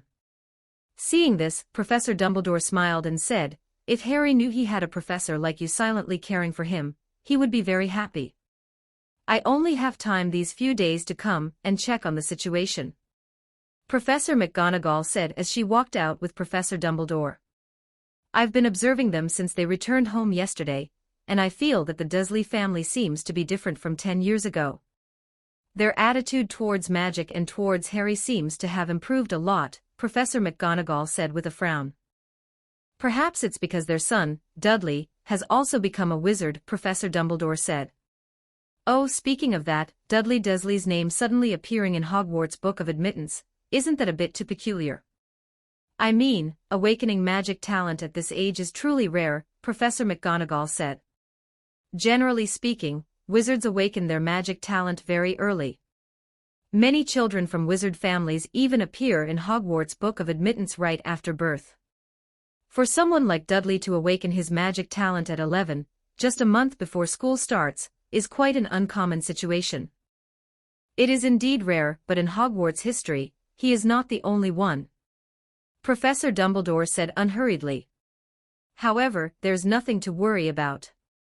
Since Petunia's sister is a wizard, it's not impossible for her son to awaken magic talent and become a wizard. Furthermore, I've also had people contact Dudley and confirmed that he has indeed awakened his magic talent, and no abnormal situations were found. Professor McGonagall stopped, looking at Professor Dumbledore with some surprise. You've already investigated? It seems I was overly concerned, Professor McGonagall said. Yes, as soon as I discovered Dudley Dursley's name in the Book of Admittance, I immediately found someone to approach him and performed a divination for him. Professor Dumbledore said. Upon hearing this, Professor McGonagall nodded slightly. Professor Dumbledore was indeed still very concerned about Harry. What was the result of the divination? Professor Dumbledore shook his head. It was just a simple tarot divination. He asked about the past, present, and future. The card representing the past was the Emperor card, and the card representing the future was Judgment. As for the card representing the present, unfortunately, due to Vernon's intrusion, the divination table was overturned, so no one knows what that card was.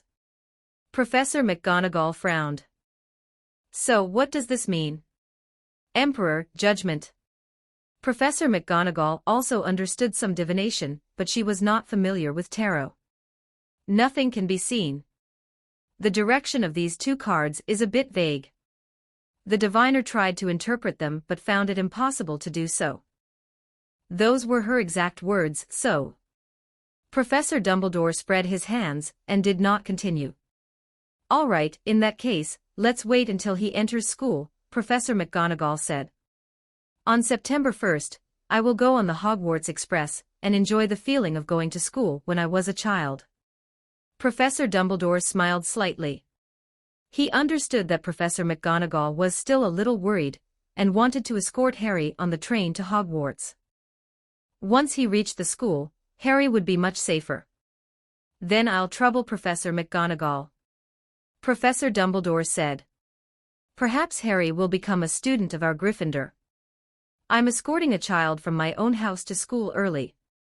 Professor McGonagall said with a smile. The Gringotts incident forced them to consider Harry's safety, especially during the period before Harry entered Hogwarts. The two of them hadn't walked far before they simultaneously disappeared from the street, as if they had never appeared at all. Time flew by. Most of August, Dudley spent reading magic books, and he had pretty much self-taught himself a lot of magic knowledge. With the blessing of Beyonder characteristic and an intelligence and insight far beyond his peers, Dudley learned incredibly fast, even though he had never been exposed to magic before. At least the first-year spells posed no difficulty for him. A cat's meow came, and a small orange cat lightly jumped into Dudley's arms. After rubbing a few times, it found a comfortable position and lay down. Dudley casually petted the cat.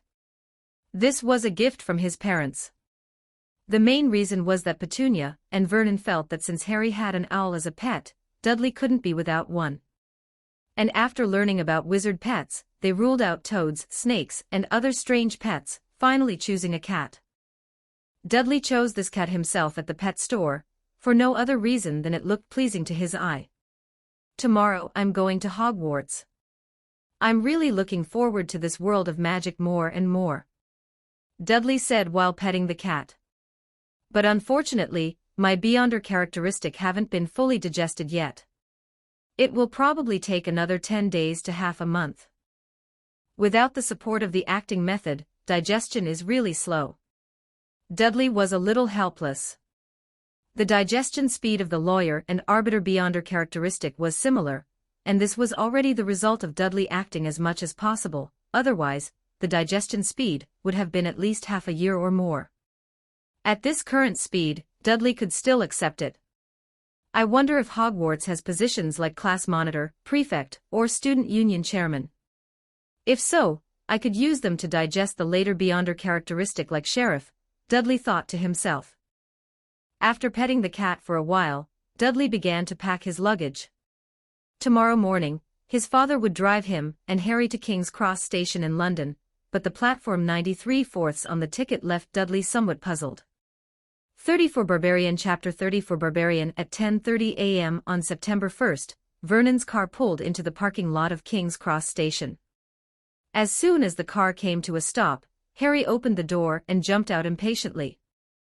Dudley appeared much more composed, opening the door and stepping out unhurriedly. "There's still plenty of time, we'll make it," Petunia said. "We still need to find that platform 93/4, we must get there early," Harry said. "Professor Dumbledore left too hurriedly and forgot to tell us such an important thing." "It's fine. Although I haven't been to this platform, I can probably infer the situation with this kind of special platform," Dudley said. The two pushed their luggage and walked quickly toward the direction of the platform. Petunia and Vernon followed behind, but deliberately kept some distance.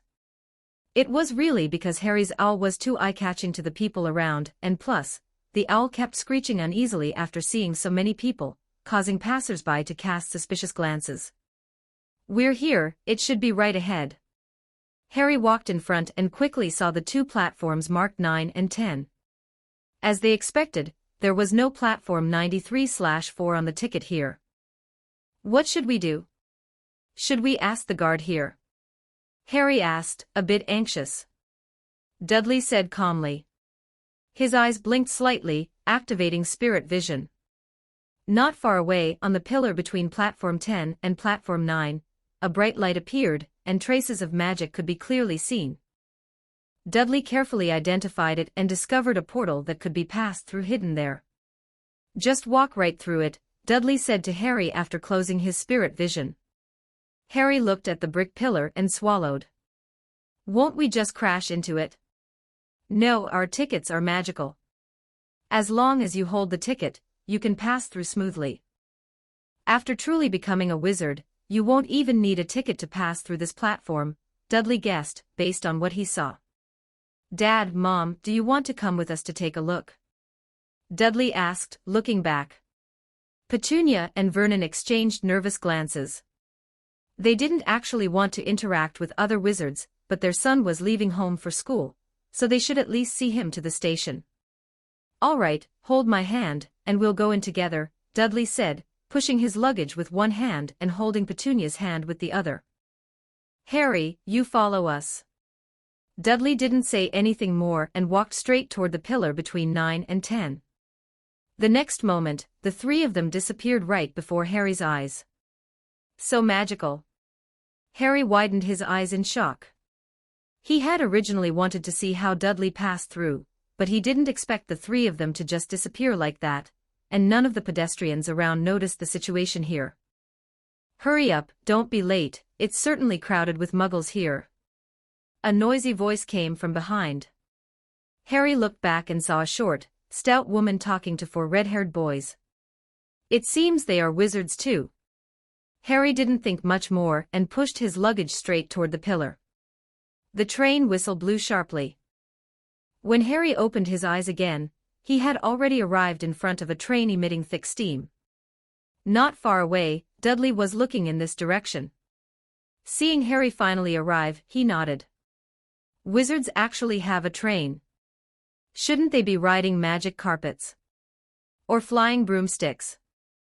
Vernon said, looking at the steam train in front of him. He had originally thought the ticket was just for Dudley and the others to enter the platform, and then something like a magic carpet would appear, but he didn't expect a train to actually be parked here. "Maybe the wizarding world is also keeping up with the times," Dudley said with a shrug. "Let's go put our luggage away first, and we'll come back to say goodbye to you in a moment." After saying this, Dudley pushed his luggage toward the train. Harry followed closely behind. "Oh, my son, he really looks like a man now." Petunia looked at Dudley's back, her eyes teary. Yes, it's just that he chose a magic school, otherwise, he should be studying at my alma mater now. Of course, he is still great now, he will definitely become an amazing wizard. Vernon's eyes also turned red. After getting on the train, Dudley and Harry walked along the corridor to the back, finally finding an empty compartment at the end of the carriage. Dudley nimbly placed his luggage on the rack above, and then put Harry's up as well.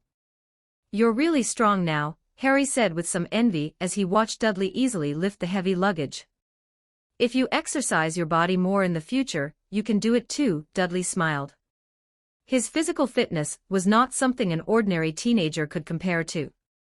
Beyonder abilities naturally increase physique, not to mention the enhancements to the body from the Justiciar pathway and the Black Emperor pathway. You know, Sequence 8 of the Black Emperor pathway is called Barbarian.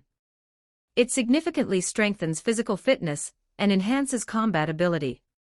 This corresponds to when a lawyer cannot persuade others with the law, they can adopt physical persuasion. Let's go down and say goodbye to them," Dudley said. Harry hesitated for a moment but still followed. After a simple farewell, Harry returned to the train first. Dudley was held in Petunia's arms, crying uncontrollably. Just before the train started, Dudley broke free from his mother's embrace and jumped onto the train that was already slowly moving. "Stop crying, Ginny, we'll send lots of owls to find you." "All right, we'll give you a Hogwarts toilet seat." "George." "Just kidding, Mom." Next to Dudley, a pair of twin brothers were saying goodbye to their mother and sister, only the originally sad moment was completely broken by their mischievous behavior. Dudley couldn't help but smile, thinking these two brothers were really interesting. Dudley walked along the corridor toward the back of the train. When he reached the compartment, Dudley found that the compartment which originally only had Harry now had an extra red-haired boy. Dudley took the initiative to greet him. "Oh, hello. My name is Ron Weasley," Ron introduced himself proactively. Dudley sat down next to Harry. "My name is Dudley Dursley. Harry Potter's cousin," Dudley smiled. Chapter 35, The Problematic Rat. "Harry Potter, you mean, that Harry Potter?" Ron looked at Dudley in shock. Dudley looked at Harry, assuming Harry had already introduced him to Ron. "He just came in," Harry said helplessly. Dudley shrugged, casually picked up the cat sleeping nearby, placed it on his lap, and started petting it. The cat, startled awake, looked at Dudley with a bewildered expression, even questioning its own feline existence. "You're Harry Potter?" Ron finally realized who the bespectacled boy sitting in front of him was. "Yes, I am Harry Potter," Harry nodded with a smile. "Then you really..." Ron pointed to his own forehead. Harry generously lifted his hair, letting Ron see the lightning scar on his forehead. "You come from a wizard family, right?" "I saw your family when I entered the station earlier," Harry said. The Weasley family was too easy to recognize with their red hair. Harry had only glanced at them before and remembered it. "Yes, our family are all wizards. Our Weasley family can be considered an old wizard family. By the way, a distant cousin of my mother's seems to be an accountant, but we don't really keep in touch with him," Ron said. The friendship between boys often sparks from just a few words, creating a strong interest in each other. "Then you must know a lot of magic, right?" Harry asked, somewhat excitedly. "I heard you lived with muggles afterwards." "What are they like?" Ron asked at the same time. "Not bad," Harry glanced at Dudley beside him. If it were the Dudley from before, he would definitely have said it was terrible and even complained about it severely. But now there was no need for that. "Oh, I forgot, he's your cousin," Ron looked at Dudley, feeling embarrassed. "Can you tell us about Hogwarts?" "We don't know much about the school yet," Dudley said with a smile. "No problem," Ron said immediately. "Hogwarts is the best magic school in the world, or at least that's what I think. The school is divided into 4 houses: Hufflepuff, Ravenclaw, Gryffindor, and Slytherin. Each house has its own criteria for selecting students, though I don't know exactly how they do it. My brother told me there seems to be a test, and it's said to be quite harmful to students," Ron explained. Hearing this, a look of worry appeared on Harry's face. What if the test was difficult and he couldn't pass? He hadn't been exposed to magic since he was a child, and he had only started reading books this past month. He hadn't even tried many spells. If no house wanted him, wouldn't that be too embarrassing? Those two twins are your brothers, right? Dudley suddenly asked. Ah, yes, have you met them? Ron asked, surprised. Yeah, I saw them joking around with your sister earlier. I think you shouldn't believe everything they tell you, Dudley said. It was obvious that the twins liked pranks, and it was perfectly normal for them to fool their younger brother. Fine, I don't believe what they say either, Ron nodded.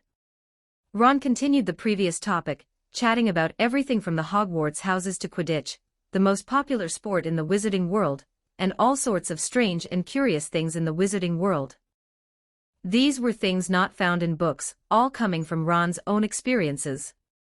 Dudley and Harry both listened with great interest. Suddenly, there was a knock at the door, and a round-faced boy walked in with tears in his eyes. Sorry to bother you, have you seen my toad? The boy asked. Haven't seen it, Ron shook his head. Okay, thank you, the boy turned and left the compartment, closing the door behind him. Toads as pets haven't been popular for years. If I had a toad as a pet, I'd definitely wish for it to run away as soon as possible. After saying this, Ron pulled a sleeping rat from his pocket. This is Scabbers, a pet rat my brother didn't want. Now it's mine. Ron's ears turned a little red. It only knows how to eat and sleep all day. Sometimes I don't even know if it's dead or alive. Dudley glanced at the shedding rat, his brow furrowing slightly. He felt that there was something different about this rat. It seemed to have a faint, almost imperceptible aura of evil. Can I take a look at your rat? Dudley said. He wanted to observe the rat up close. If it could make him feel a trace of evil, it meant this rat might not be simple. Although it might just be his imagination, Dudley didn't want to let such a suspicion pass. Oh sure, Ron didn't think much of it, and was about to hand Scabbers to Dudley. Squeak, squeak, squeak. Suddenly, the sleeping rat began to struggle violently, letting out frantic squeaks. Scabbers, what are you doing? Ron was startled and quickly tightened his grip on the rat. It might be afraid of cats, Harry said. Dudley was petting his pet cat at that moment. It was likely that the rat had spotted the cat and started struggling violently. All right, I'm not going to feed you to the cat, stop squeaking. Ron soothed Scabbers and put it back into his pocket. Sorry, Ron said to Dudley. It's fine, I forgot I had a cat here, Dudley said. But at the same time, his gaze turned to Ron's pocket. He always felt that this rat was somewhat unusual. Dudley blinked slightly, activating his spirit vision. A beyonder creature. Under Dudley's spirit vision, he saw a faint halo emanating from Ron's pocket, which meant that something with spirituality existed there. A magic species. Dudley guessed. He wasn't sure if such a pet had issues beyond the normal scope. After all, he didn't know much about the animals in the wizarding world yet. Perhaps this was just a rat with the bloodline of some magic species. The aura of evil didn't necessarily explain much. It could just be that it had come into contact with something else, or perhaps it possessed the bloodline of an evil magic species. All of this required Dudley to have a better understanding of the entire wizarding world before he could make a judgment.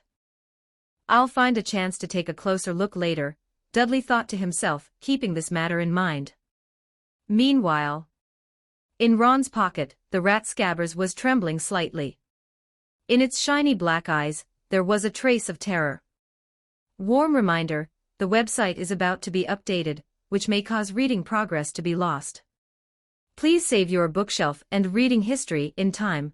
It is recommended to take screenshots. We apologize for any inconvenience caused. 36 Mudblood Chapter 36, Mudblood at noon. A kind woman knocked on the door of their compartment and asked if they wanted to buy anything to eat. Both Dudley and Harry were very interested in the food of the wizarding world, so they bought a whole pile of it. This was also the first time Harry had bought things to share with others, and the feeling was quite nice. During this time, Ron's twin brothers, Fred and George, came over to visit, and Ron enthusiastically introduced Harry and Dudley to them. The only pity was that he didn't remember Dudley's name, only remembering that he was Harry's cousin, which almost caused an awkward situation. Dudley didn't mind this. Once most people heard Harry Potter, they basically wouldn't pay attention to anything else he was saying, let alone remember his name. In the afternoon, the door of the compartment was knocked on again. This time, a young girl with bushy hair and big front teeth walked in. She had already changed into her Hogwarts school uniform. "Have you seen a toad?" "A boy named Neville has lost his toad," the young girl asked. "No, he has already been here himself," Harry said. "Oh, okay." After saying that, the young girl prepared to leave. But at that moment, she noticed a scar on Harry's forehead. Because it was a bit hot, Harry had pushed back the stray hair on his forehead, which made the lightning-shaped scar look very obvious. "Are you Harry Potter?" the young girl said in surprise, sitting down directly opposite, next to Ron. Ron was startled. He frowned and shrank to the side. "Yes," Harry nodded. Dudley was already used to this. He didn't even look up, reading a book while petting a cat, feeling as comfortable as could be. "My name is Hermione Granger." "My goodness, I know everything about you. I bought some extra books. History of Magic, The Rise and Fall of the Dark Arts, and several others all mention your name and deeds," Hermione said excitedly. Harry was completely bewildered, not knowing what kind of expression to give, so he could only offer an awkward but polite smile. Hermione rattled on like a machine gun, talking about the history of magic, the history of Hogwarts, the differences between the various houses at Hogwarts, and finally concluded with which house she wanted to go to, which finally brought her monologue to a temporary halt. "All right, I'll be going now. It's almost time. You'd better change into your school uniforms," Hermione said before standing up and reminding them as she left. "Okay," Harry nodded. After the compartment door closed, Ron curled his lip. "No matter which house I get sorted into, I don't want to be in the same one as her. It's just too terrifying."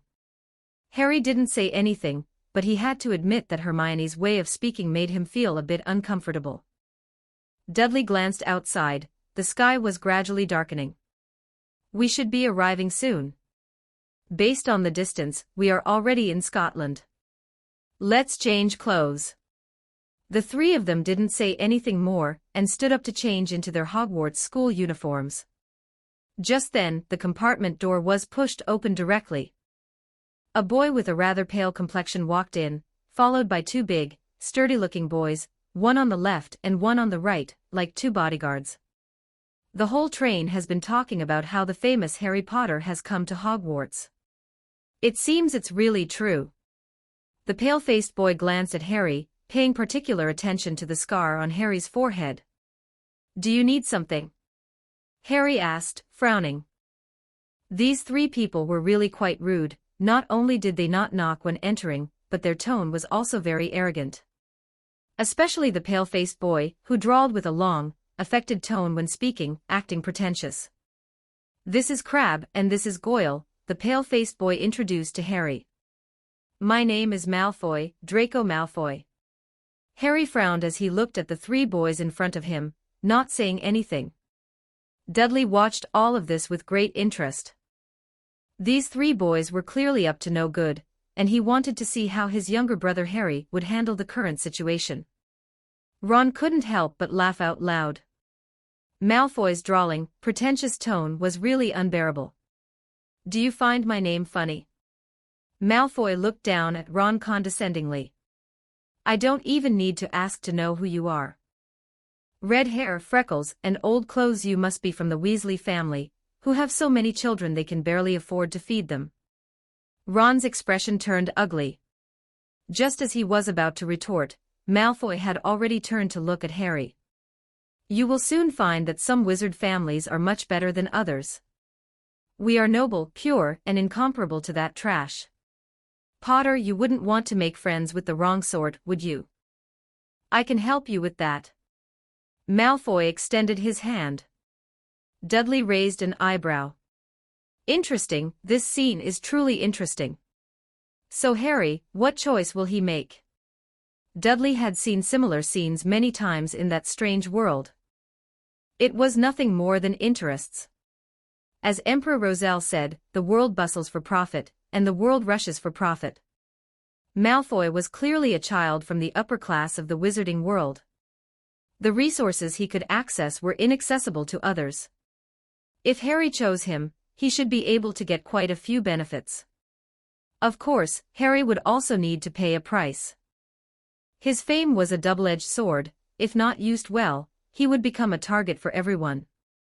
An average child might yield to authority in this situation, but it's hard to say about Harry. I think I can tell who the wrong sort is for myself, thanks. Harry looked coldly at Malfoy's extended hand and said. A slight flush appeared on Draco Malfoy's pale face. If I were you, Potter, I would be very careful, especially careful, Malfoy said slowly. Otherwise, you might very well end up on the same path as your parents. They were just like you, equally ungrateful. Harry and Ron stood up with a sudden jerk. Seeing this, Dudley also stood up. Want to fight? Malfoy stepped back, positioning himself behind Crabbe and Goyle. 3 against 3, a fair duel. Oh no, there is also a mudblood here, he doesn't count as a person. Malfoy's indifferent gaze swept over Dudley, as if he didn't consider him a person at all. What are you saying? Ron's expression was terrible. Obviously, this was a highly insulting term. Even if Dudley and Harry didn't understand it, they could probably guess what it meant. Chapter 37, A Fierce Beating. Did I say anything wrong? A mudblood is just a mudblood. Malfoy continued arrogantly, Potter, if you hang around with these people, it won't be long before you become just as degenerate as them. Just like your parents. Malfoy's words completely enraged Harry. Ron was also burning with anger, and seeing Harry wanting to rush forward, he chose to help without hesitation. Just at this moment, Dudley suddenly struck, grabbing Harry and Ron with one hand each. Dudley, he's insulting you, and it's really nasty. Ron tried to break free from Dudley, but found that Dudley's hand was like an iron clamp, holding him firmly, completely unable to break loose. Harry, on the other side, was also red in the face. Didn't Dudley always advocate violence? Why was he backing down now? Dudley didn't respond to Harry and Ron, but slightly tilted his head to glance at the end of the corridor. Under his spirit vision, there was a blurry figure there. Judging by the light radiating from it, the spiritual power was very strong. It should be a very powerful wizard. Immediately, Dudley's gaze looked at the compartment next door. That compartment had a out-of-use sign posted, and behind the door was a thick curtain, making it impossible to see the situation inside. But he could still see spiritual power emanating from it, which meant there was also a powerful wizard inside. From the moment he boarded the train, the situation Dudley observed clearly told him that on this seemingly simple train, many powerful wizards were hidden. He didn't know what these people were here for, perhaps it was to protect their safety, or perhaps for other purposes. But regardless, in such a situation, one must be sufficiently cautious. This was the rule of survival Dudley had learned in that bizarre world. Do you think your bloodline is very noble? Dudley said, taking a step forward. His eyes, opened with spirit vision, stared at Malfoy and his 2 lackeys behind him. Humph, much nobler than a mudblood like you. Malfoy said, frowning. For some reason, he felt a kind of indescribable pressure coming from Dudley. A person's status is never determined by bloodline. In my opinion, your so-called nobility is merely your own wishful thinking. Because apart from your bloodline, you are worthless. Take you, for example. The so-called noble and pure bloodline on you, I only see noble and pure trash. No matter how noble the trash is, it's still trash. Dudley looked at Malfoy, speaking in a measured tone. Spiritual power continued to spread with Dudley's voice. His Beyonder ability had already been activated. As a sense of majesty was released from Dudley, the lawyer's powers of persuasion and eloquence were also taking effect. At the same time, Dudley was using the lawyer's beyonder ability to guide and distort the thoughts and emotions of Malfoy, as well as Crabbe and Goyle. "What did you say?" Malfoy's face immediately twisted. Crabbe and Goyle also became incredibly angry at this moment. Their noble bloodline had been belittled to worthlessness by Dudley. More importantly, as these words fell into their ears, they actually felt that what Dudley said was quite right. This only made them angrier, an incomparable anger. "Beat them to death for me," Malfoy clamored as he rushed forward, not forgetting to order Crabbe and Goyle. Malfoy's angry fist went straight for the nearest person, Harry. Seeing this, Harry chose to fight back without hesitation. But he forgot he was still being held by Dudley, which caused him to lose control of his strength when attacking. This gave Malfoy an opportunity, and he punched Harry in the face. Harry let out an exclamation. It wasn't because he was hit by Malfoy's fist, but because he was dragged backward by Dudley's hand. However, Malfoy's fist was not without effect. It directly knocked Harry's glasses flying, and they cracked when they hit the ground. "Malfoy, how dare you hit my brother? I will never let you off today." Dudley suddenly shouted, raised his hand, and punched Malfoy in the face, knocking him directly from the compartment into the corridor outside. "And you too, bullying my brother, right? I'll beat you to death," Dudley shouted while striking out wildly. Screams and Dudley's shouts rose and fell. In just 2 or 3 seconds, Crabbe, Goyle, and Malfoy had all been pummeled by Dudley and landed screaming in the corridor outside. In the compartment, Harry and Ron stared at this scene, dumbfounded, as if they had been hit by a Petrificus totalis. In that instant, they hadn't reacted at all. Dudley's strikes were too fast and too ruthless. Every punch landed solidly on the 3 of them. Even just watching, Ron felt the flesh on his own body ache. Pain, it was really too painful. After knocking the 3 out of the compartment, Dudley didn't chase after them. Instead, he backhanded and tore Harry's clothes, and smeared the blood on his hands, which he didn't know if it belonged to Crabbe or Malfoy, onto Harry's face. These actions were performed in one smooth motion. "What are you doing?" A middle-aged woman's voice came from the corridor outside. The compartment next door, which had a out-of-use sign, was also pulled open with a whoosh, and 2 middle-aged men wearing wizard robes walked out. "Oh my God." The middle-aged woman was none other than Professor McGonagall. She first saw Malfoy covered in blood, as well as Crabbe and Goyle rolling in pain. After walking up quickly, she saw Harry Potter, who was also covered in blood. "What are you doing?" Professor McGonagall looked at this scene in shock. "This Malfoy here brought 2 lackeys and ran into our compartment to hit my brother Harry Potter. Look, he even broke my brother's glasses and covered his face in blood," Dudley said loudly. By this time, the corridor outside was already crowded with students. When everyone heard Dudley's words, they basically ignored everything else, but they grasped the only key point. Someone hit Harry Potter. And hit him until his face was covered in blood. Harry Potter came to our school. Who hit Harry Potter? Who hit Harry Potter? Who is so bold? The crowd was indignant. After all, Harry Potter was quite famous in the wizarding world, and many people regarded him as an idol. For such a little brother to be beaten on his first day on the way to Hogwarts, this was intolerable. Malfoy, lying on the ground, was so angry he almost fainted when he heard this. He tried to hum and mumble a defense, but as soon as he opened his mouth, it was full of bloody foam, and he couldn't speak clearly at all. "Professor, they went too far." As soon as they came up, they said Harry was as ungrateful as his parents, and even called Harry's cousin a mudblood, and punched Harry's glasses off.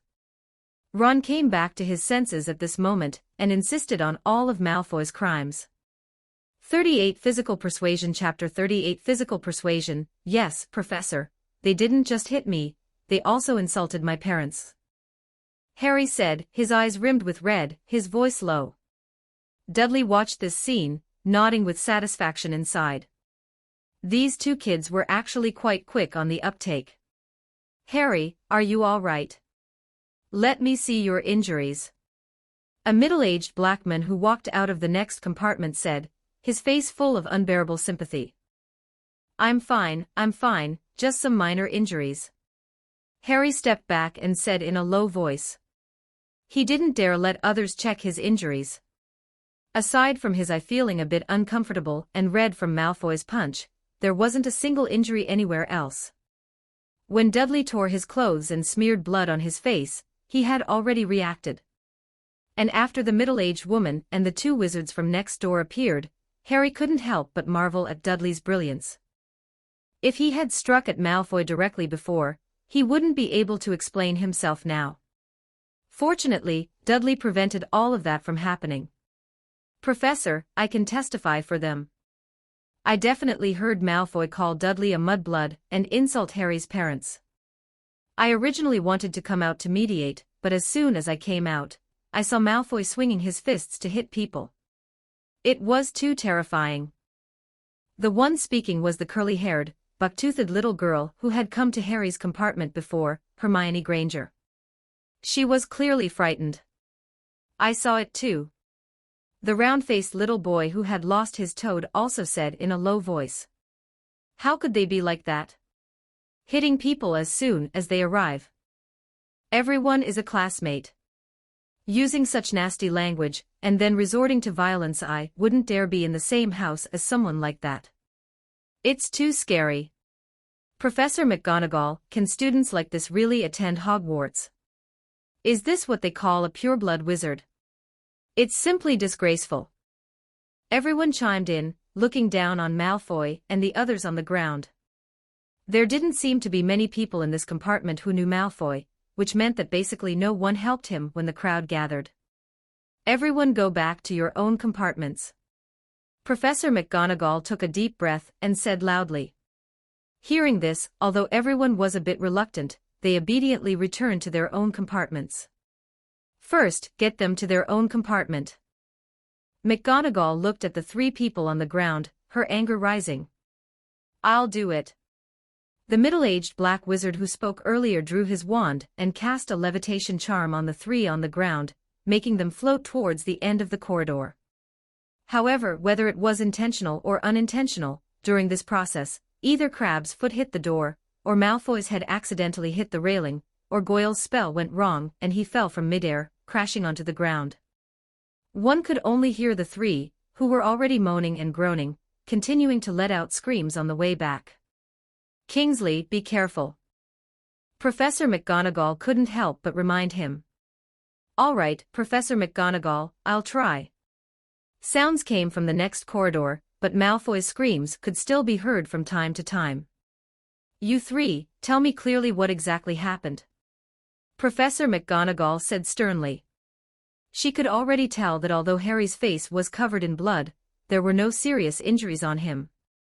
Clearly, Harry hadn't come out on the losing end of this conflict.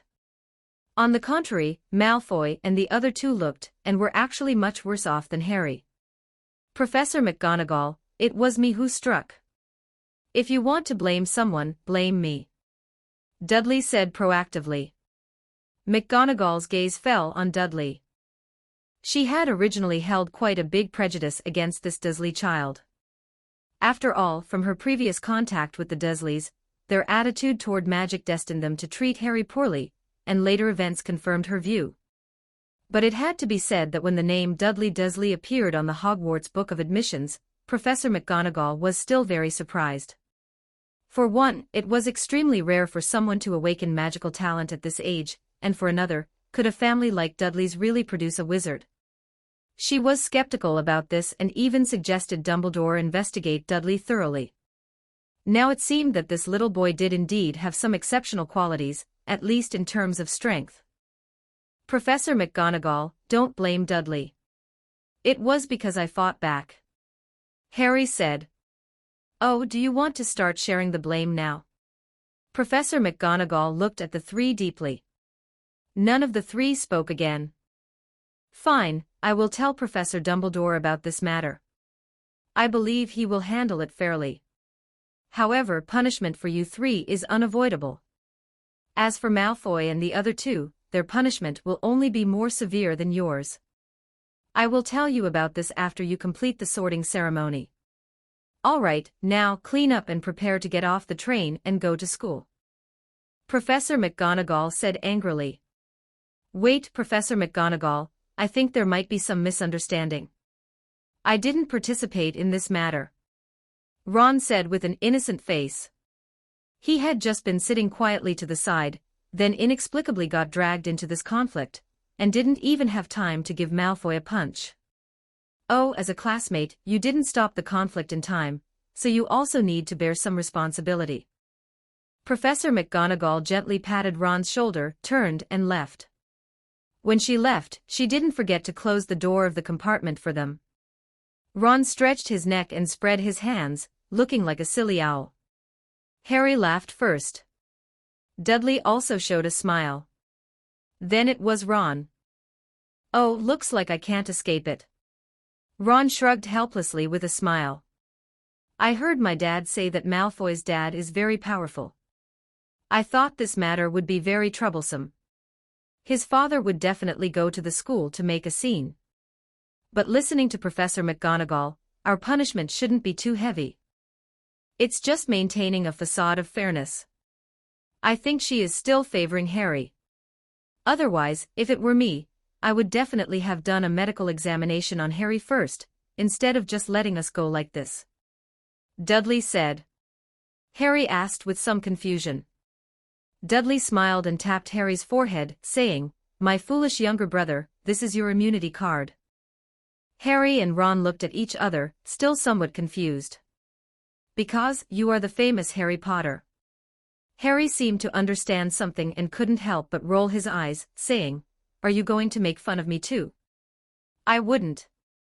Dudley nonchalantly wiped the blood off his hands and picked up the little kitten to continue petting it, a completely different person from when he was violently beating Malfoy and the other two.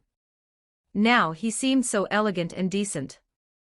If he put on a top hat and held a cane, he would be a gentleman straight out of the Middle Ages. I think the kids in our neighborhood calling you Brother D really wasn't for nothing. Harry suddenly said. Since language cannot persuade, then we can only use physical persuasion. Dudley raised his eyes and smiled elegantly. Chapter 39, Spells. That was amazing, could you teach me?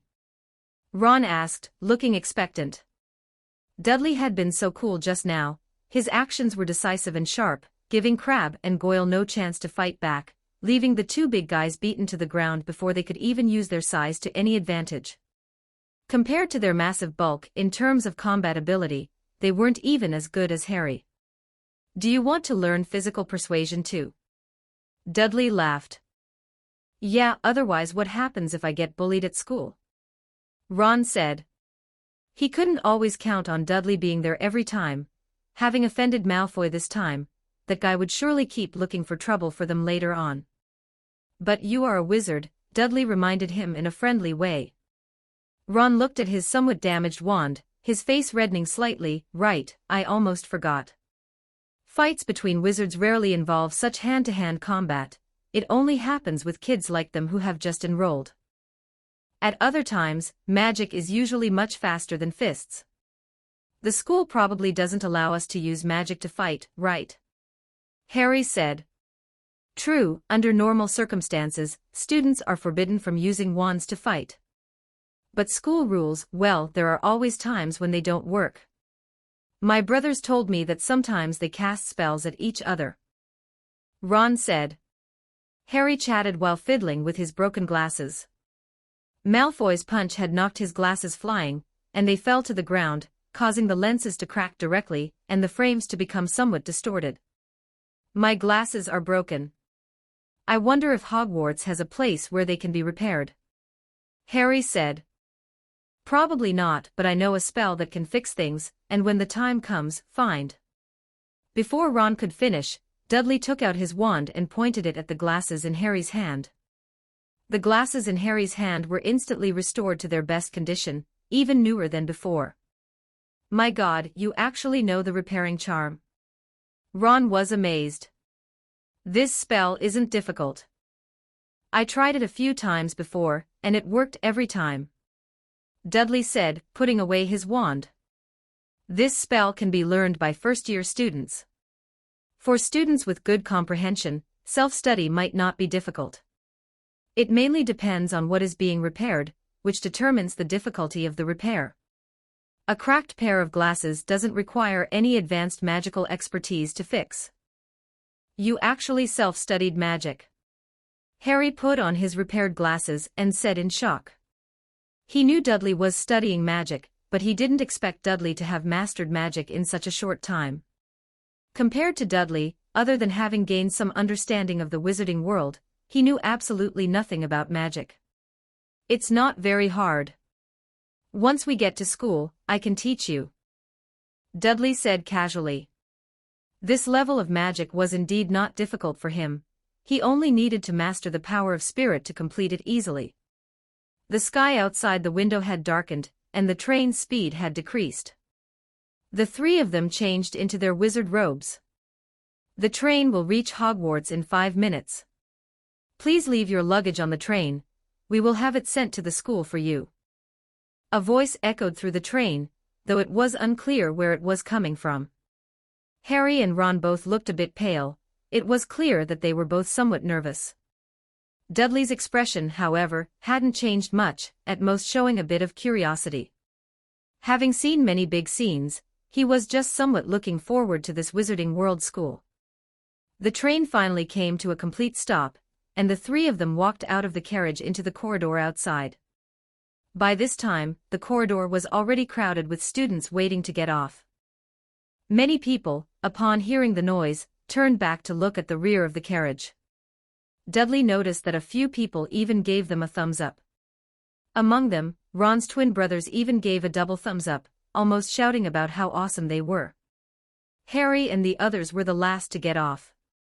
By this time, it was already a pitch-black night outside. A chill hit them in the face, causing Harry and Ron to shiver involuntarily. Fur's years over here. A familiar voice echoed in the darkness of the night. His massive figure stood not far away, holding a lantern. Standing there, he was like a lighthouse, pointing the way for the first-year students. Harry, Dudley, over here. Did you have a good summer? Hagrid noticed Harry and Dudley and waved enthusiastically. The first-year students began to walk towards Hagrid, while students of other years left in another direction.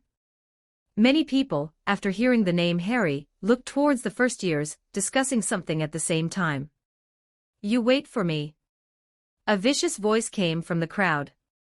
Harry and the others followed the sound and looked over, discovering that Malfoy and his two companions were standing not far away, their expressions looking terrible.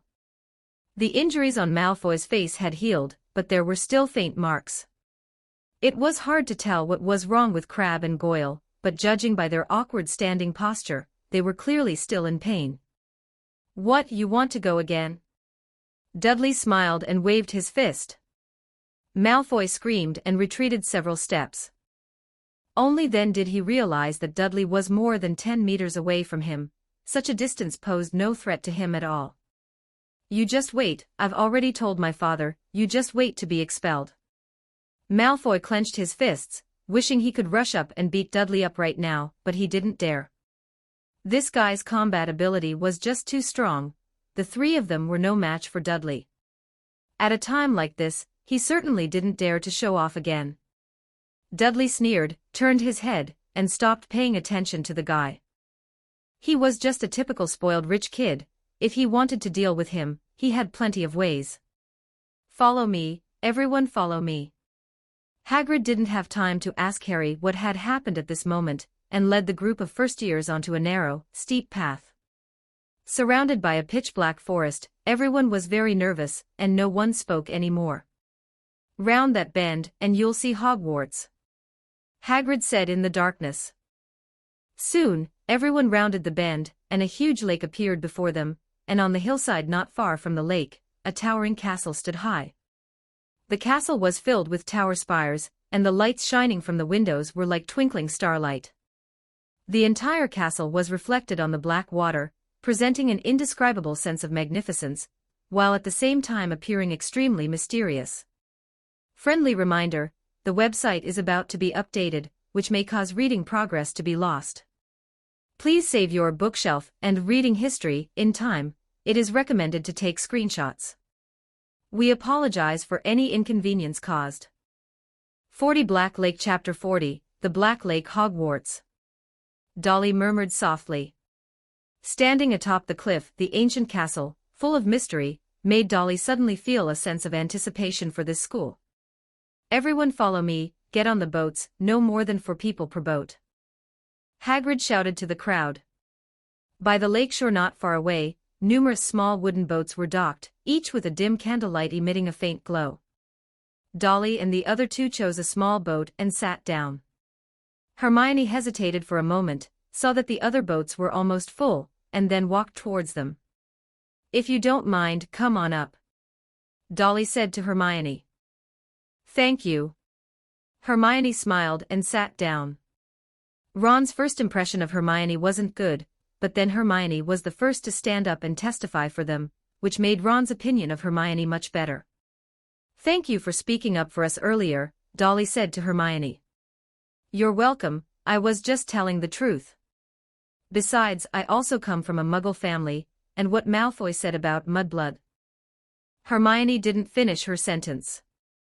Anyway, he wasn't just insulting one person, but an entire group. You were right to teach him a lesson.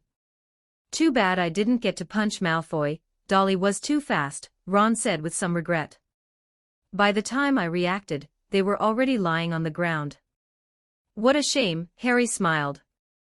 Hermione smiled shyly and said nothing more. Soon, after everyone boarded the boats, they rowed towards the castle under Hagrid's lead. According to Hagrid, this was a ritual. First-year students always entered the school this way. The dark water slowly flowed past the sides of the small boats, raising dull splashes. Braver students dared to look at the water, while the timid ones had already huddled together, not daring to look at the dark surface at all. My brother told me there are water monsters in this black lake, Ron whispered. His voice trembled slightly, whether from fear or cold. They won't suddenly rush out and eat us, will they? Hermione asked, a little scared. Probably not, otherwise Hogwarts would definitely send a professor to protect us. Dali was originally resting with his eyes closed, but when he heard Ron say there were water monsters underwater, he suddenly became interested. He turned slightly, blinked his eyes, activated his spiritual vision, and looked down into the water. With the faint light emanating from the ancient castle, Dali could barely make out the water's surface. The lake water in this lake seemed different from ordinary lake water, much darker in color, so much so that under these conditions, almost nothing could be seen. Dali even speculated that even during the day, the lake water's color would be very dark. Dali concentrated, and the power of spirituality slowly gathered in his eyes, gradually adding a touch of color to the originally pitch-black lake water. A faint light streaked rapidly under the water, like a fish, yet also like a person. That is...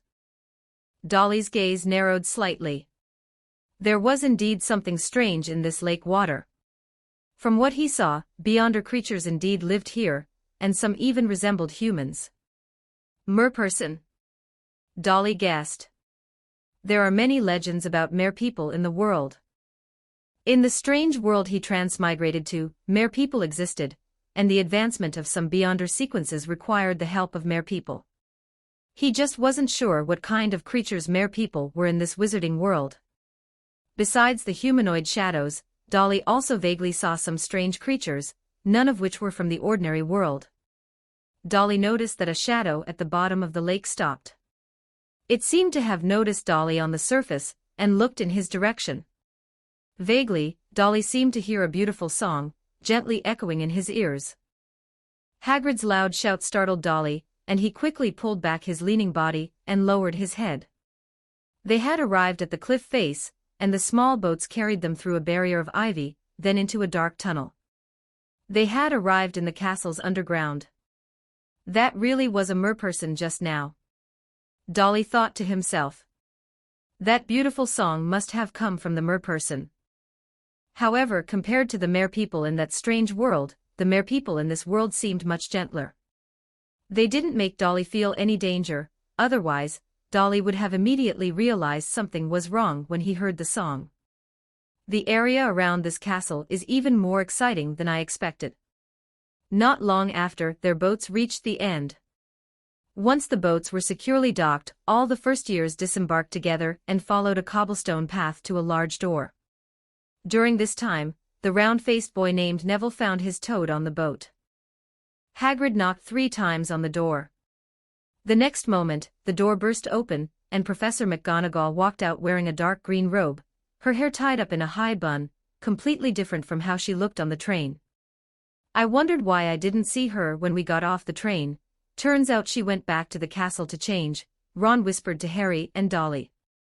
Professor McGonagall seemed to hear Ron talking and glared fiercely at him, scaring Ron into not daring to speak out of turn again. Good work, Hagrid.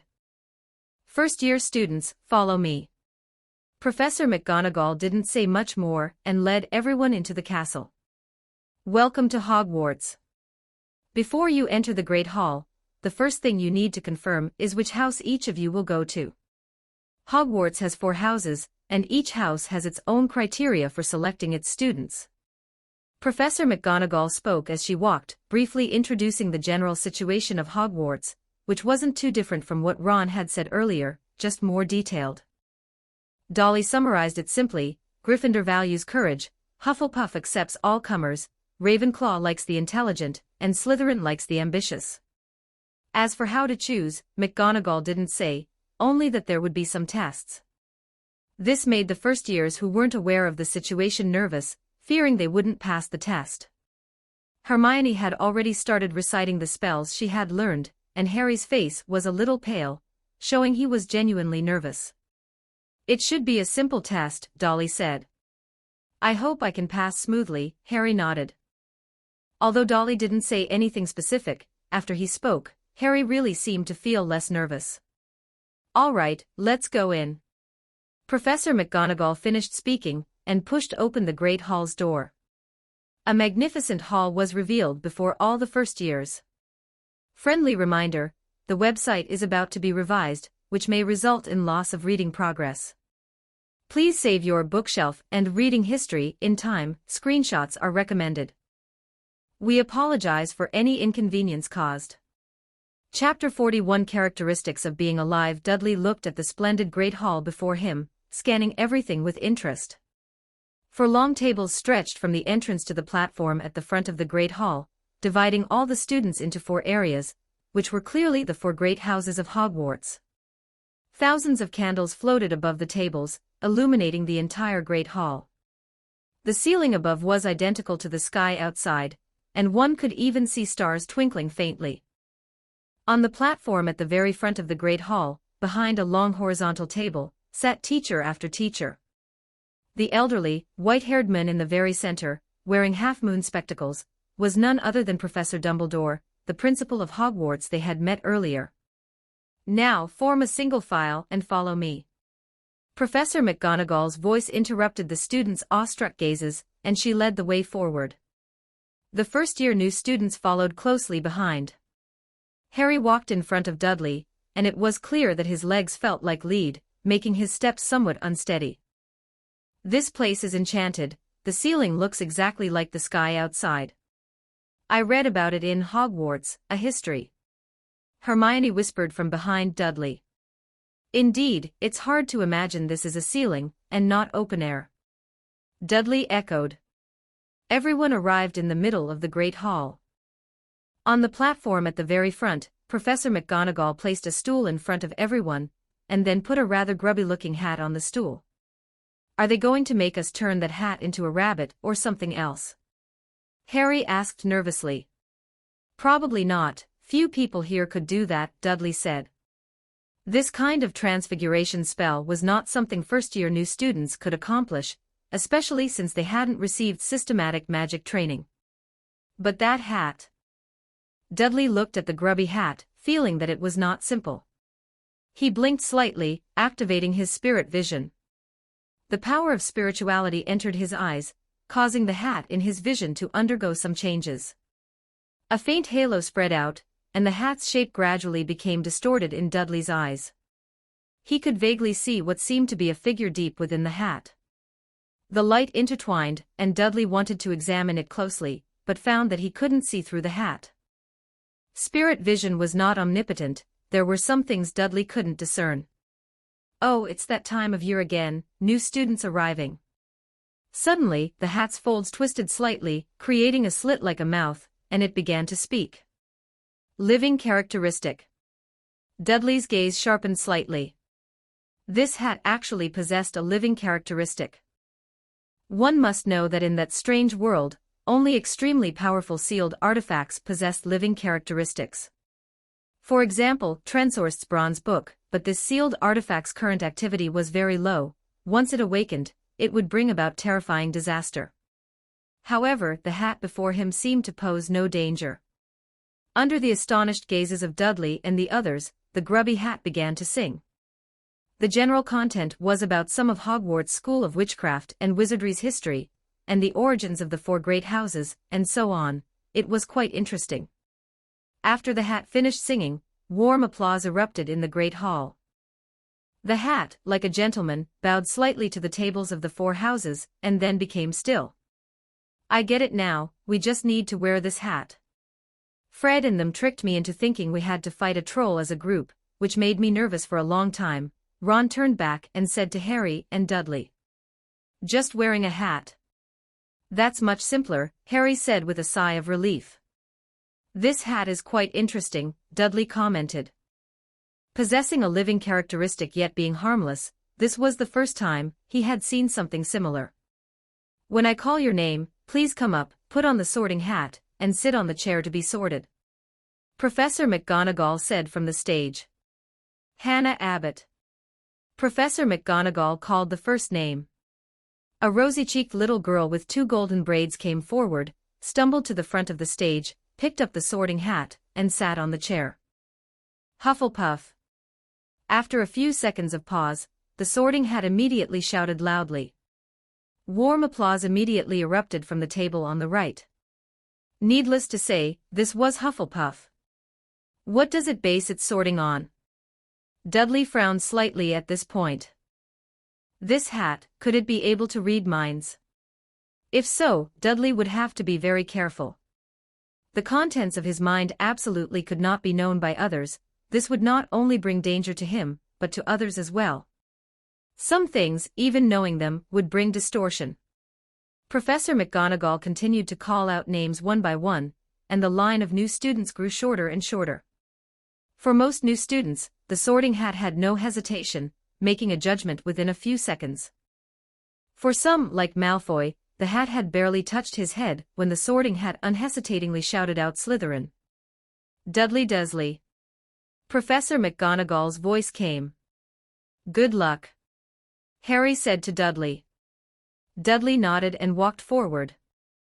Everyone's gaze converged on Dudley, especially Malfoy's, whose vicious stare seemed to want to devour him alive. However, Dudley paid no attention. He glanced at the chairman's platform. Professor Dumbledore and the others were all looking at him, and Dudley even saw that Dumbledore winked at him. Dudley came to the stool, picked up the sorting hat, and slowly placed it on his head, but he didn't immediately lower his hand. He was prepared to take the hat off immediately if he sensed anything amiss. Oh, let's see, which house should I put you in? The sorting hat's voice appeared in Dudley's ear.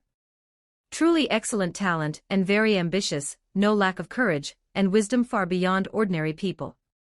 The sorting hat continued to murmur. Can it detect my characteristics? Dudley thought to himself. Yes, I can detect your strengths and weaknesses, the sorting hat immediately said. Dudley's expression tightened slightly. This hat really is reading minds. No, this isn't mind reading. It can only perceive your superficial thoughts. If I could directly read someone's thoughts, I wouldn't just be sorting here, would I? The sorting hat said. All right, Dudley relaxed slightly. Wait, look what I've found, this astonishing magic talent. Why didn't I notice it just now? The sorting hat exclaimed. Friendly reminder, the website is about to be revised, which may cause loss of reading progress. Please save your bookshelf and reading history in time. Screenshot saving is recommended. We apologize for any inconvenience. 42 I am just a hat. Chapter 42 I'm just a hat. Dudley calmed himself, entering a deeper mode of thought to prevent the Sorting Hat from continuing to read his mind, which wasn't difficult for him. Have you discovered my secret? Dudley thought to himself. I dare say, you are absolutely the most magically gifted child I have ever seen in all these years. With just a little guidance, you could become a great wizard. However, this is difficult. Which house should I put you in? Clearly, your courage and wisdom are greatly admired by Gryffindor and Ravenclaw. And your ambition is beloved by Slytherin. As for Hufflepuff, trust me, they would jump for joy if you went there. This is truly difficult. The Sorting Hat fell into a state of indecision. I can't believe this hat is such a chatterbox, Dudley said helplessly. He could feel that his sorting time had far exceeded that of others. In the Great Hall, a murmur of whispers had already begun, everyone wondering why the Sorting Hat had not yet completed Dudley's sorting. Could it be that Hogwarts' Book of Admittance had a problem and sent in a muggle with no magic talent? Malfoy's voice came through, not loud, but in the quiet Great Hall, many could still hear it. That would be too interesting. The famous Harry Potter's cousin couldn't be a squib, could he? Oh wait, I'm wrong, he's not a squib because his parents are muggles, hee. Malfoy's sarcastic voice came through, causing quite a stir. He's Harry Potter's cousin. Wait, Harry Potter couldn't have come too, could he? Which one is Harry Potter? Let me see. The whispers in the Great Hall grew louder, even becoming somewhat boisterous. Professor McGonagall said with a frown. Instantly, the Great Hall became quiet again, but from everyone's expressions, it was clear they were all a bit impatient. Professor McGonagall glanced at Dudley, who was wearing the Sorting Hat. To be honest, Dudley had taken far too long. All right, let me take one last look at your qualities, to decide which house to put you in.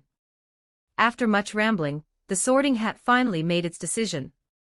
Hurry up, Dudley couldn't help but urge. Suddenly, the Sorting Hat let out a startled cry, falling directly from Dudley's head and going silent. What's going on? Everyone looked on in shock at the scene unfolding before them. Even Professor McGonagall, standing nearby, was stunned. Dudley also frowned. He hadn't done anything. What was wrong with this hat? Seeing this, Professor Dumbledore immediately stood up, walked over, and picked up the hat from the floor. He looked at the Sorting Hat, and after a moment of silence he said, "There was a small mishap." Professor Dumbledore said. Professor McGonagall, let the new students eat first, the sorting ceremony will continue after dinner. Professor Dumbledore said. Professor McGonagall's expression was hesitant. The sorting hadn't been completed, so where should these new students sit to eat? Everyone can sit wherever they like, pick a table you prefer. After Dumbledore finished speaking, ignoring McGonagall's expression, he gave Dudley a deep look, then took the Sorting Hat, and left the Great Hall. Professor, Dudley stood up. He truly hadn't done anything. It's all right, perhaps there's a problem with the Sorting Hat. You go back and eat with everyone else for now. Professor McGonagall said. She also didn't understand what had happened. Dudley returned to the line, and facing Ron and Harry's confused gazes, he could only shake his head. Since Ron's brothers were all in Gryffindor, Harry, Dudley, Hermione, and others sat together at the Gryffindor table to enjoy dinner. In Dumbledore's office. What happened, my dear friend? Dumbledore asked, looking at the Sorting Hat. The Sorting Hat seemed to shake its head and slowly began to speak. I don't know what happened. I just wanted to see which house Dudley was most suited for. I wanted to understand him deeply, and then I knew nothing. Dumbledore pondered for a moment and asked, Did you discover anything? Oh, speaking of discoveries, I truly found that this child's magic talent is very high, higher than yours, Dumbledore, and higher than that child before. You know who I'm talking about. And then? Dumbledore asked. There was no then. I wanted to see the essence deep within him, and then I knew nothing, the Sorting Hat continued. But honestly, I felt fear, and I don't know why. You know, I was left behind by Gryffindor, so if I'm afraid, it means Gryffindor would also have similar emotions when facing such a situation. In short, I can't quite explain what's going on with him. After all, I'm just a hat, Dumbledore. The Sorting Hat had no hands, otherwise, at this moment, it would surely have shrugged, looking innocent. All right, you're just a hat. Dumbledore nodded. So, which house do you want to put him in? Dumbledore asked. If it's just my own judgment, I would choose Slytherin. This boy in Slytherin will definitely achieve great things. Of course, with his talent, he wouldn't fare badly in other houses either. Dumbledore fell silent, no longer speaking. In the Great Hall. After about 10 minutes, Dumbledore returned to his seat with the Sorting Hat. Many teachers asked Dumbledore what had happened, curious about the earlier events. The students also looked over, and many eyes fell on Dudley. This meal, it truly has no taste at all. Dudley was a bit helpless. Because of the previous incident, he had even garnered more attention than the famous boy Harry Potter, drawing countless eyes, which was not what he wanted. After dinner, the Sorting Hat was placed back on the chair. Dumbledore stood up and instantly, the clamor below disappeared. Everyone watched him intently. There was a small accident earlier, the Sorting Hat might have been too excited, just like you young ones. Next, the sorting ceremony will continue. As for Dudley Dursley, his house is Gryffindor. As Dumbledore's voice fell, the Gryffindor table immediately erupted in thunderous applause. Friendly reminder, the website is about to be revised, which may cause loss of reading progress. Please save your bookshelf and reading history in time. It is recommended to save screenshots. We apologize for any inconvenience caused. Chapter 43, Grudges of the Previous Generation. Gryffindor, huh? Dudley murmured softly to himself, smiling and greeting the students around him. He was already sitting with Gryffindor, so he didn't even need to change seats. That's great, we're most likely in the same house, Ron said happily. Everyone in my family is in Gryffindor, so I'm definitely no exception. I wonder which house I'll be sorted into, Harry said nervously. Hopefully Gryffindor. Of course, the other houses aren't bad, but it's best not to go to Slytherin. Those bad wizards basically all come from Slytherin, and you know who is one of them, Ron said. Slytherin. Dudley glanced at the Slytherin table, and saw Malfoy looking at him angrily. I feel like the Sorting Hat seemed to want me to go to Slytherin, but in the end, I was sorted into Gryffindor. Was this the Sorting Hat's choice, or did someone make the choice for the Sorting Hat?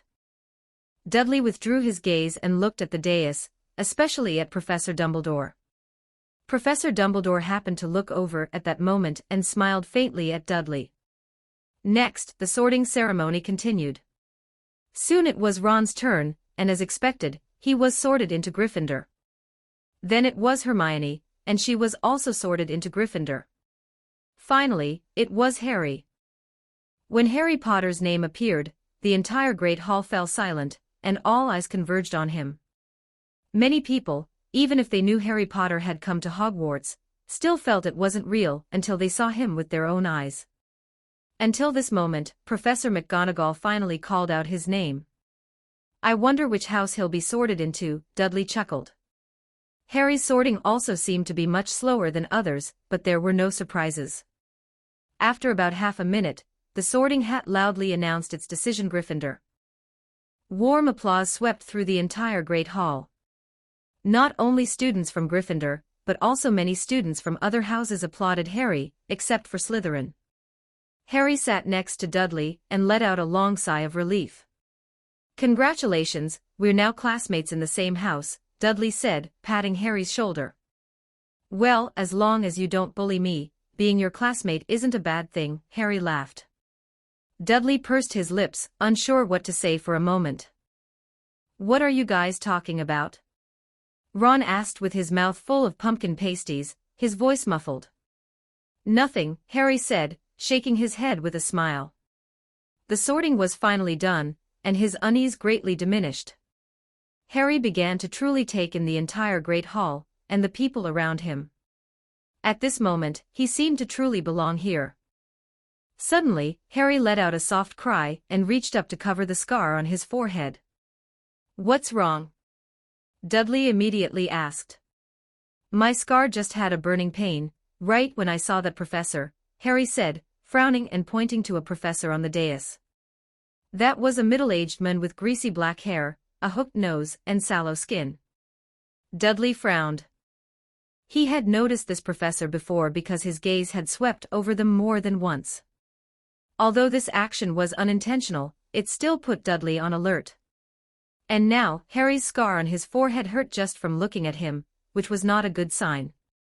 He knew very well that a very evil aura was hidden in Harry's scar, something even he found troublesome. "Who is that professor, and what does he teach?" Dudley asked Percy, who was not far away. This was Ron's brother, and they had already chatted, and were familiar with each other. "He is Professor Snape, Dean of Slytherin House, and the potion class professor. However, he doesn't seem to want to teach this subject, and wants to teach defense against the dark arts instead. Unfortunately, that subject already has a professor," Percy said.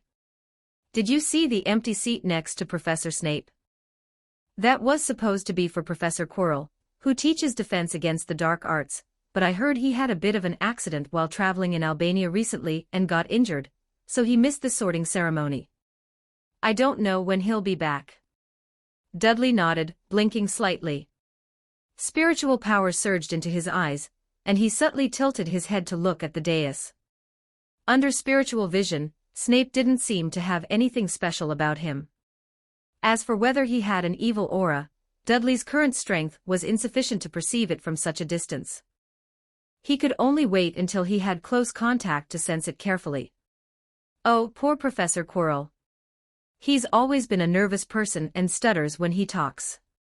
Now that he's injured in Albania, I wonder if he'll recover.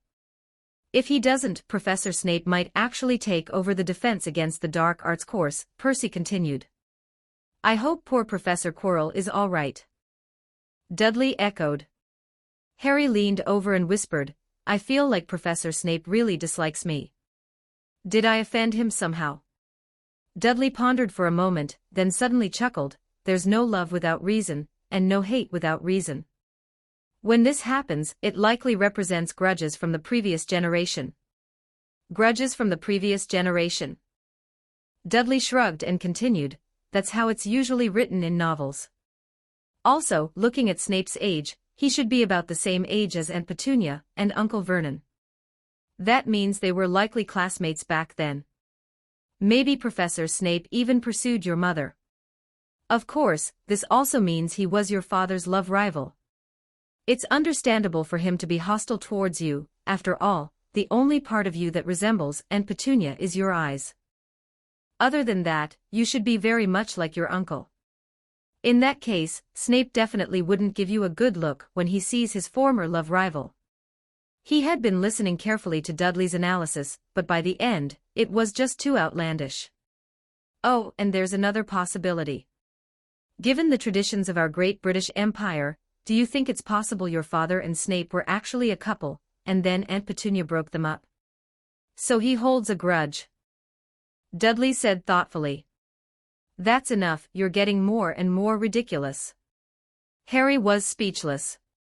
Ha ha ha, just a bold guess. Dudley laughed. I'd rather believe pigs can fly than believe your outlandish guesses, Harry said.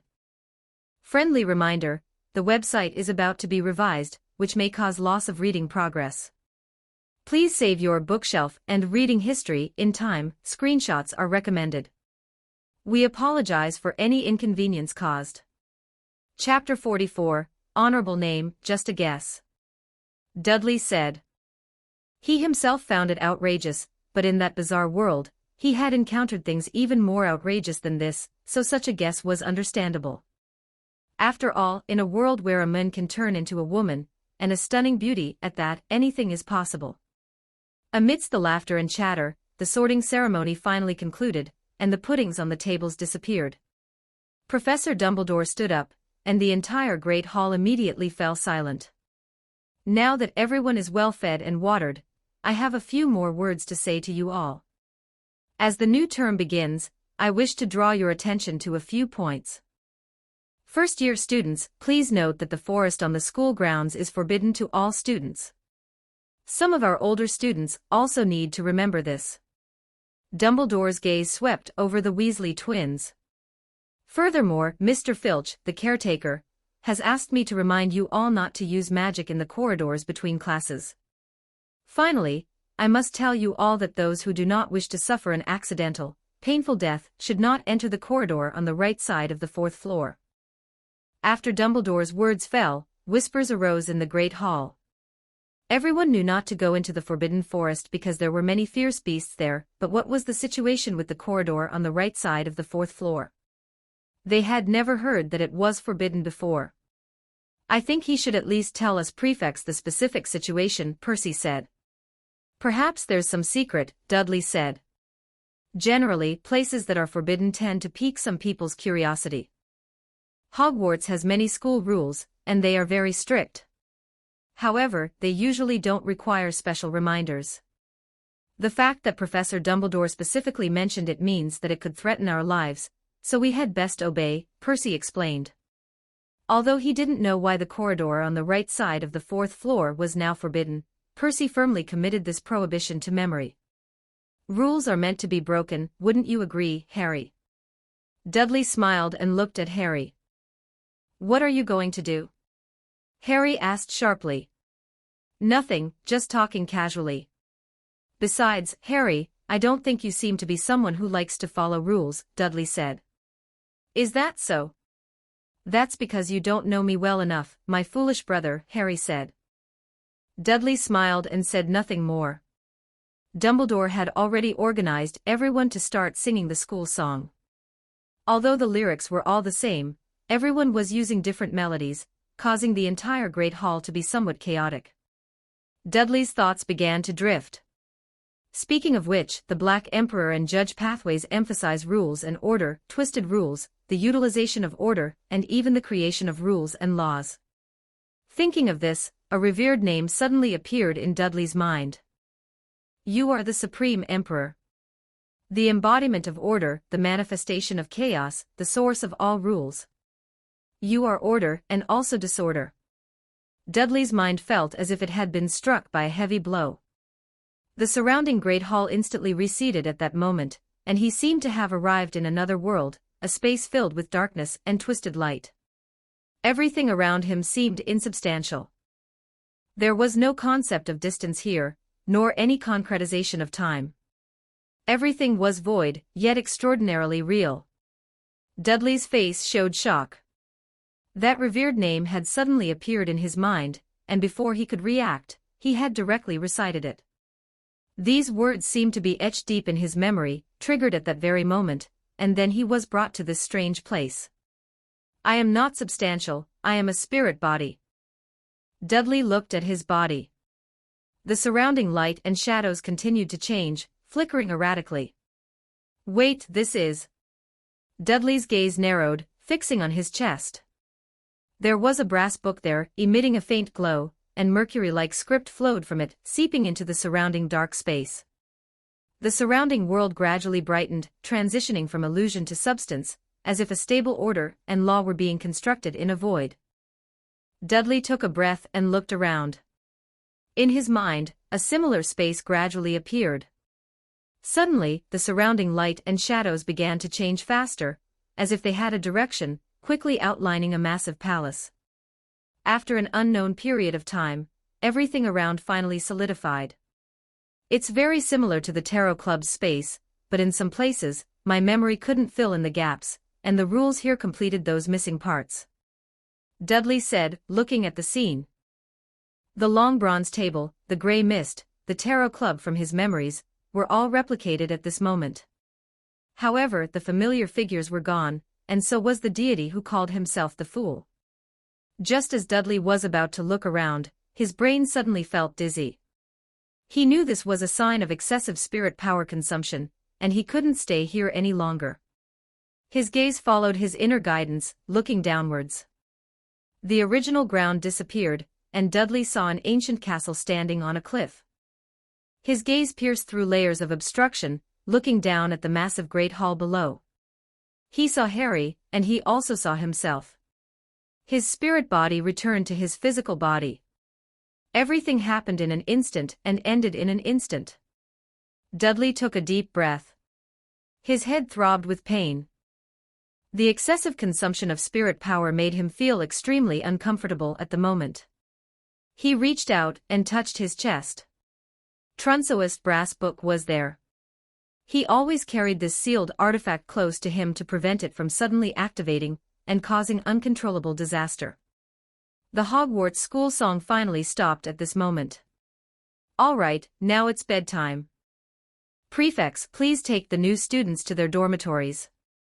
Dumbledore waved his hand, officially ending the banquet. Everyone stood up, preparing to leave. Dudley tried to stand up, but his body was somewhat uncontrollable. What's wrong with you? Harry, quick-witted, immediately helped Dudley up. Nothing, just a bit tired. Dudley said simply. You look very unwell. You were fine just now, how? Harry looked at Dudley's pale face, feeling a bit flustered. It's nothing, I'll be fine after a good night's sleep, Dudley said. He just wanted to lie down and sleep now. Ron, come help out. Harry called Ron over, and the two of them helped Dudley, following the new students out of the Great Hall. Friendly reminder, the website is about to be revised, which may cause loss of reading progress. Please save your bookshelf and reading records in time, screenshots are recommended. We apologize for any inconvenience caused. Chapter 45 The Disappearing Mouse. Harry and Ron helped Dudley follow behind the Gryffindor students, with Percy, the prefect, leading the way and explaining some important rules of Hogwarts to the new students. During this time, they also encountered ghosts. These strange spiritual entities piqued Dudley's interest, but unfortunately, he was too exhausted to study them. Not long after, they finally arrived at Gryffindor Tower. At the end of the corridor hung a portrait of a very plump lady dressed in pink. Password. Dragon Slag, Percy said. The fat lady nodded, and the portrait swung open, revealing a circular opening just wide enough for one person to pass through. New students, please note, inter-house visits are forbidden. So you must remember the password, otherwise, you might not be able to return to your common room, Percy warned. The new students followed Percy into the Gryffindor common room, a comfortable circular room filled with plush armchairs. Harry and Ron helped Dudley sit on one of the chairs, and everyone curiously surveyed the common room, which belonged exclusively to Gryffindor students. The girls' dormitories are over there, you can go by yourselves. Boys are not allowed into the girls' dormitories, the staircase over there is enchanted. Percy's first sentence was addressed to the girls, and the second to the boys. Is the boys' dormitory enchanted? A boy named Seamus asked. No, Percy shook his head. That means girls can enter the boys' dormitories, so I suggest you don't get too wild, you know. That's not fair. Why can girls enter the boys' dormitories, but boys can't enter the girls' dormitories? This is discrimination. Several small boys immediately exclaimed. It's certainly not fair. I think you can go and suggest it to Professor McGonagall, Percy said with a shrug. All the boys immediately fell silent. Professor McGonagall was not someone to be trifled with, they wouldn't dare suggest anything to her. All right, follow me. Percy said no more and led everyone towards the boys' dormitories. Dudley finally regained some strength and could follow everyone on his own. After a spiral staircase, they finally reached the top of Gryffindor Tower, which was the boys' dormitory. The four-poster beds had deep red velvet drapes, looking very soft and cozy. Their luggage had already been brought up and placed by their respective beds. Everyone was exhausted by this time, especially Dudley. The consumption of spiritual power required time to replenish, so he didn't even open his luggage, and just collapsed onto the bed and fell asleep. The night passed uneventfully, and Dudley had a very good sleep. In the morning, Dudley woke up to Ron's startled shout. What's wrong? Dudley sat up, looking around cautiously. Oh no, Scabbers is gone. Ron had searched the entire dormitory, but there was no sign of Scabbers. That rat. Dudley frowned. On the train, he had noticed that the rat seemed unusual and intended to examine it thoroughly, but unfortunately, the rat struggled violently, and Dudley ultimately failed to check its condition. Could it have run out? Harry said, still half asleep. I don't know, Ron said, glancing at Big Orange, who was lying beside Dudley. It definitely wasn't Big Orange. Big Orange is just a kitten, not old enough to catch rats yet, Dudley said. Moreover, he was certain that Big Orange did not have Scabbers scent on her. I'll keep looking, it might just have run out, Ron said. Is there anything special about your rat? Dudley asked. Nothing special, it just eats and sleeps, sleeps and eats. It just lives quite a long time. I don't even remember how long it's been with our family. Lives quite a long time. Is it possible that it's not an ordinary rat, but some kind of extraordinary, magic creature? Dudley said. Magic creature. Impossible, it's just an ordinary rat, not a magic creature. Ron immediately denied it. Is that so? Dudley frowned. From what he had observed with his spirit vision on the train, that rat clearly had spiritual power, meaning it wasn't an ordinary rat. And Ron's family didn't seem to know this. Furthermore, when he observed it with spirit vision, he seemed to see a humanoid shadow on the rat's soul. Unfortunately, it was just a fleeting glimpse at the time, and Dudley didn't have time to look closely. He had planned to observe it thoroughly after entering Hogwarts, but now, on only the second day, Scabbers had disappeared. A keen intuition told Dudley that there was likely something wrong with this rat. The wizarding world seems to have many mysteries, Dudley thought to himself. I hope I'm not overthinking it. Ron searched for a long time, but Scabbers seemed to have evaporated, disappearing from Gryffindor Tower. Because of the search for Scabbers, their first transfiguration class was delayed. Of course, it was also because they were unfamiliar with the routes in Hogwarts, which led to them taking many detours. From now on, we should leave earlier, those staircases keep changing, and we can't find the way at all. Harry said while running. Perhaps we should get a map of Hogwarts, Ron also said. No need, I've already memorized the route here. Dudley said. Sequence 8 of the Justiciar pathway is Sheriff. As long as one has seen the real person, a photo, or a sketch, they can firmly remember the target's appearance, gain additional senses on a supernatural level, and also possess the mystical ability to remember routes they have walked.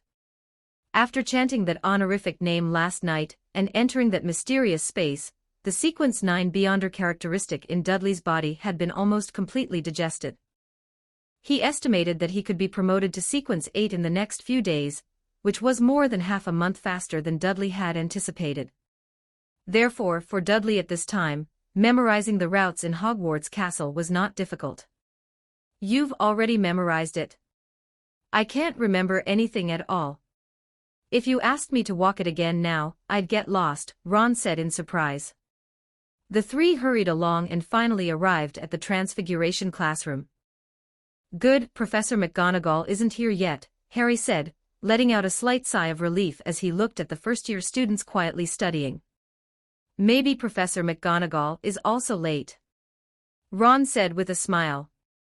Dudley looked at the quiet classroom and instinctively felt that something was wrong. How could first-year new students study so quietly without a teacher? It would be good if they didn't flip the classroom over. 46 Animagus Chapter 46 Animagus Suddenly, Dudley's gaze fell upon a tabby cat on the rostrum. He felt that this tabby cat looked somewhat familiar, as if he had seen it somewhere before, and when Dudley noticed it, its gaze also turned towards him, with a serious expression. The next moment, the tabby cat leaped up, rapidly growing larger in midair, and by the time it landed, it had transformed into a woman dressed in dark green robes. It was Professor McGonagall. Oh my goodness, that's amazing. Ron was dumbfounded with shock, blurting it out. Thank you, Mr. Professor McGonagall glanced at the three of them, then said, Perhaps I should turn you into a pocket watch, then you would know the meaning of punctuality. Harry said apologetically, "Sorry, Professor, we got lost." "Then turn into a map," Professor McGonagall said with a solemn expression. "Going to your own seats shouldn't require a map, right?" Harry and Ron dared not say anything more and quickly walked towards their seats.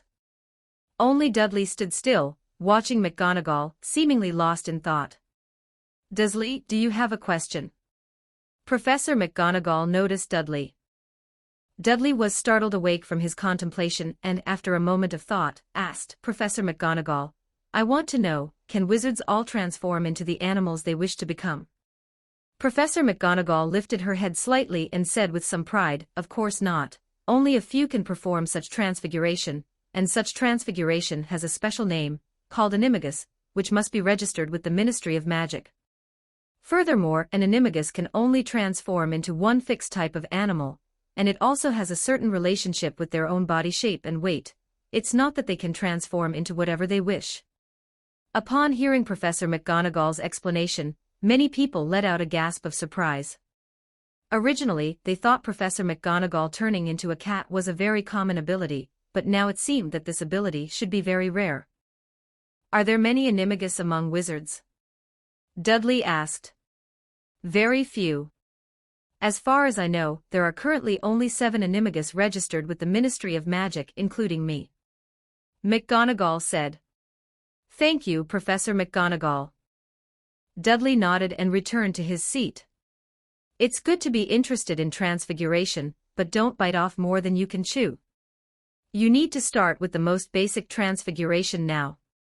As for animagus, that's not something you can consider at the moment," McGonagall said.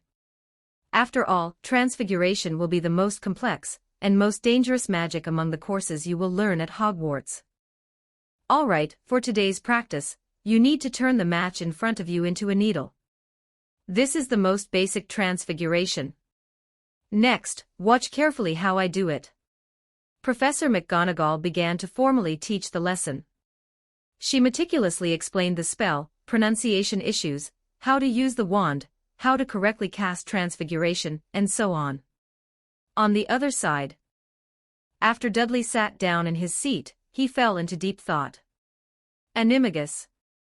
The word echoed in Dudley's mind. If Professor McGonagall hadn't appeared, perhaps Dudley wouldn't have made this connection, but seeing Professor McGonagall transform herself into a tabby cat, and then back again, Dudley couldn't help but associate it with other things. For example, Ron's rat Scabbers. Of course, he wasn't very sure about Scabbers' situation. He just remembered that when he used spiritual vision to observe Scabbers, he seemed to see a humanoid soul on its body. If this was the manifestation of an animagus, then undoubtedly Scabbers should be an animagus. However, if he really was a person, why would he transform himself into a rat and stay in Ron's house all this time? What was his purpose? Also, why did he suddenly choose to escape? Was it because he discovered something? Dudley had many things he couldn't figure out. For others, it would be a case of innocent until proven guilty, and they might simply dismiss such a thing as an illusion. But for Dudley, he would not rule out any possibility, and would even instinctively lean towards the worst-case scenario. If I encounter that rat again, I must find a way to catch him and investigate the situation, Dudley thought to himself. At the same time, he glanced at McGonagall. If he remembered correctly, that tabby cat had once appeared at 4 Privet Drive, Little Whinging, Surrey. At that time, Dudley felt that this cat was a bit peculiar, but he didn't think much of it. Now it seemed that it must have been Professor McGonagall.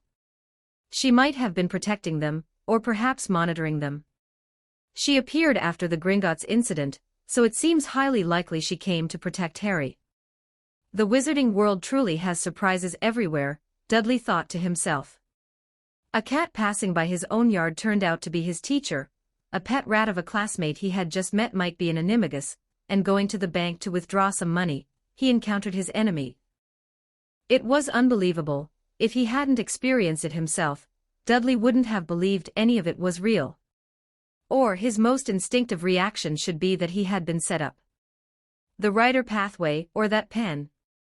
However, he also knew that unless there were other powerful beyonders from that bizarre world, it would not be an easy task to arrange him. Could it be that everything I am experiencing right now is being arranged? Suddenly, a thought popped into his head, scaring Dudley into a cold sweat. Impossible, no one can do that, not even a god, right? Dudley frowned and couldn't help but look up. Would there be a pair of eyes up there, looking down at everything happening here? Dudley, is there writing on the ceiling? Professor McGonagall's stern voice came. Being late had already made her very displeased, yet Dudley was still not listening properly, staring at the ceiling, lost in thought. Everyone turned to look at Dudley. Dudley retracted his gaze and said, "No, this is how I think. I am pondering the knowledge of the transfiguration spell that Professor McGonagall just explained." "And what results have you pondered?" McGonagall asked with a solemn expression, slowly walking over. Harry, Hermione, and Ron had already closed their eyes. They could already feel that Dudley was about to be dealt with by Professor McGonagall, and losing points was definitely inevitable. On the other side, the Slytherin students were almost bursting into laughter, especially Malfoy, who wished Professor McGonagall would punish Dudley severely. "Well, I've gained something." Dudley nodded. McGonagall walked in front of Dudley. "Like this."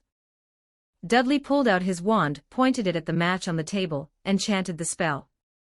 Under everyone's watchful eyes, the match instantly transformed into a needle.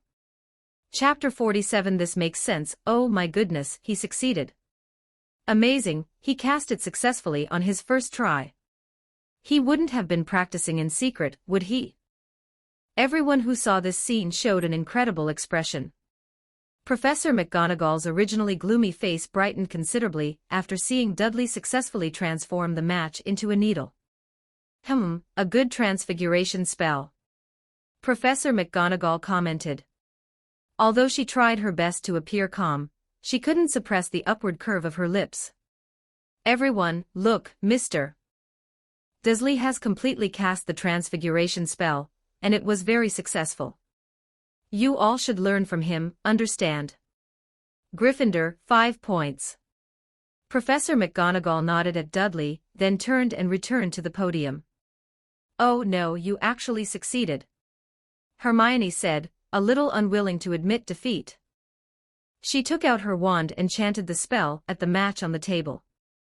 The match trembled slightly, its end turned into a needle, but the front was still a match head. "How did you do that?" Hermione turned to look at Dudley. "I just did it like this," Dudley said, shrugging.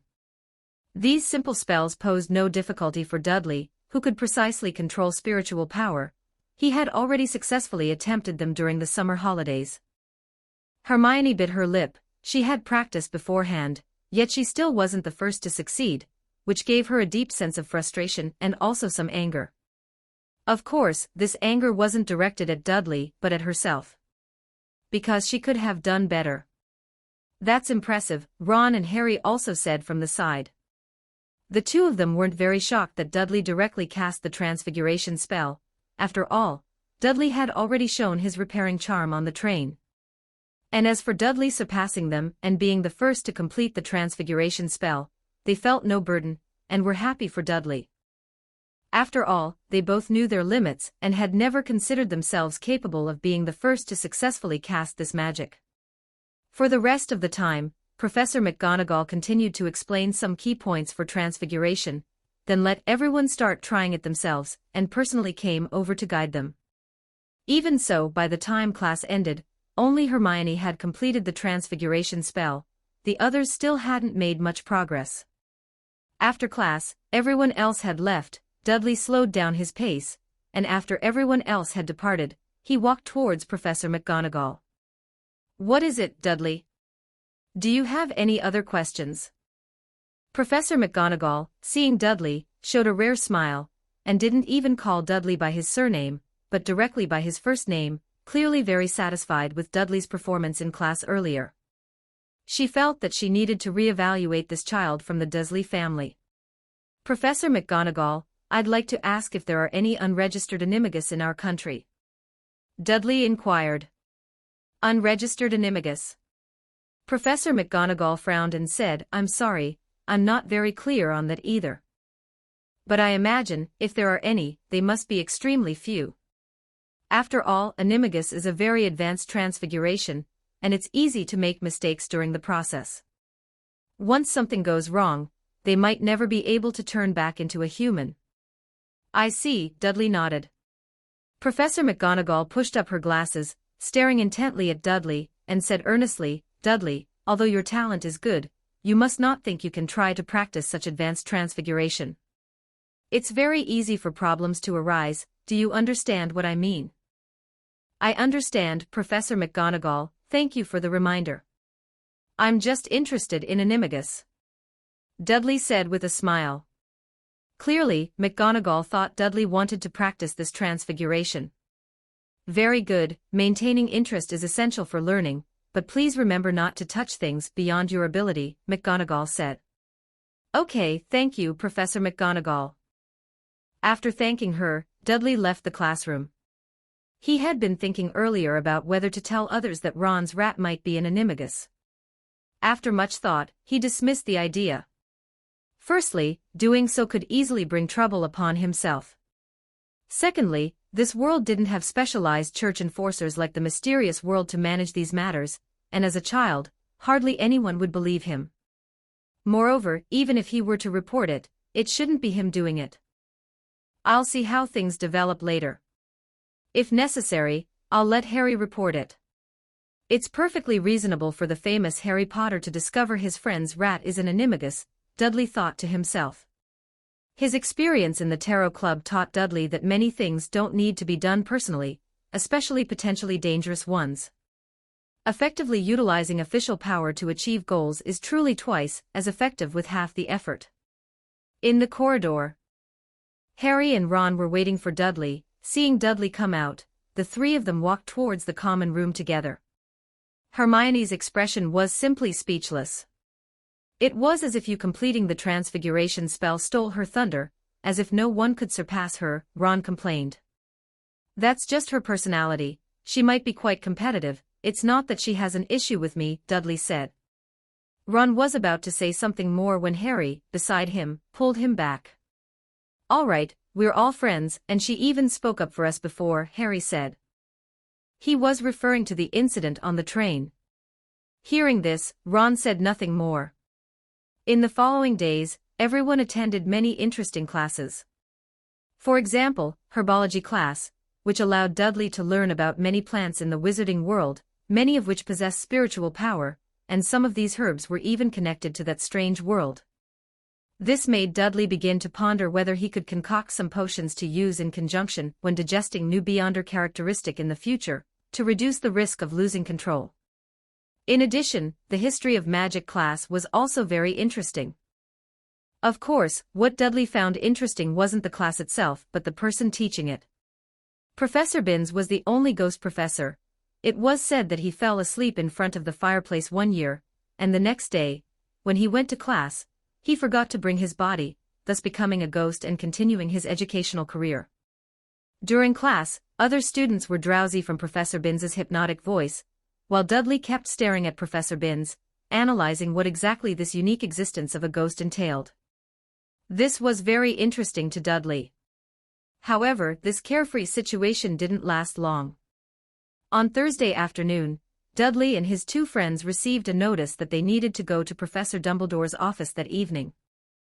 Malfoy's father had come to demand an explanation. 48 Expulsion Chapter 48 Expulsion, we won't really be expelled, will we? Harry asked, a little worried. He heard that Malfoy's father was very powerful, and a member of the school board.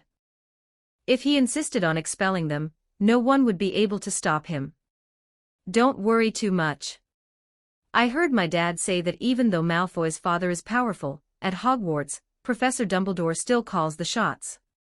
He definitely won't expel us, especially you, Harry, Ron said. Even so, Ron's expression wasn't very good, he looked a bit worried. What are you two worried about? Neither of you laid a hand on him. If anyone's getting expelled, it's me. You can just blame it all on me, Dudley said indifferently. He believed that Professor Dumbledore wouldn't allow students to be expelled so easily, and even if he were expelled, it wouldn't be a big problem. The entire wizarding world wasn't limited to Hogwarts for learning magic. If he wanted to learn, no one could stop him. Self-study would be perfectly sufficient. No way, how can we let you bear the responsibility alone? I'll say I also got involved. If they're going to expel someone, they can expel me too, Harry said, as if he had made up his mind. He really liked Hogwarts and enjoyed the atmosphere here. It was a joy he had never experienced before. But if he were to be expelled because of what happened on the train, he would rather be expelled with Dudley. After all, Dudley had acted for him, he couldn't do nothing. All right, things aren't that bad yet. Let's not scare ourselves, Dudley said, comforting the two. During dinner that afternoon, Hermione also learned about the incident. If you need witnesses, I'm willing to testify for you, Hermione said seriously. Okay, thank you in advance, but I don't think we'll need you, Dudley said. If Malfoy's father could truly have his way at Hogwarts, then Hermione's testimony would be useless. Harry and Ron didn't eat much, they both seemed to have lost their appetite. Dudley, however, ate quite a bit. Honestly, the food at Hogwarts was really good. At 7 in the evening, they arrived in the corridor outside Professor Dumbledore's office. Professor McGonagall was already waiting for them there. Professor McGonagall. The three spoke at the same time. Not late, good, Professor McGonagall said. Her expression was serious, but her tone was calm, and she even teased the three of them a little. Follow me. After Professor McGonagall finished speaking, she led them to a doorway, inside which was a huge eagle sculpture with slightly spread wings. Professor McGonagall stood beneath the eagle sculpture's wings, where there were a few steps. Dudley and the other two quickly walked up. Lemon sherbet, Professor McGonagall said. The eagle sculpture began to rotate slowly, and the steps they were standing on also began to rise gradually. Just explain clearly what happened on the train later, understood? After the sculpture stopped moving, Professor McGonagall instructed. As the Dean of Gryffindor and a witness to the incident on the train, Professor McGonagall was naturally involved in this matter.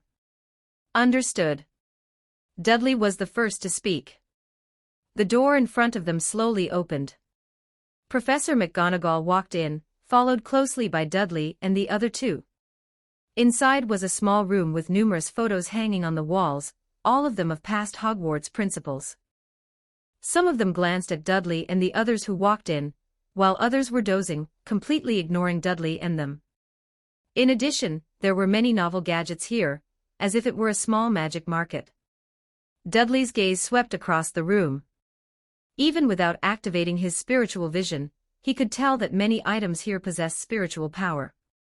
Immediately, his gaze fell upon a shelf not far away, where there was a fiery red bird with magnificent feathers, looking very beautiful. A phoenix. The moment Dudley saw this bird, he immediately guessed it was a phoenix. Such a magic creature was rarely seen even in the wizarding world. He hadn't expected Professor Dumbledore to have one. It has quite a few good things on it. Dudley's gaze was a little fervent. The phoenix seemed to sense Dudley's gaze and glanced at him. Oh, Harry, Ron, and Dudley, you've arrived quite early. And of course, Professor McGonagall. Dumbledore's voice came, and then his figure appeared at the railing on the second floor. Has Lucius not arrived yet? McGonagall asked. Soon, they should be on their way. Professor Dumbledore said as he walked down from upstairs. Would you like some candy? When you're nervous, sweetness is the best sedative. Professor Dumbledore said, pointing to the candy on the table. No, thank you, Professor, Harry said. They were a little nervous, but they didn't want Professor Dumbledore to see their nervousness. Oh, all right. Dumbledore didn't insist. Sounds came from the door and soon, 3 people walked in. One was naturally Malfoy, another was Professor Snape, the potion class professor and dean of Slytherin House. The last was a middle-aged man with pale blonde hair, cold gray eyes, a pale, pointed face, meticulously dressed, and holding a cane in his hand. "You're here." Professor Dumbledore nodded to the people who had just entered. "Professor Dumbledore, I think my meaning is very clear. Hogwarts does not welcome students who assault classmates before even entering the school, so my opinion is to expel them." Lucius Malfoy walked in and immediately gave Dudley and the other two a cold look.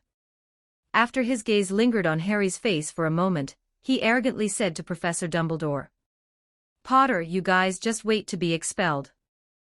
Malfoy stood behind his father, sneering and mouthing words to Harry and the other two. "Lucius, everything has a reason. It's wrong that Harry and the others hit Malfoy, but you must understand what your son did before that," Professor McGonagall said, somewhat indignantly. "Professor McGonagall, no matter what my son did, they laid hands on my son, and that makes them in the wrong. Such people must be expelled." Lucius continued arrogantly. "Let me see, Mr. Harry Potter, the famous one, probably thinks that with his reputation, even if he hit someone, he wouldn't be expelled," Snape said slowly, looking at Harry with cold eyes. "I didn't," Harry said anxiously. "Malfoy insulted my parents first, and he called Dudley a mudblood, and he was the one who struck first." "Is that so? But according to my son, you insulted him first, and you were the ones who struck first." Lucius narrowed his eyes, staring coldly at Harry. Chapter 49, Interrogation. "That's right, he was the one who said us pureblood wizards are trash first, so I retorted," Draco Malfoy said immediately. He had already discussed this with his father before coming here. He only needed to cast dirt on Harry and the others, and his father would handle the rest. As for what actually happened that day, it didn't matter. "That's not true.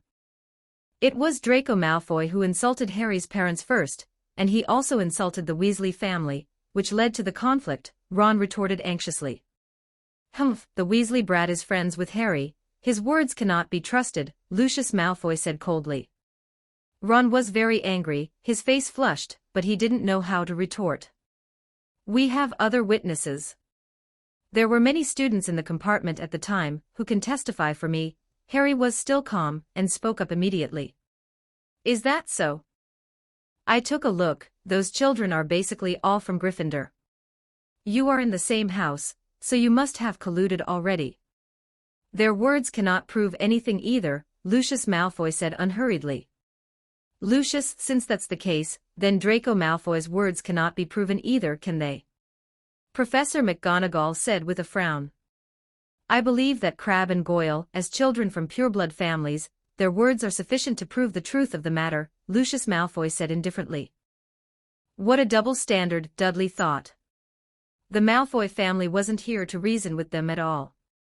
"Father, although Ron and Harry insulted me, they didn't lay a hand on me. This brat from a Muggle family is the real culprit. I can let the others go, but he must be expelled." Draco Malfoy looked at Dudley viciously. After all, Harry was the boy who lived. His fame meant it was very difficult to expel him. Professor Dumbledore would almost certainly not agree, and there would be obstacles from the board of directors. As for Ron, he barely participated in the matter, so it was difficult to pin a charge on him. Moreover, Ron's father worked at the Ministry of Magic. Even if his position wasn't high, he still had some connections, making it very difficult to expel Ron. The only one left was Dudley. This brat from a Muggle family was not only the culprit who beat him up, but also had no background to speak of. The Malfoy family only needed to exert a little influence. Expelling such a student was simple for them. "Professor Dumbledore, you see how tolerant my son is. Harry and Ron didn't really do much. I can choose not to demand their expulsion and just impose other punishments, but this boy must be expelled. We will not allow a child with such violent tendencies to enter Hogwarts." The Board of Directors. Lucius Malfoy wiped his cane and said slowly. In his view, the matter was basically settled. Even if Professor Dumbledore didn't agree, he could pass a resolution through the Board of Directors to expel Dudley. After all, Hogwarts was not entirely under Professor Dumbledore's control. "No, Professor Dumbledore, Dudley only acted because of me," Harry said hurriedly, his face pale. If you want to expel someone, expel me too. And me, Ron added. Although he knew the consequences of doing so were very serious, at this moment, he couldn't care about that. He couldn't just let Dudley be expelled alone. Ha! What deep brotherly love, Lucius Malfoy mocked. Unfortunately, it was completely useless. Dudley, do you have anything you want to say?